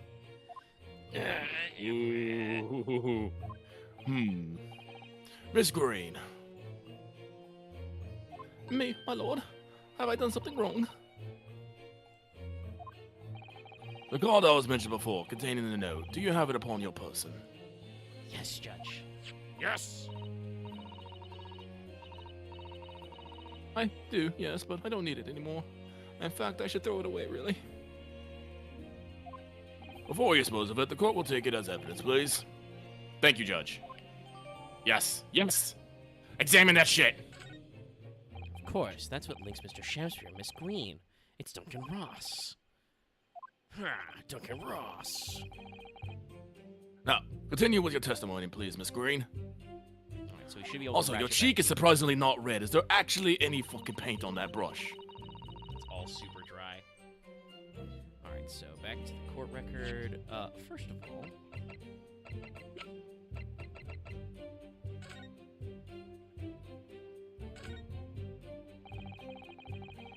It's been ripped open rather carelessly, hasn't it? Screen strikes is the type to open correspondence more neatly than that. Ah! What is it? The way the envelope is torn, I'm almost sure I've seen this exact shape somewhere else. Oh, you don't mean... Can we combine it? Were you thinking of this piece of evidence, Mr. Naruhodo? Exactly, that's it. Try to match them up. Da-da-da-da! They go together perfectly. This torn off end of the envelope clearly belongs with this card. Do-do-do-do! Alright, okay. Oh, so now both of those have... So, how did the card get in Olive Green's things, but the envelope half is in Shamspear's room? Huh? Check the card, please. Oh, we don't even get to check the card. Wait. No, it's all the same thing. Okay. Weird. All right. Well, that was important. So let's see. Yeah. No, I don't think we need to press. We're gonna go through this. Sorry. We do need to press this one, actually. But I don't think we need to press the last one, because we're going to press him again, and then we're going to get to where it's like present evidence, or we're going to get like, yeah, got him. Hard.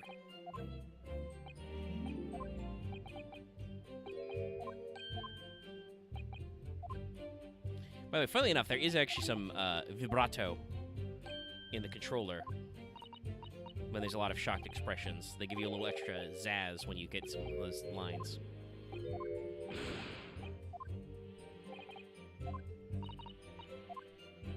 Yep, there we go.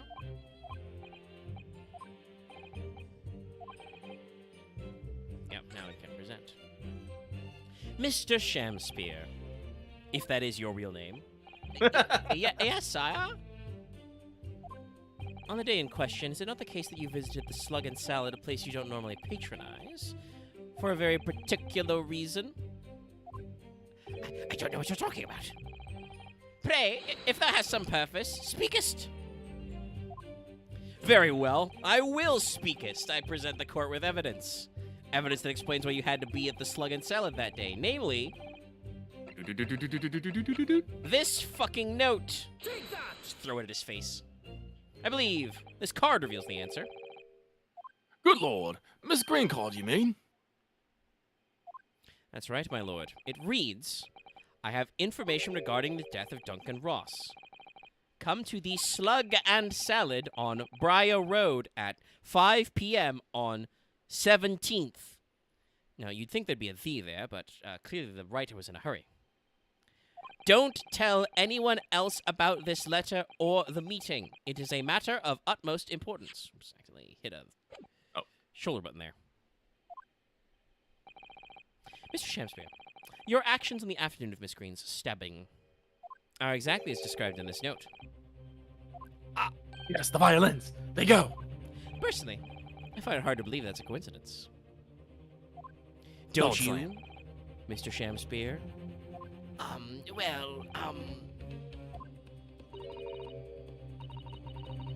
Excuse me.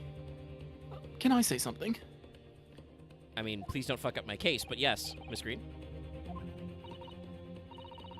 A card was delivered to me. It doesn't have anything to do with this odd man, does it? Oh, I'm glad you asked.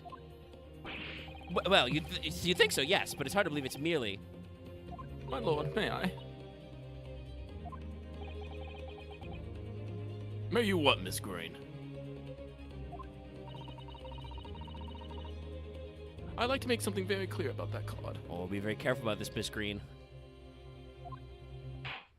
Very well, then, you may amend your testimony. Oh, don't do that, Olive. Don't do that. To include details about the particular note. Listen, my client is innocent. I just need to get him a guilty verdict. I don't care that you tried to poison Shamspear. We all want to poison Shamspear. Except my client, Mr. Natsume, obviously.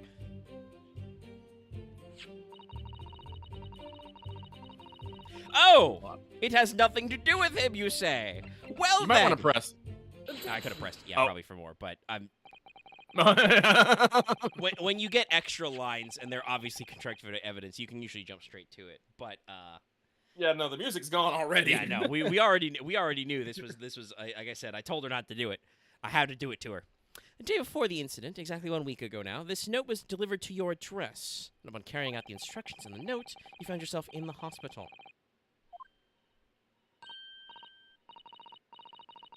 Yes, I did. It's terrible, everything that's happened to me. Yes, it is terrible. If it's all true, that is. Yes, bells. What do you mean? Miss Green, have a look at this, please. It's the torn-off end of an envelope. Oh, is it? And it so happens that it fits together perfectly with the envelope of the note that you received. Where did you find that? In Mr. Shamspear's room. And I think it's in the photograph. Eh? In my room? I almost went a little Scooby-Doo there. I gotta be careful. Raggy. Man, I'm sure glad that we're out here and there and there and that we're in these and he's out there and he's the sheriff. Another classic one for the books. If Loth was here, I would also have to say, "Roo, versus Rabia Ramu." I'll say it anyway. He might watch the VOD. Do you perhaps remember this note from somewhere? Well... Your actions that afternoon follow the instructions in the note to the letter. Come to the Slug and Salad on Briar Road at 5 p.m. on the 17th. Sorry, on 17th. I keep forgetting the participle. The article. And so that's exactly where you went. Let me ask you once again, Mr. Shamspeare. You already knew about this note, didn't you? And you, Miss Green. What did I do? As this torn-off end of the envelope proves, this note was originally in Mr. Shamspeare's room. So how is it that came to be in your possession? Were you in his room? Oh. Did she deliver the note to him first? That seems to be what we're suggesting. I mean, and if she wanted to poison the gas tube, he'd have to be out of the apartment. So how do you guarantee he's out of the apartment? You send him a threatening note. Oh, yeah. Yes. Yes. It comes together. Honestly, we're moving at a pretty good clip. Like, it's shocking, I know, but Van Zeeks isn't really fighting us on this one so far. I don't have the first idea. I'm just a fledgling artist after all. We've still got a few pieces of evidence we haven't yet brought up, but I think all of it's pretty relevant. We can use, I think we have all the pieces are together. We just gotta, go through it. I mean, basically, we have a much better case against Olive Green poisoning Shamspeare than the other way around, because we are currently carrying means, motive, and opportunity in our pocket. It's almost like we should be the fucking prosecutor. Anyway, you broke into Mr. Shamspeare's room and stole it! Yeah.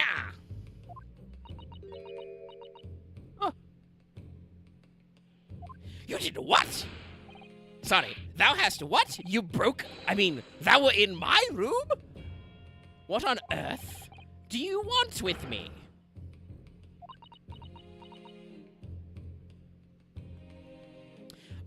Oh, I think I'm going to put a happy little cloud here. Happy little trees. It would seem that both witnesses need to testify again. Jesus fucking Christ, why is this never simple? Fuck you. And you know what? Fuck you too. Jesus Christ. We could be here all day. Miss Green. Yes? Whilst you have the court's sympathy, I'm sure, for the suffering you have endured in recent events, anyone found to be given false testimony in court of law will be duly punished. I'm pretty sure that Van Zeeks has also started to click this. It's like, he's like, shit. Yeah, I know. Van Zeeks, again, most prosecutors you run into, unless they are Ouchie or his descendants, the weird bald men, most of them are not idiots. They are usually either just annoying or literal criminals themselves. I won't say which ones, but there have been some times when you're doing some climactic cases and you're just like, the other prosecution is clearly fucking corrupt. What's his problem? So Van Zeeks definitely gets what's going on. He doesn't like it. It is also, some people have read this line and be like, no, it doesn't.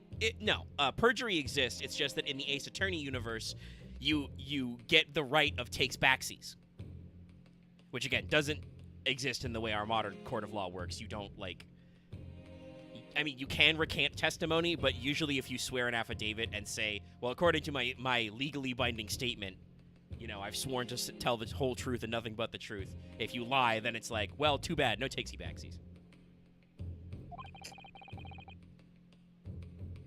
Please bear that in mind. Oh, yes, I know. Listen, I'm not going to say that I don't recall, or rather I should say I don't recall.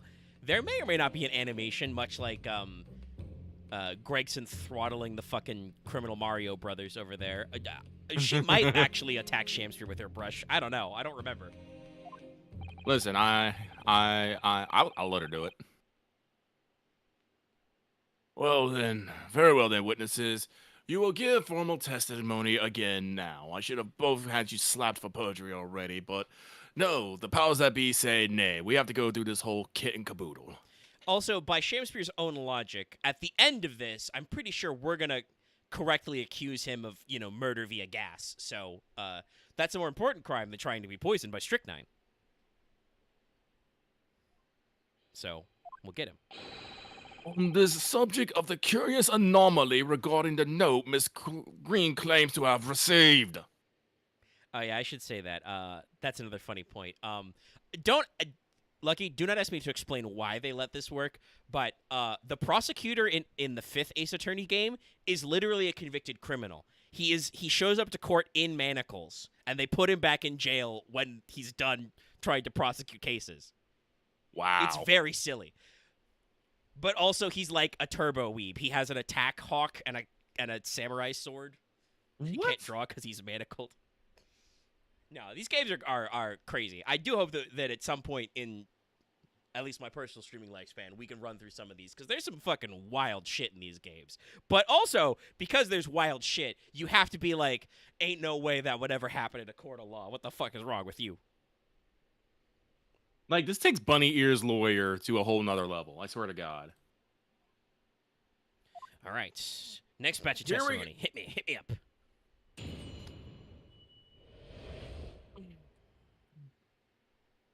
Oh, blinky eye. Yeah, no, both of these people are, Ooh, that's right. We've got our, Allegro. We've got the faster-paced testimony music. I do remember now. 'Twas a week ago, peradventure, that the note was delivered to me. On the day writ therein, I did tarry at a long hour at the Slug and Salad, yet nobody came. Thereafter, on the evening, I shared the company of the Japanese fellow. I did see that the note had vanished. I don't know what you mean. You think I snuck into this man's room, did you? Why would I? This is actually something I do also want to bring up. This isn't actually a case for, like, prosecution. If they were trying, to keep the focus on Natsume, normally prosecution, you get to prep your witnesses. Like, you talk to them about what you want them to testify about, get their statements ahead of time, that kind of stuff.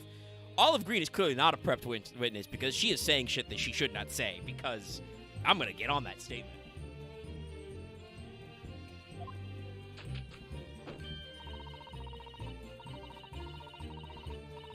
I can point out the villain here. And as for that torn off piece of the envelope, I don't know anything about it. Boy, we're gonna have to jump on it. They got 3 fucking lines. You now claim to have received this letter, do you, Mr. Shamspeare? Faith, 'tis so, my lord. And I would swear to have set it upon the table in my humble lodgings. Yet, 'tis clear to me now that since I returned from the tavern that night, I have not laid eyes upon it.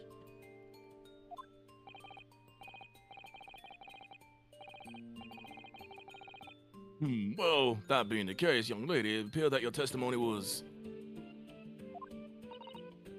a lie? Is that what you think? How unfair do you think that I'm the one lying? I beg your pardon. I'm just a fledgling artist, as I said, and fledgling artists don't lie. Okay. The note was delivered to me at my address. Besides, we all know who the liar around here is. If that's true, Miss Green, how do you explain the facts? This part of the envelope was, without question, found in Mr. Shamspeare's I don't see why I should explain. Son of a bitch, she cut me off. Sorry? I'm a fledgling artist. My job here is just to say what happened. That's all. It's your job to give the explanations and the proofs. You, the fledgling lawyer. Wow. Fletching will do his best. I don't even feel like this is a dig. He's just like, even Van Zeke is like, Jesus fucking Christ, girl. Evidently, my learned friend's cross-examination is our only hope at learning the truth. Notice that we're back to learned, and he did not mention our nationality. Yes. I think we're doing okay. He's also, actually, I don't think he's been drinking this entire time either. Nah. Well, counsel. Right, I'm ready, my lord. Let's get him. Very well, then. The defense will proceed with the cross-examining of these fucking witnesses. Jesus Christ. Miss Green clearly did break into Mr. Shamsier's room. There be no question of that. And that's how she acquired the note. Yes, two facts that are starting to lead me to a possible explanation for all this. And it's not a pretty one. But them's the breaks. Okay. Oh. Sorry, I thought we had less of these. That's right. Each one is a line. Okay, so he says 2 weeks. Terry. Finished. I mean, I really want to press this one because that's just, like, ludicrous.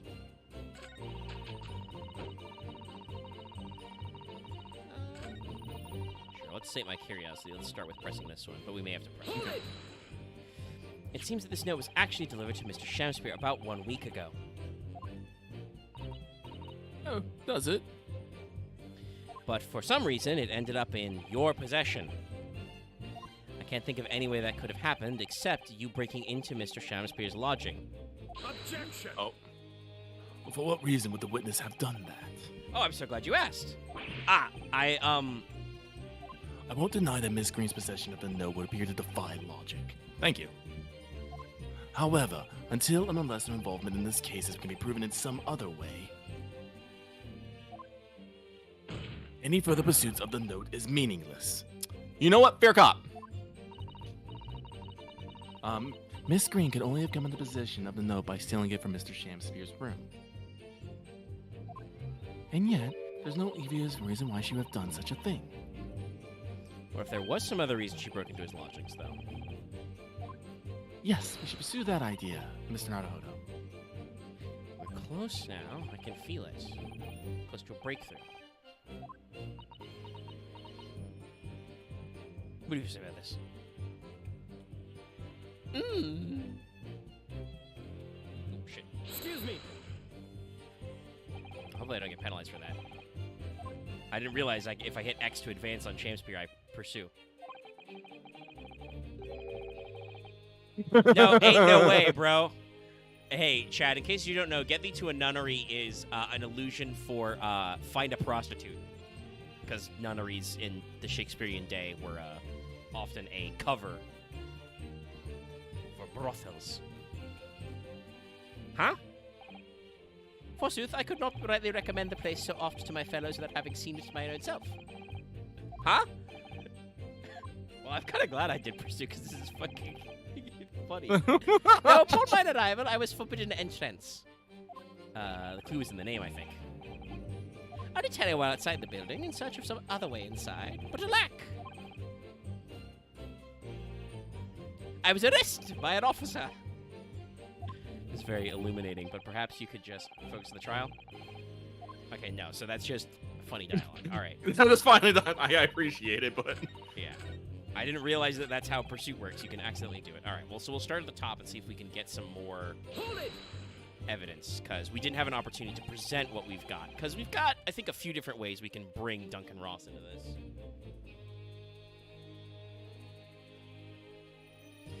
Can you shed any light on the contents of the note? Nay, sire, it is as strange to me as a foreign tongue.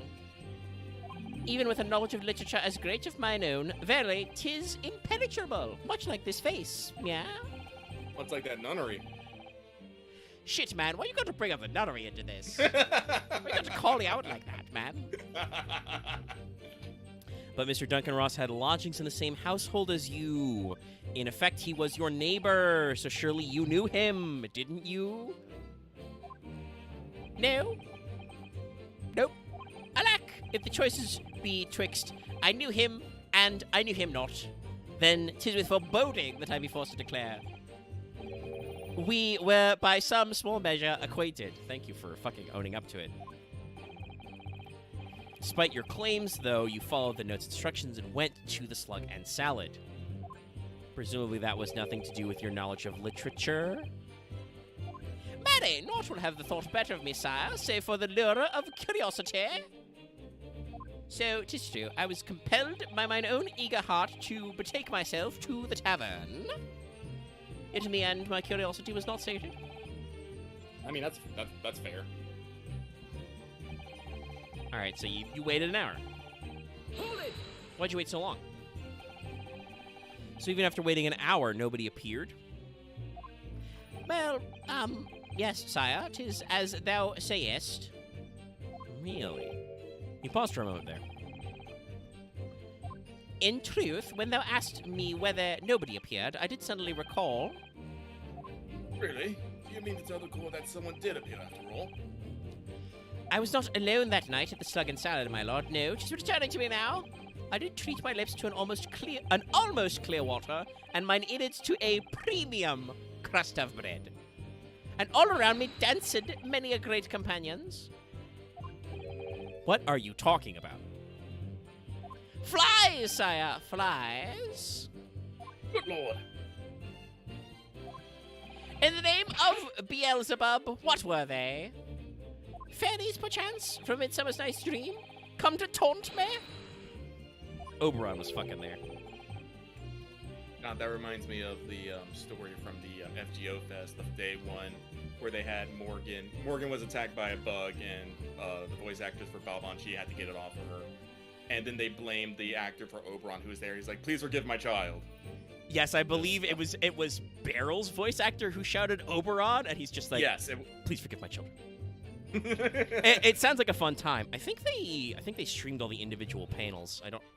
Obviously, it's all untranslated raw, but you can look up that stuff. They had a lot of fun on the stages. Yes, no, it was great. I love that story. I mean, we all know like everybody's enthusiasm just because Nobunaga Shibazaki is, a great entertainer, but this I do like that it seems like everybody on the like acting and performing side of Fate is like super invested in it, and all the ones who agree to come up on stage are such great sports about it. Oh, yeah. Makes you feel like they actually care about the characters they're playing and whatnot. Yeah.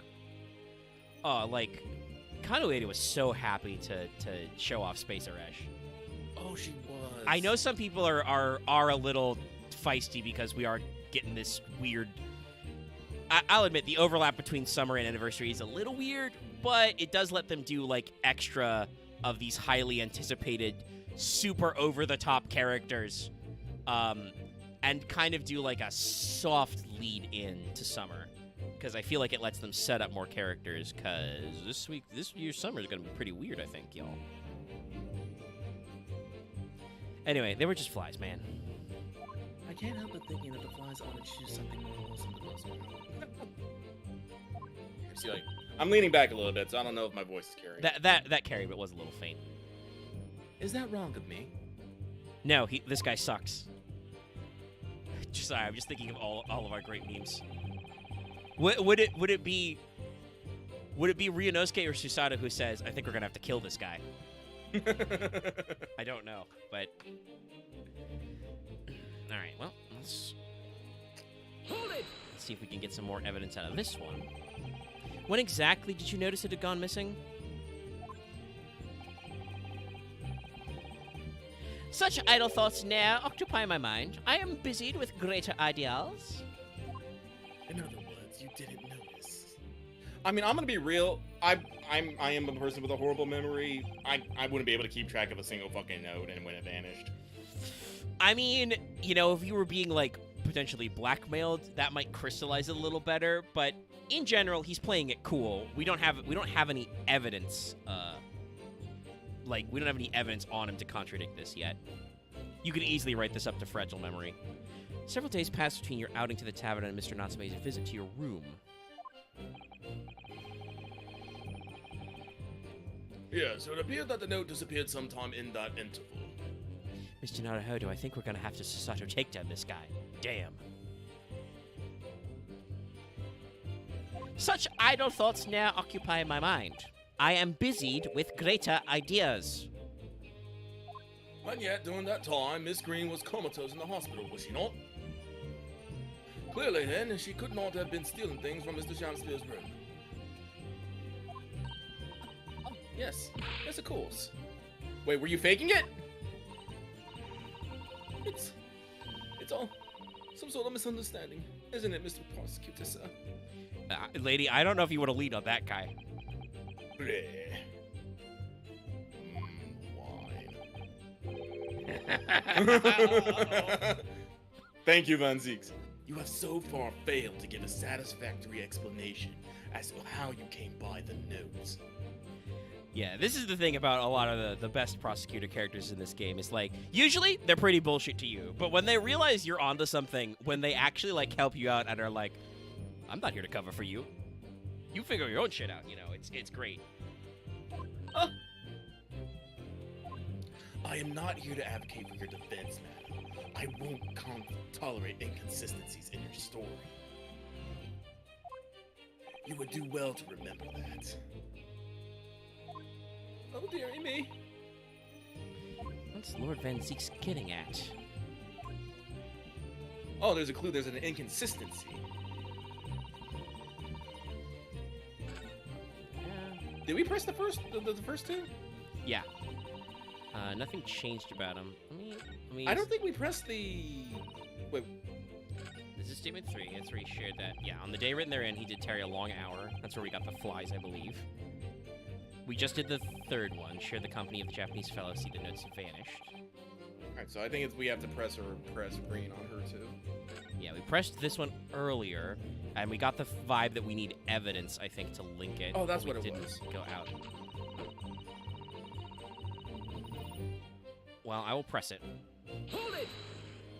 Because if we run through all the statements and we don't have it yet, Susato will probably point us in the right direction. So, you don't want to tell... Go ahead. It might be that thing where we have to press everything and then something new appears. That is also a thing that happens is when we run to the end of the statement. Sometimes, you know, Reno's case like, shit, man, I don't got anything. What do I do? And then, you know, Sholmes will lean in from the public balcony and be like, hey, did you forget about the thing? Hey, I'm yelling to you, the lawyer, from the public gallery.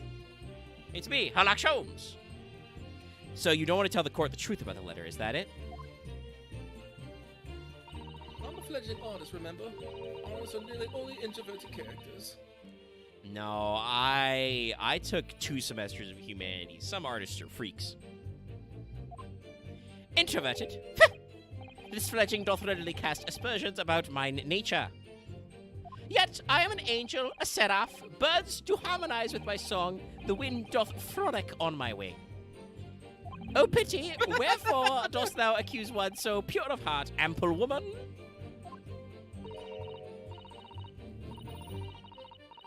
Jesus. Just the way that she's like looking away, it's just like... I want to put the fucking JoJo medicine over this shot. Pure of heart? I don't think so. Even a fledgling like me can see you're just a failure. Tragedy. Thou shalt not know the true heart of an artist until thine instruction hereafter by death. Oh, the days, oh, the years, alas, to enlighten thee, thou must wait so long and in vain. Mr. Naruhodo, interject with some clever remark. This is your chance to shine. I'm no Shakespearean actor, Miss Susato. Now, as far as I can tell, the only thing that's going to resolve this argument is evidence.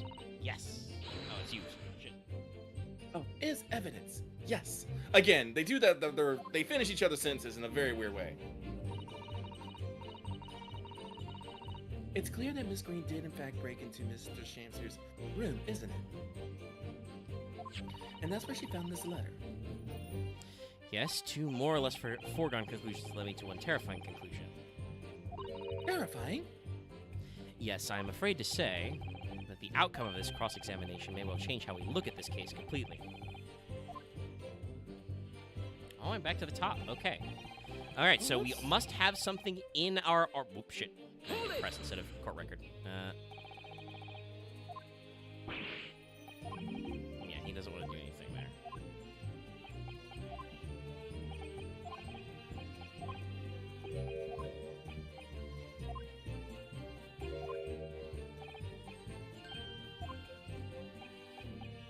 We do have the photo of Garadib and Duncan in front of the area. Can we show that to Miss Green?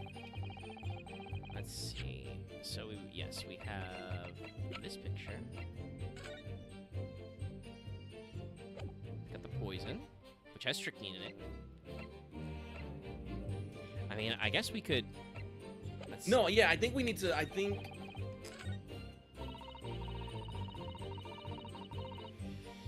I mean, she says, why would I? This could be the time, because they're talking about the terrible conclusion, right? This may be the time to hit her with a bottle of poison. It might be.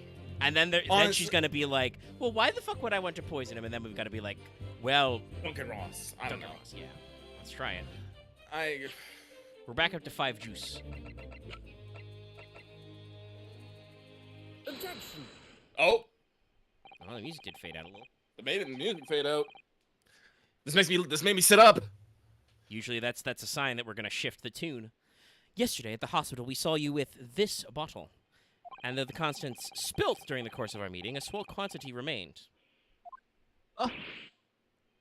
According to the defense's independent analysis, Mr. Shum's chemistry sets, the liquid that was still in the bottle was identified as strychnine. Yes, the face. What?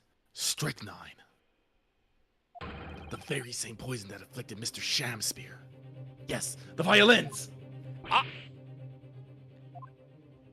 Miss Green, you broke into this man's lodgings for one reason, and one reason alone. To cover the end of the pipe that feeds the gas lamp in Mr. Shamspear's room with poison. The poison for Shamspear. Shamspear's poison. Look at Shamspear! Oh yeah, no. He's like, his lines are gonna be like, you what, you little rody-pody? Can this be? You broke into my room? It may seem incredible to the court, but from the remaining clues, there is only one logical conclusion that we can reach. The person who attempted to take Mr. Shamspear's life with the poison was you, Miss Olive Green. Oh dear. Oh dear. Oh dearie. Me! But She's dead. Order! Shit! Counsel, are you seriously suggesting that this woman put poison on the end of a gas pipe with the intent to kill? Yes, my lord. There's no other way to explain the facts. What if Miss Green did indeed set this odious trap 6 days ago? And the victim had put his mouth to the pipe that very evening as expected? The attempted murder would have happened 6 days ago, surely. No, we got this.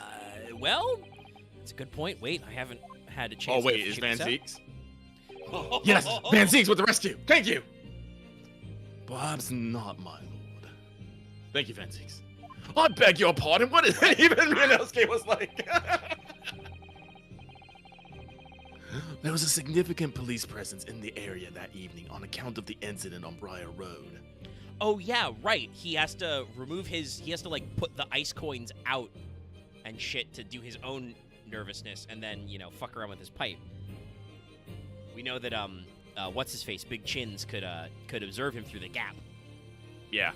It's possible that the police being present, he didn't want to try anything.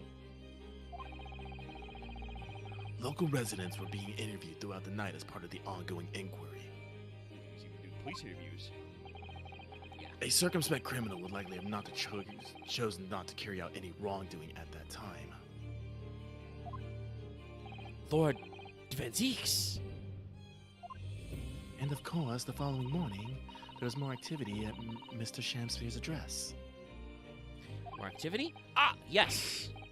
You mean his fellow lodger, Mr. Natsume, being arrested on suspicion of murder? That's right. As the defense had already proposed, Mr. Shamspear was meddling with the gas in the pipe for a very sinister reason himself. To cause the gas stove in Mr. Natsume's room to go out, thereby asphyxiating the occupant. But once Mr. Natsume had been arrested, his room was under constant surveillance by the police. In these circumstances, Mr. Shamspear had no reason to blow air into the gas pipe. his intended victim being in a prison cell. You know, this is when you know Van Zeeks has put it together. I love it. Yes. The need to tamper the gas removed the poison on the pipe lay dormant. And then, 3 days ago now, the situation changed again. Right, Mr. Natsume's trial, which took place here at the Old Bailey, came to an end. And my client was no longer in prison. Trial in which the man stood accused of stabbing Miss Green in the back was duly acquitted. That resulted in Mr. Natsume returning to his lodgings for the first time in 2 days. And that very night, his gas stove mysteriously went out, and Mr. Shamspear was mysteriously poisoned.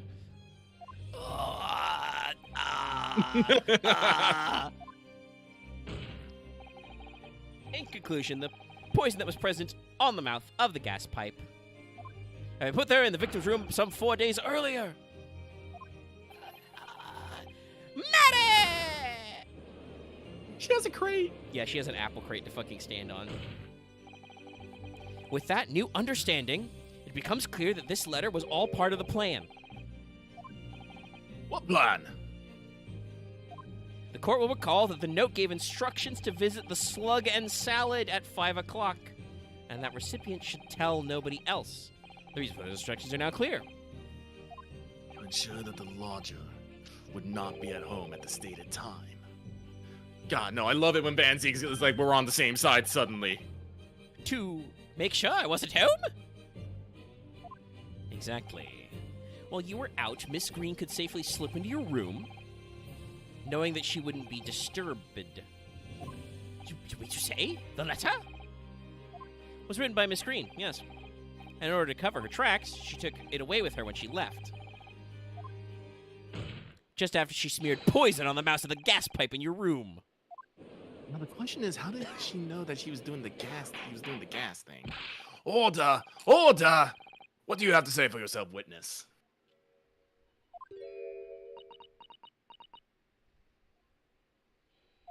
Just who are you? Why did you try to kill me? Miss Green's motive should be obvious. Oh. It's all tied up with someone whose name we've heard several times already during the course of this trial. No, that's what's behind all this.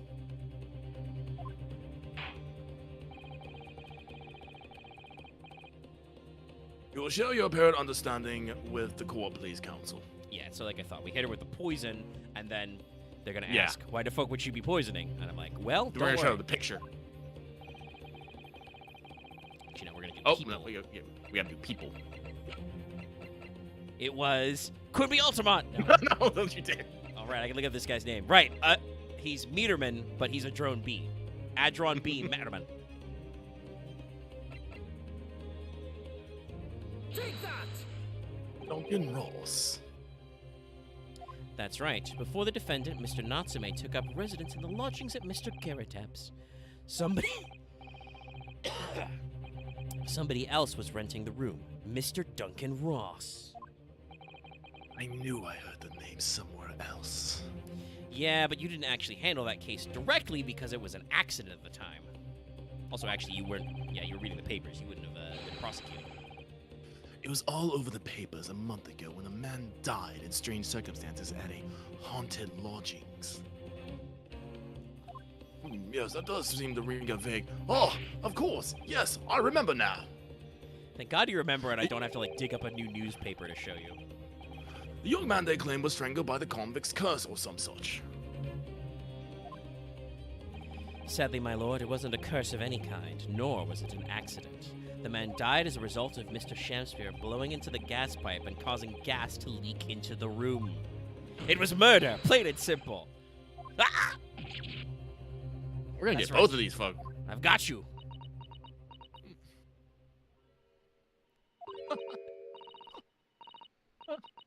What do you know? The world is so unfair. Curses, curious deaths. That's all people care about. If it's an interesting story they want to know, it doesn't cross their minds that real people are involved. And once they're bored, just 1 month later, once the story lost its appeal, Everyone's forgotten him. You mean you. Duncan was... Mr. Ross was Miss Green's fiancé. Fiancé? You may not have known until now who Miss Green really is, Mr. Shamspear. But she's known exactly who you are all along. Because you are her sworn enemy. The murderer who took the life of the man she was to marry. Marry! Hold on. Luckily he didn't zoom out on this line. Marry! Miss Green, is it not the case that in order to exact revenge on Mr. Shamspear, you smeared poison over the end of the gas pipe? Oh. Oh, you can see her looking away from behind. Sad. This is all quite extraordinary. What the fuck? Am I correct in my understanding that you now accuse both parties, counsel? Yes. Your Honor, that's right. My client, completely innocent. These clients, crazy crooks. But if we're building a tier list of how crookery they are, do remember, I'm accusing one guy of actual factual murder and one woman of attempted revenge murder. Justified attempted revenge murder, in my opinion. Give her a light sentence. On different counts of murder. Well, a point of order, one's attempted murder. Yes, my lord, that's correct. Objection! And hailing so deeply, it appears that my fledgling learned friend, we're fledgling now, has taken in a lungful of dubious gas that is causing his judgment to be clouded. Ayo, he's declaring it's the gas leak episode. What? Why would Mr. Oh, no. This is a fair point. Now we gotta establish why Shamspear wants to kill people. Yeah. I mean, again, it's not... yes. Technically, we're getting into the case where, like, literally earlier to, like, when we started this session, the judge was like, the only thing we're investigating right now is if Mr. Natsume did it. Technically, in real life, we should, like, break up these court proceedings. But it's Ace Attorney, so we're gonna lump them all in together. I mean, it saves time. It really does. Jesus, like having separate cases for each of these things, especially since the second case would then have to get broken into a third case. Ugh. Yeah, no, That's fucking gameplay-wise, it makes sense. It's just one of those things that, like, yes, I acknowledge it's unrealistic, but it's a lot We need to do easier this for way. Because Yeah, we need to do this for convenience. we have all the evidence to explain this anyway, so we can just make it easier. Why would Oh, sorry, you didn't actually read it all there. That's, we'll do history in there. Why would Mr. Shamspear have wanted to kill these lodgers, as you say? We're gonna have to present the fucking the Sheldon case thing. Yeah. You have completely failed to provide a motive to substantiate your accusations against the man. Yeah, yes, that's right, Mr. Reaper, my liege, my lord. I have been slighted. 'Tis lies, all lies. I deny every utterance. You'll have to forgive me, Mr. Naruhodo, sir. But I don't intend to admit to anything either. Miss Green. I'm sure you'll think I'm being very rude, but I'm not going to be sent to the gallows for the likes of this scoundrel. Objection! But you broke into the man's room. If you didn't do it to smear the poison on the pipe, what was your reason?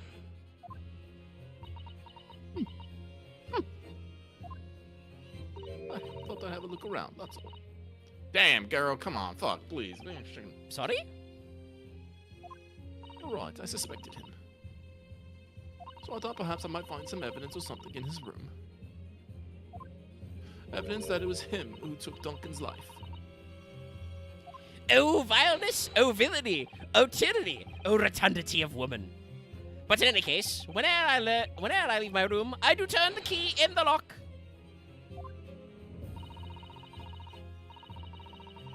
Actually, didn't we mention something about how the... Oh, wait, no. Like, no, we had to kick open the door or something. Yeah.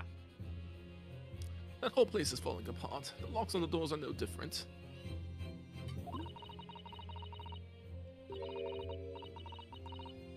Some turps and a piece of wire. Duncan Shelby once had to unlock the door with some turps and a piece of wire.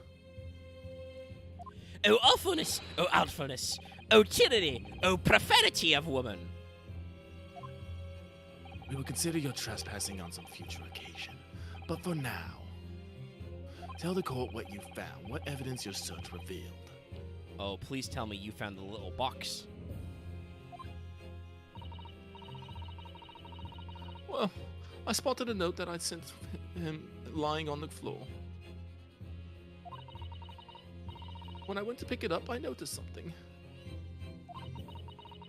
One of the floorboards was loose, and underneath it I discovered a secret hiding place. Eh? Yes, we also discovered that hiding place.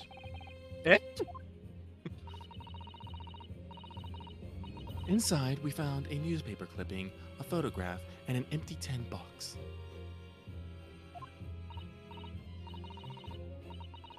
Oh, yes, well, the thing is, when I found it, the box wasn't empty. What was in the box? What? There was something in the box? Yes.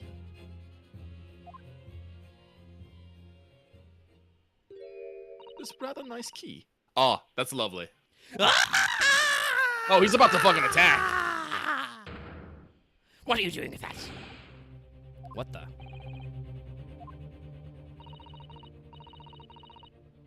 Every ounce of color has drained from his face. Give it here. Give it to me now.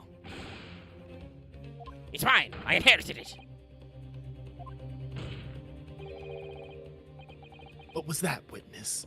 What did you say? You inherited it.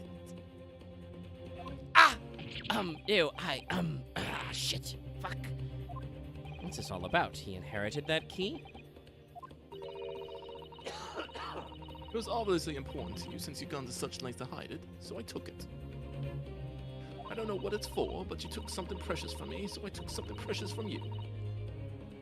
So what if it means you can't open something now? I don't care. Give it back this minute. Give it to me. Calm yourself, witness. So Mr. Shamspeare has tried, and in one case succeeded to take the life of 2 lodgers now. Yes, his motive for doing so is the key to everything that's happened. It's true that there appears to be no motive to support the accusation of Mr. Shamspeare, at first. But considering everything we now know, I think there is actually something that could explain it. What? Yeah, Zeke, he knows. I need to recall every piece of evidence at our disposal, everything we've seen and heard. Because I'm sure that I just caught a glimpse of the link that runs through all these events. In that case, counsel, I must demand that you present evidence to the court in support of your claim. Yeah, it's probably going to be the case file. What is it that you say can explain the motivation for Mr. Shamspeare's alleged crimes? The case file. Take that! That's an official police report, is it not? The Selden file. How did you get a hold of that? Selden? The now sadly deceased Mr. Ross and the defendant Mr. Natsume have only one thing linking them. The fact that they had lodgings in the same room. Well, yes. We know this, certainly.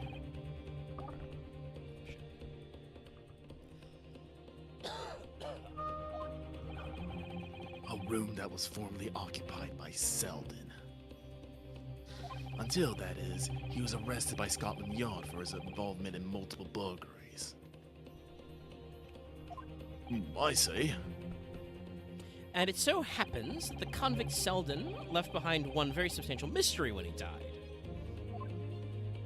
Some 1,000 pounds of loot that he stole. Which, as yet, remains to be found.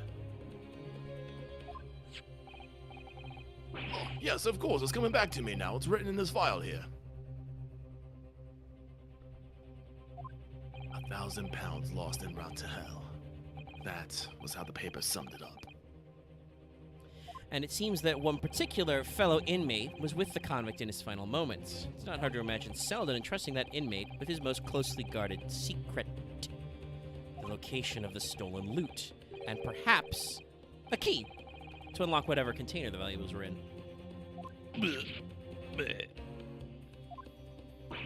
You mean this key is... Mr. Shamspear, it was you, wasn't it?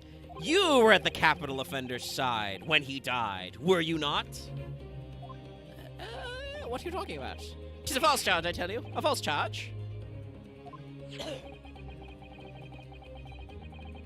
The name of the inmate who was Seldon at his death isn't noted in this file. But a simple telegram to the prison where he died would quickly tell us how false the charge really is.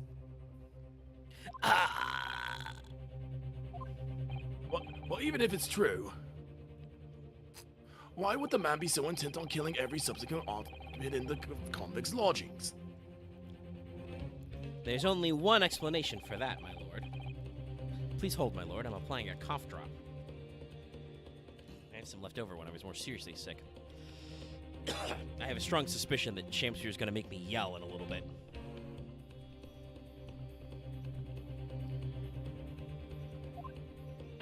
It was in that very room that Seldon hid his loot.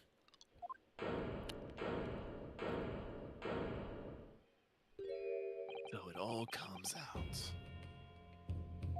Yes, and having established that, all of Mr. Shamspear's subsequent actions start to make perfect sense.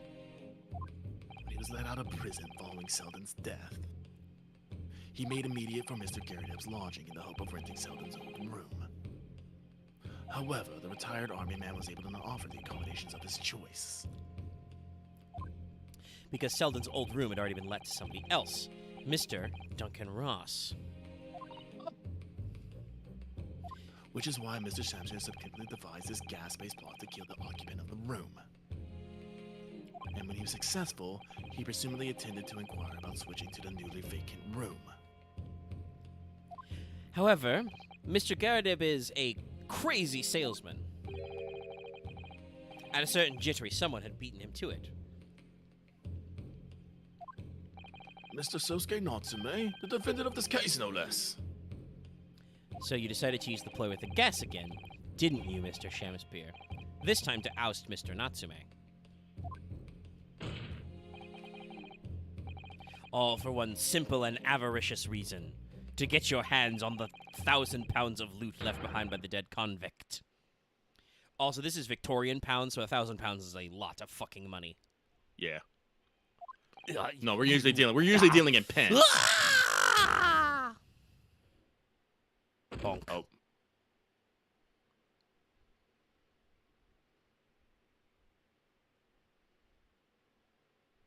Looks like I'm gonna Sorry, wait, no, I need to do Seldon's voice. Looks like I'm gonna stuff it before they stretch me neck. Listen, I want you to have me loot. Anything to stop the coppers getting their mitts on it. It's hidden in the room where I was lodging when they forgot me. Here is the key to it. Take it. I'm talking real slow because I'm dying. Always stay one step ahead, mate. See you in hell, I guess. Shamspear.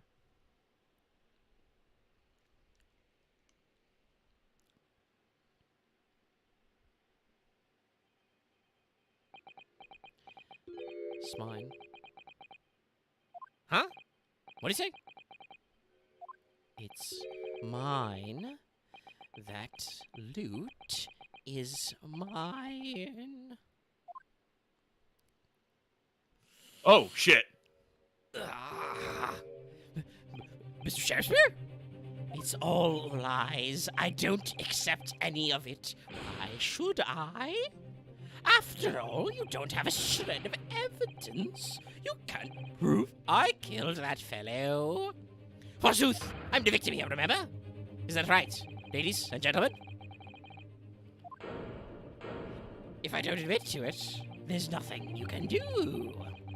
You can't arrest me, for the time being, anyway. Verily, you can't arrest the victim, can you? Is that right, ladies and gentlemen? I'm so close. I just need a few more hours. I swore to myself that I'd get my hands on it. And I can almost taste it now. Do you really think I'd just give it up? There's no question in my mind now. This man is crazy through and through. Oh, he's probably guilty. But he seems so utterly intoxicated by the attack of that loot. I'm afraid however hard you press him, he'll never admit to what he's done, Mr. Naruhodo. There's a way. I got this. Pardon? There's one way I can finish him. No. He's already committed the most heinous crimes to get his hands on that loot. Which means all we need to do is find it first. Fine plan. Were it not for the fact that the police thoroughly searched the room following the death of Mr. Ross. Wait, the cat? Yep, Waka High. He knows the way. If it's there at all, it must be very well hidden indeed.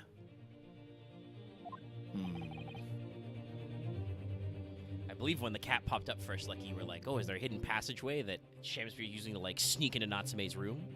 Yeah. There, but there might be some stuff. Yeah. Without conclusive evidence, I certainly cannot rule. If only there was some way we can find the convict's loot quickly. This is the final piece in this complex puzzle, but I think we might have it in our possession already. Or rather, I think we may have something that can help us find where that loot is hidden. Excuse me, my lord. Yes, counsel. Defense would like to make a proposal about how to find the late convict's hidden loot. I believe we're already in possession of something that can give us a clue as to its whereabouts.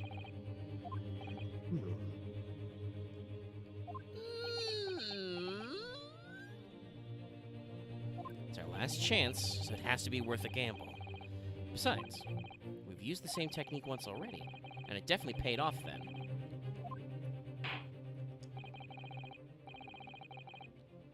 Very well, counsel, let the court hear your idea.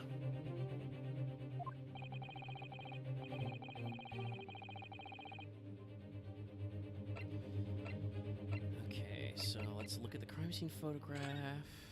Okay, there is that weird board in there. But is it gonna be the handprints on the wall?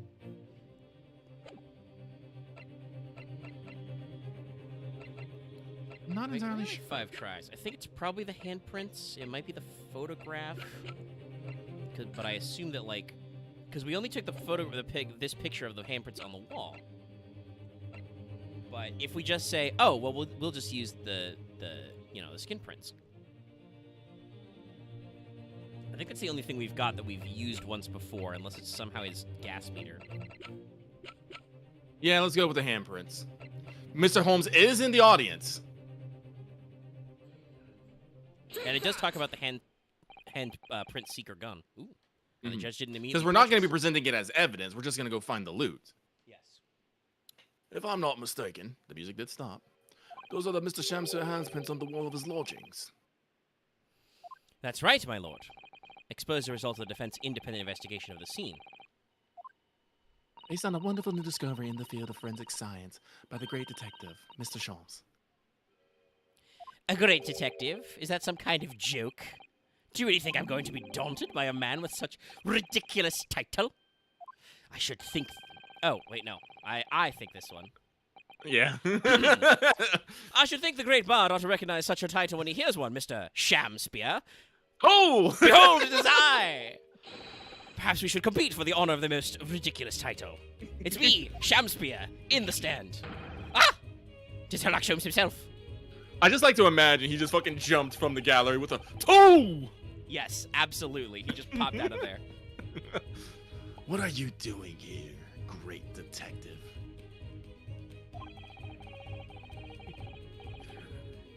Your usual haunts are the filthy back streets of the capital, are they not? Ah, Mr. Reaper, it's been too long. And I see your complexion has worsened since we last met. Damn. Mr. Shobes, he does know Lord Van Ziekstein. Well enough to say something like that in any case. Jeez, fucking killed him. Mr. Sholmes, you may be hailed as a great detective by the population at large. That does not give you the right to come and go in my courtroom as you see fit. If I may, my lord. Mr. Sholmes' newly developed scientific method has helped us to uncover vital clues in this case already. Yes, this is what we call an expert witness. As you say. I call them skin prints, my lord. My method identifies every location touched by an individual under scrutiny. Yes. It's a method by which we're able to ascertain this gentleman's gas pipe, activities. Yes. He really needs that. He really needs that nunnery, don't you know? You need only provide a small sample of something the individual has previously touched to make the indicator solution. In your case, sir, I use the teacup you had been holding. Elementary. So now, Mr. Naruhodo. Ah, yes? What am I to use to make the indicator solution this time? Oh, wait, no, I think I get it. Yeah. When the convict was arrested, he was living in what is now Suseki-san's room. We need a sample to help locate Selden's loot that's hidden in his old room. What form will the sample take? I think it's present a person because we don't have the key and we're going to show olive green. Yeah. We will need something of Selden's in order to create the indicator solution to find his loot. And something the convict owns happens to be in the possession of somebody listed in the court record. Upon my word, Mr. Naruhodo, your powers of reasoning appear to be on the up. So, which particular person do you have in mind? For whom can we obtain the possession of the late convict Selden to make the indicator solution? Take that! Miss Green. Me? What do you want with me? The key around your neck, if you please. Sorry.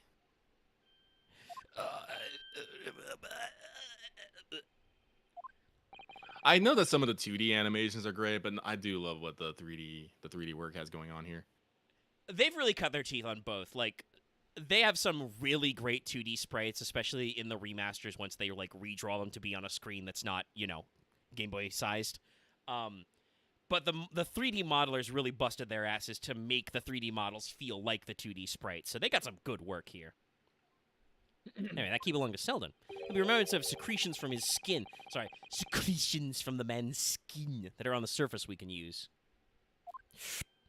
Very true, yes, very true, yes. That is the sample we need.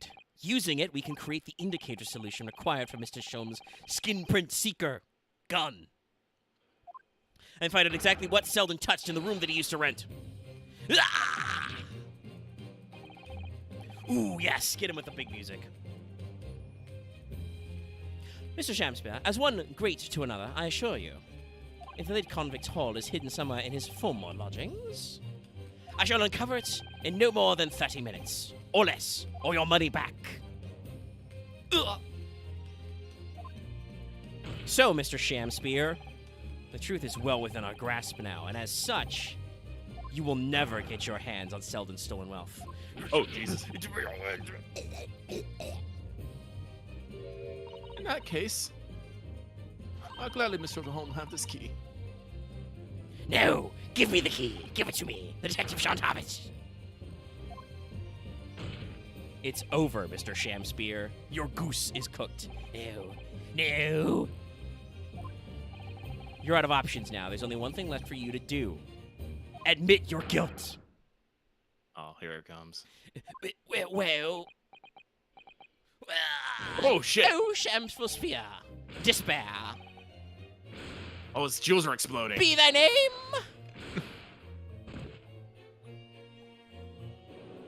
This man's dead. He died. He exploded. I've never killed a man with an objection before, but... Whoa, his hat's gone. A lot of his jewels are gone. Yeah, I think they all exploded into confetti. I never intended to kill the man. I just wanted to drive him out of the room, that's all. So you'd have your time to find the convict's haul of stolen goods. Yet after you killed the young man, you still didn't move into the room. I asked the landlord, of course. I pleaded with him, but he refused. Why? I was 3 months behind with the rent, for one thing. Mr. Garrett really has had a lot to put up with. And he had the gas repair work done immediately afterwards, putting the room out of action for a while. And then this Japanese man swooped in at just the right moment to sign the new lease. Poor Mr. Natsume. What unfortunate timing. Then, 5 days ago, after the incident on Briar Road, when the Japanese fellow got him arrested, I thought I'd finally have my chance, but it wasn't to be. No, the scene was sealed off and guarded by the police night and day. And, if I remember rightly...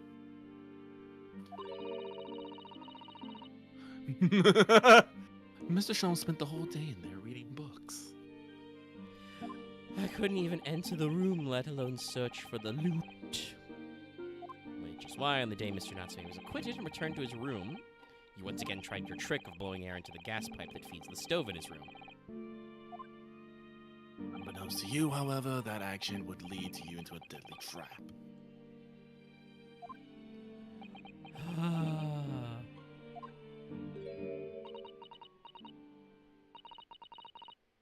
William Shakespeare. How does it go? To be or not to be? That is the question. From Shakespeare's Hamlet, Act 3, Scene 1.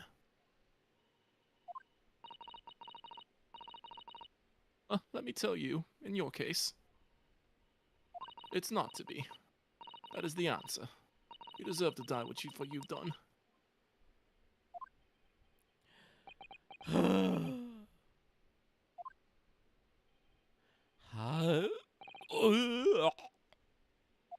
Bleh.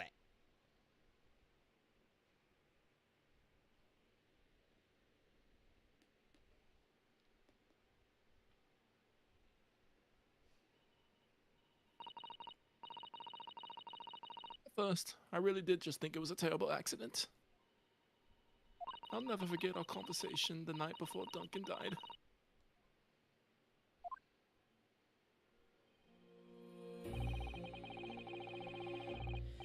The gas supply in my new lodgings are a complete disaster, you know, Olive.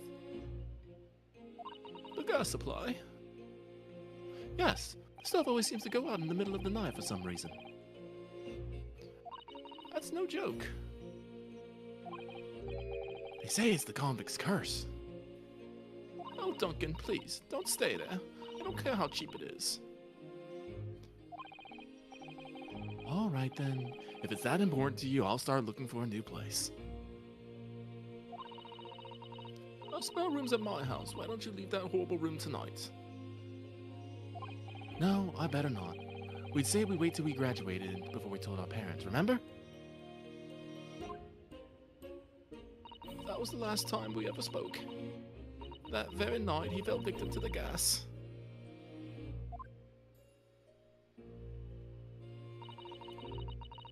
If only I'd known it was going to happen, I would have insisted that he left that terrible room that instant. But instead, all I've been left with is a bitter regret. I stopped going to school. But something kept drawing me back to the house on Briar Road. I saw a stooped man with a mustache coming out of the house one day when I was there. He walked up to the root on Grub's Grubbery for some food, so I followed him. And sat myself down next to him. He had some watery looking soup and started to pick a quarrel with the publican. This place is cursed, I tell you! Cursed! The ghost of that convict who used to live there, trying to suffocate me! I wake up in the middle of the night, freezing to death because the stove has gone out. The room is full of gas and I can hardly breathe. But the pipes have been checked, no problem there. It's like I'm the problem. That's what they're thinking. But how could that be? Duncan was gone and now this man had almost suffered the same fate. Could it really been a curse? And I remembered a rumor I heard about how gas companies go around investigating the gas installations. A rumor? Oh, you mean... Yes, everyone's heard the stories, it seems, about how they go around checking the pipes. How anything connected to the gas can be extinguished by blowing air into the pipework. This is actually true, by the way. You're not supposed to backflow natural gas like that. That's when it started. A little flicker of doubt in the back of my mind. That just wouldn't go away. Was it really an accident, though? Once I had the idea, it wouldn't leave me alone. It plagued me night and day. So I bought this at one of the black markets in East End. Black market? Also, I'm pretty sure strychnine is rat poison, ma'am.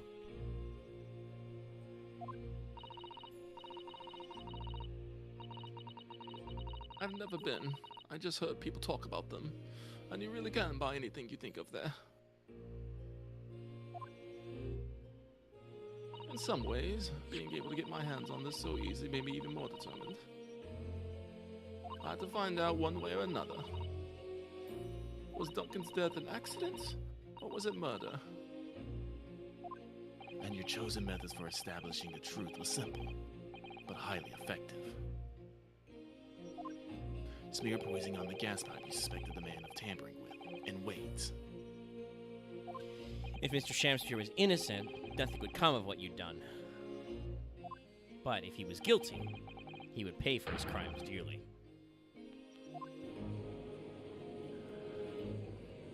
I found out the name of the man I suspected, William Shamspear. Then I wrote him this little note.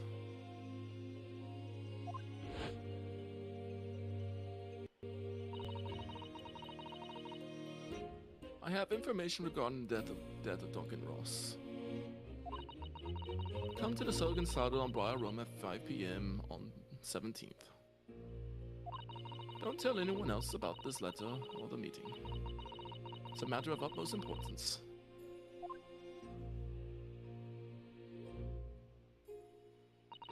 If he had done it, I know that would worry him enough so he'd be sure to go. So I waited to see if it worked. And of course, Mr. Shamspear followed the instructions to the letter. I worked out what the gas pipe was straight away.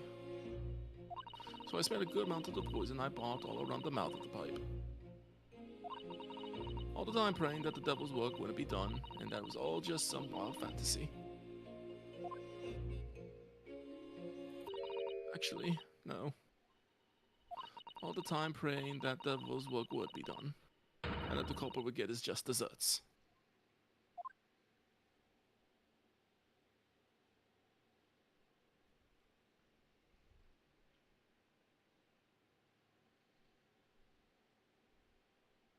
Clearly, we to make this tiny lady a cop.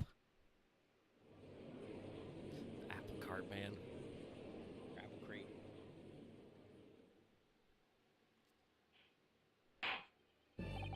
3 days ago, when you were first stood in the dock before me, this whole affair seemed relatively straightforward. Yes, my lord. I certainly never imagined the depth of depravity that we should subsequently find lurking behind the scenes. It has been a long road, my Nipponese friend. Oh, yeah. And one I certainly didn't envisage walking with you. All right, shut up, I'm just talking here. Nevertheless, together we have reached the light at the end of the tunnel, as it were. It's grain. Yes, my lord. You will henceforth be stripped of your freedom as punishment for the attempted murder of Mr. William Shamspear. Yes, I know.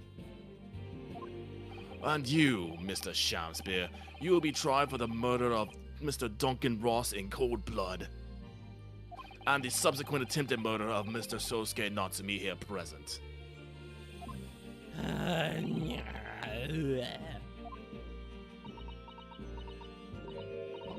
Mr. Naruhodo. Yes? Yesterday, at the hospital, when you and your friends stopped me from...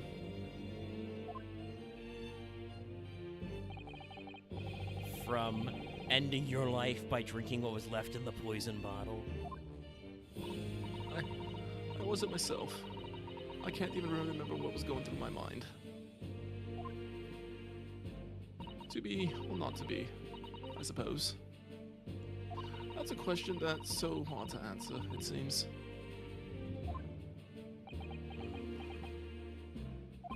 Well, personally, I'm glad of your being here, Miss Green.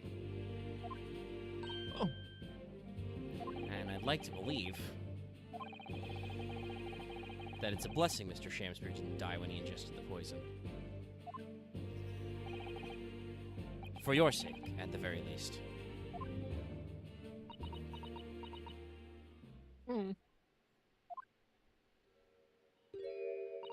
because of you, I chose life, not death. And now, you've made the truth come out at last.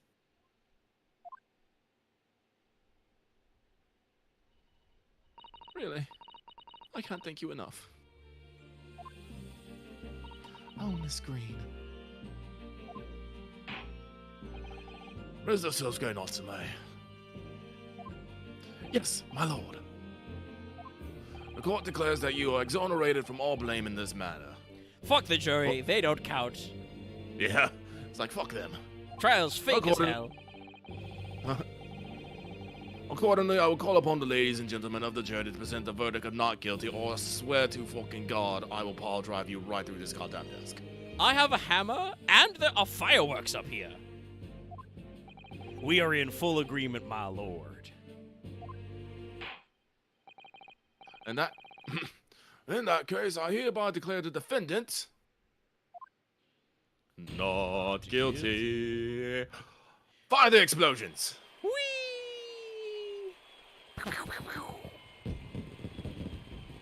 I live for Everybody this on the part. upper gallery is destroyed. Reduced to atoms. You know, flash burns, fucking tinnitus is incoming. Court is adjourned. I'm getting a fucking drink.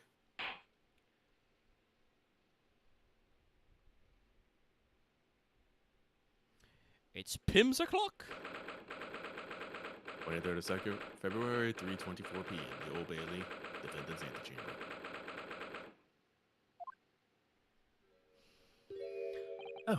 Oh yes, at last. Divine justice duly done. Divine justice? My dear fellow, if there were any divine justice in this world, you would shave that mustache. No, this has nothing to do with my mustache. Some say that luxuriant mustache is a sign of physical prowess, Mr. Sholmes. Look up, student Mr. Nardo Esquire. Once again. You saved me from doom. I'm very happy to have been able to help, Mr. Natsume. Jesus Christ. Congratulations on your acquittal. You're second in almost as many days.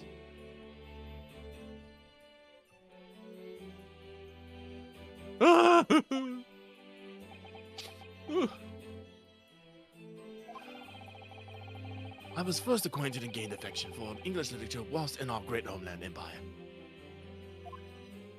And then, by a twist of fate, I was brought to the land that bore the fruit of that literature. Only, the city of bricks and mortar became my prison. Try as I might, I never felt my feet here. In the end, I confined myself to my room and lived life through friendly old books. You had such a difficult time, haven't you? Ah, but a week ago now. I dragged you out of that dark and dingy room of yours, did I not? You did. I've seen more of life in this week than all my years to date. And for the first time, I feel like I've begun to see the true face of English that's been so far hiding from me behind the wall of fog. My dear fellow, There is nothing special about the true face of the English, as you put it. Wheresoever one goes in the world, humans are human. There are few genuine differences. Yes, I think you're right. I've finally started to see that. And I've come to understand something. I've worked out why I was attracted to English literature in the first place. It made me see that whatever our nationality, we humans all have the same hopes and fears. We're all just doing our best to live. Well said. I've come to feel the same way. And I've been here like a week. I've made a decision too. I'm going to cut short my study tour here and return to Japan. What? Nani? Just when we become friends here in England. What a terrible shame. Oh, I know, it does turn under my heartstring, it really does.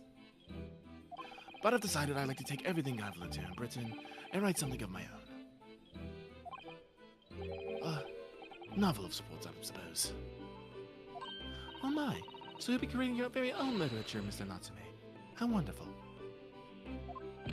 Oh, well, no, I mean, you want to presume to call it literature? Why not? When that is precisely the definition, Mr. Musash. Well, I suppose you're right, yes. It will, in a way, be literature. But as of now, all I know is I like to try my hand at writing. I have no delusions of grandeur. I, for one, would love to read your work. Well, all things considered, it may be for the best.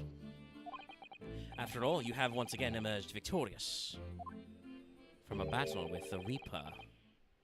Ah! Oh! That's very true.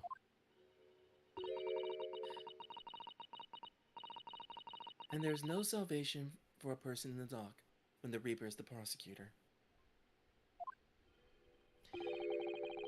The desire to return post-haste to the perceived safety of your homeland is one I quite understand. My goodness, yes. Faced with such a terrifying prospect. Nobody would consider that cowardly, I'm quite sure.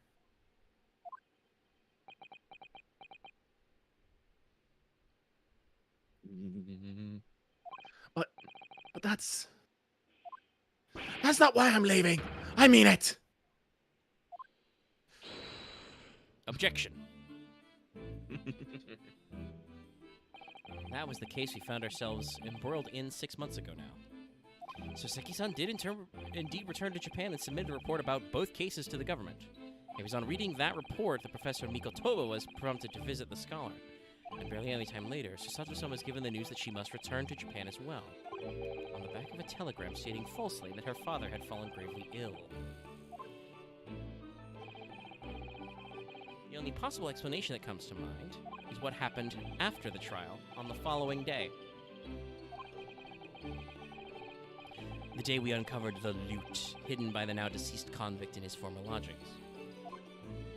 It's happening.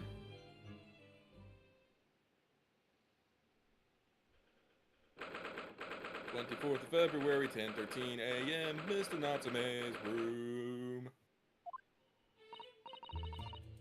Oh, well done, Mr. Sholmes. How simply marvelous of you. To uncover the secret hiding place in just one day. Wasn't it supposed to take 30 minutes or less, or my money back? That's a lot of books in here, I'm gonna be real.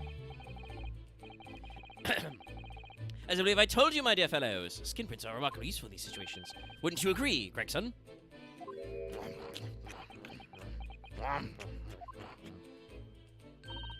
Oh, Gregsy's been happily munching in agreement this whole time, you know, Hurley. Happily. I think humorously might be closer to the truth. So, it transpires that the man fashioned a hiding place in the ceiling. Now what's in it? What exactly is the loot? Let us look then, if you're ready. Let us examine the late burglar's haul. What the? What's that?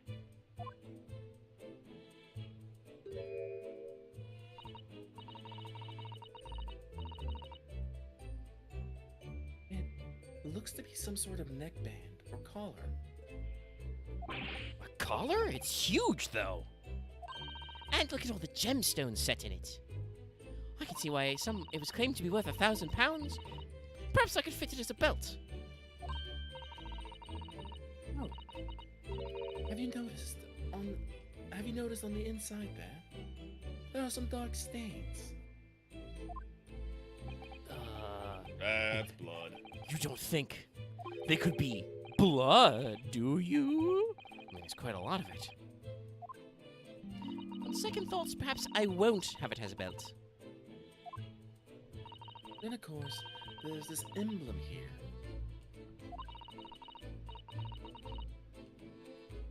A large letter B and a small crown. What does it signify, do you think? Oh, I hadn't noticed that.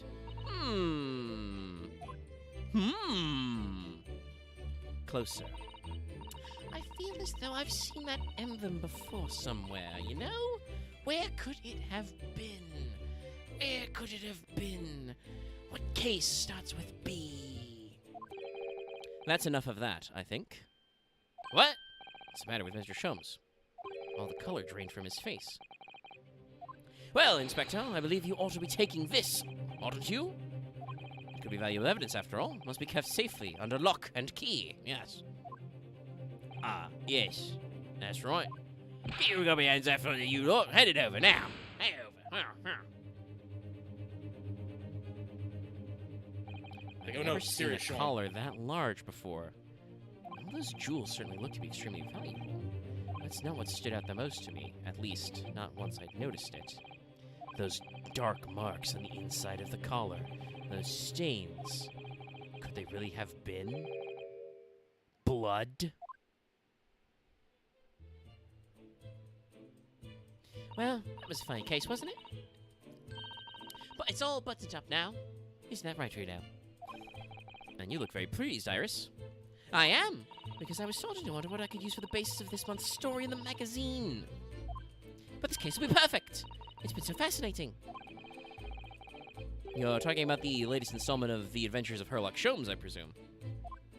Oh yes, the mystery of the knife in the mist, and the mustached man and the convict's curse, perhaps.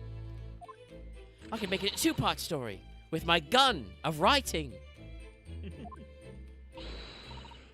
My new writing gun. Bam, bam, bam. Oh, I can't wait. A word, please, Iris. Yes, what is it, Hurley? I'm sorry, but you can't write about this case. It's out of the question. Yes. What? Why not? It's a great case. Then I shall have to insist that you limit yourself to the first of your two titles.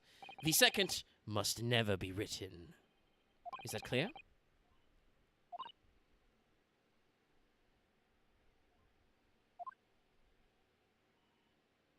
Yes. Pouty face.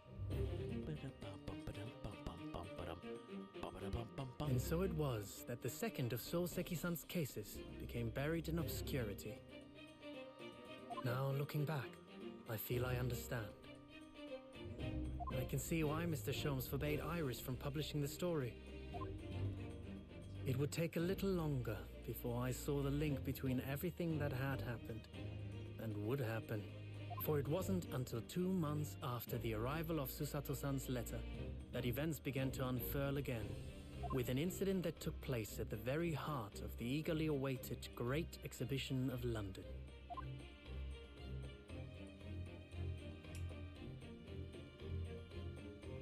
Theme!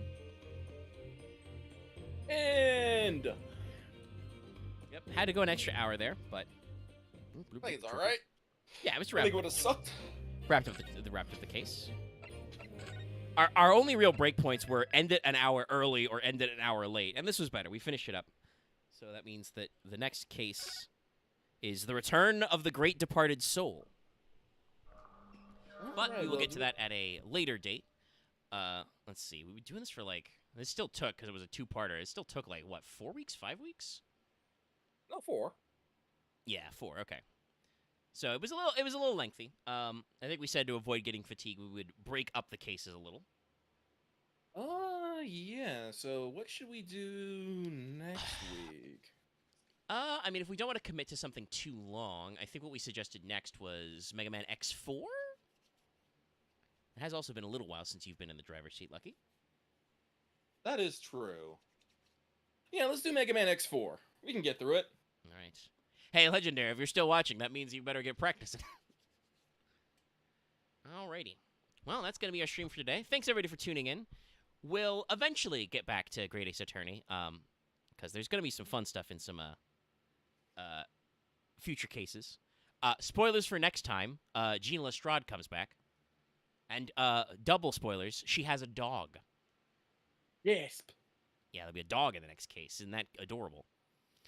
But yeah, so we'll probably eventually get to that one. But let's do an X4 run first. This gives me a chance to remember how to do the zero side of that. No, it's a small dog. But yeah, thanks everybody for tuning in. We'll see you next week for more streams. We'll be doing something Fail Portrayal related tomorrow. And of course, we're going to be back on Wednesday for more Final Fantasy. And possibly on Thursday, depending on what I'm doing. I do need to make sure to actually take some time and, like, get prepared. I think I've mentioned it in passing, but I am going to be moving again sometime. Not exactly sure when, because previous estimates were, we'll have the house bought and settled, and you and the cats will move in first last month. So, not sure on the schedule, but it may be a sudden grasp. So I need to take some time to make sure I'm packing up my non-essentials. But should still be good Thursday to stream a little bit. And Lucky uploaded the new Rain, so I can bust that out on it to you. If you're looking forward to FGO stuff, we will be back on Let's Talk FGO this week as well. But we gotta. I think we did actually do the correct thing because there was a lot of news that even had follow-up news. So stuff is still shaking out. Actually, honestly. Yeah. Yeah, we moved again. It's been a few years. Hopefully this will be the last one for my parents anyway. For me, I probably need to at some point find my own living solution, but it's expensive. I swear, since I've known you, I think you've moved like 4 or 5 times. Oh, it's true, and I moved even more before then. I've talked about this before, but my father used to have, when I was a kid, he had a management job with Gannett, the paper publishing company, and the only way to do, like, vertical movement was to move, like, to a different paper in the network, because that you'd move where the openings were. So when I was a kid, I moved around a lot, but I've, even then, still... seen a few extra movings in my time. But, we'll shake it all out, and it's, once again, not like I can afford in this economy to get a place of my own. But hopefully someday we can arrange all that. Anyway, we're going to get on out of here. We'll be going over long, and I need to take another bio break, so I'm going to let you guys go. Thanks so much for tuning in. We'll see you next time. Next time. Night, everybody. Don't let the hound of the bee bite.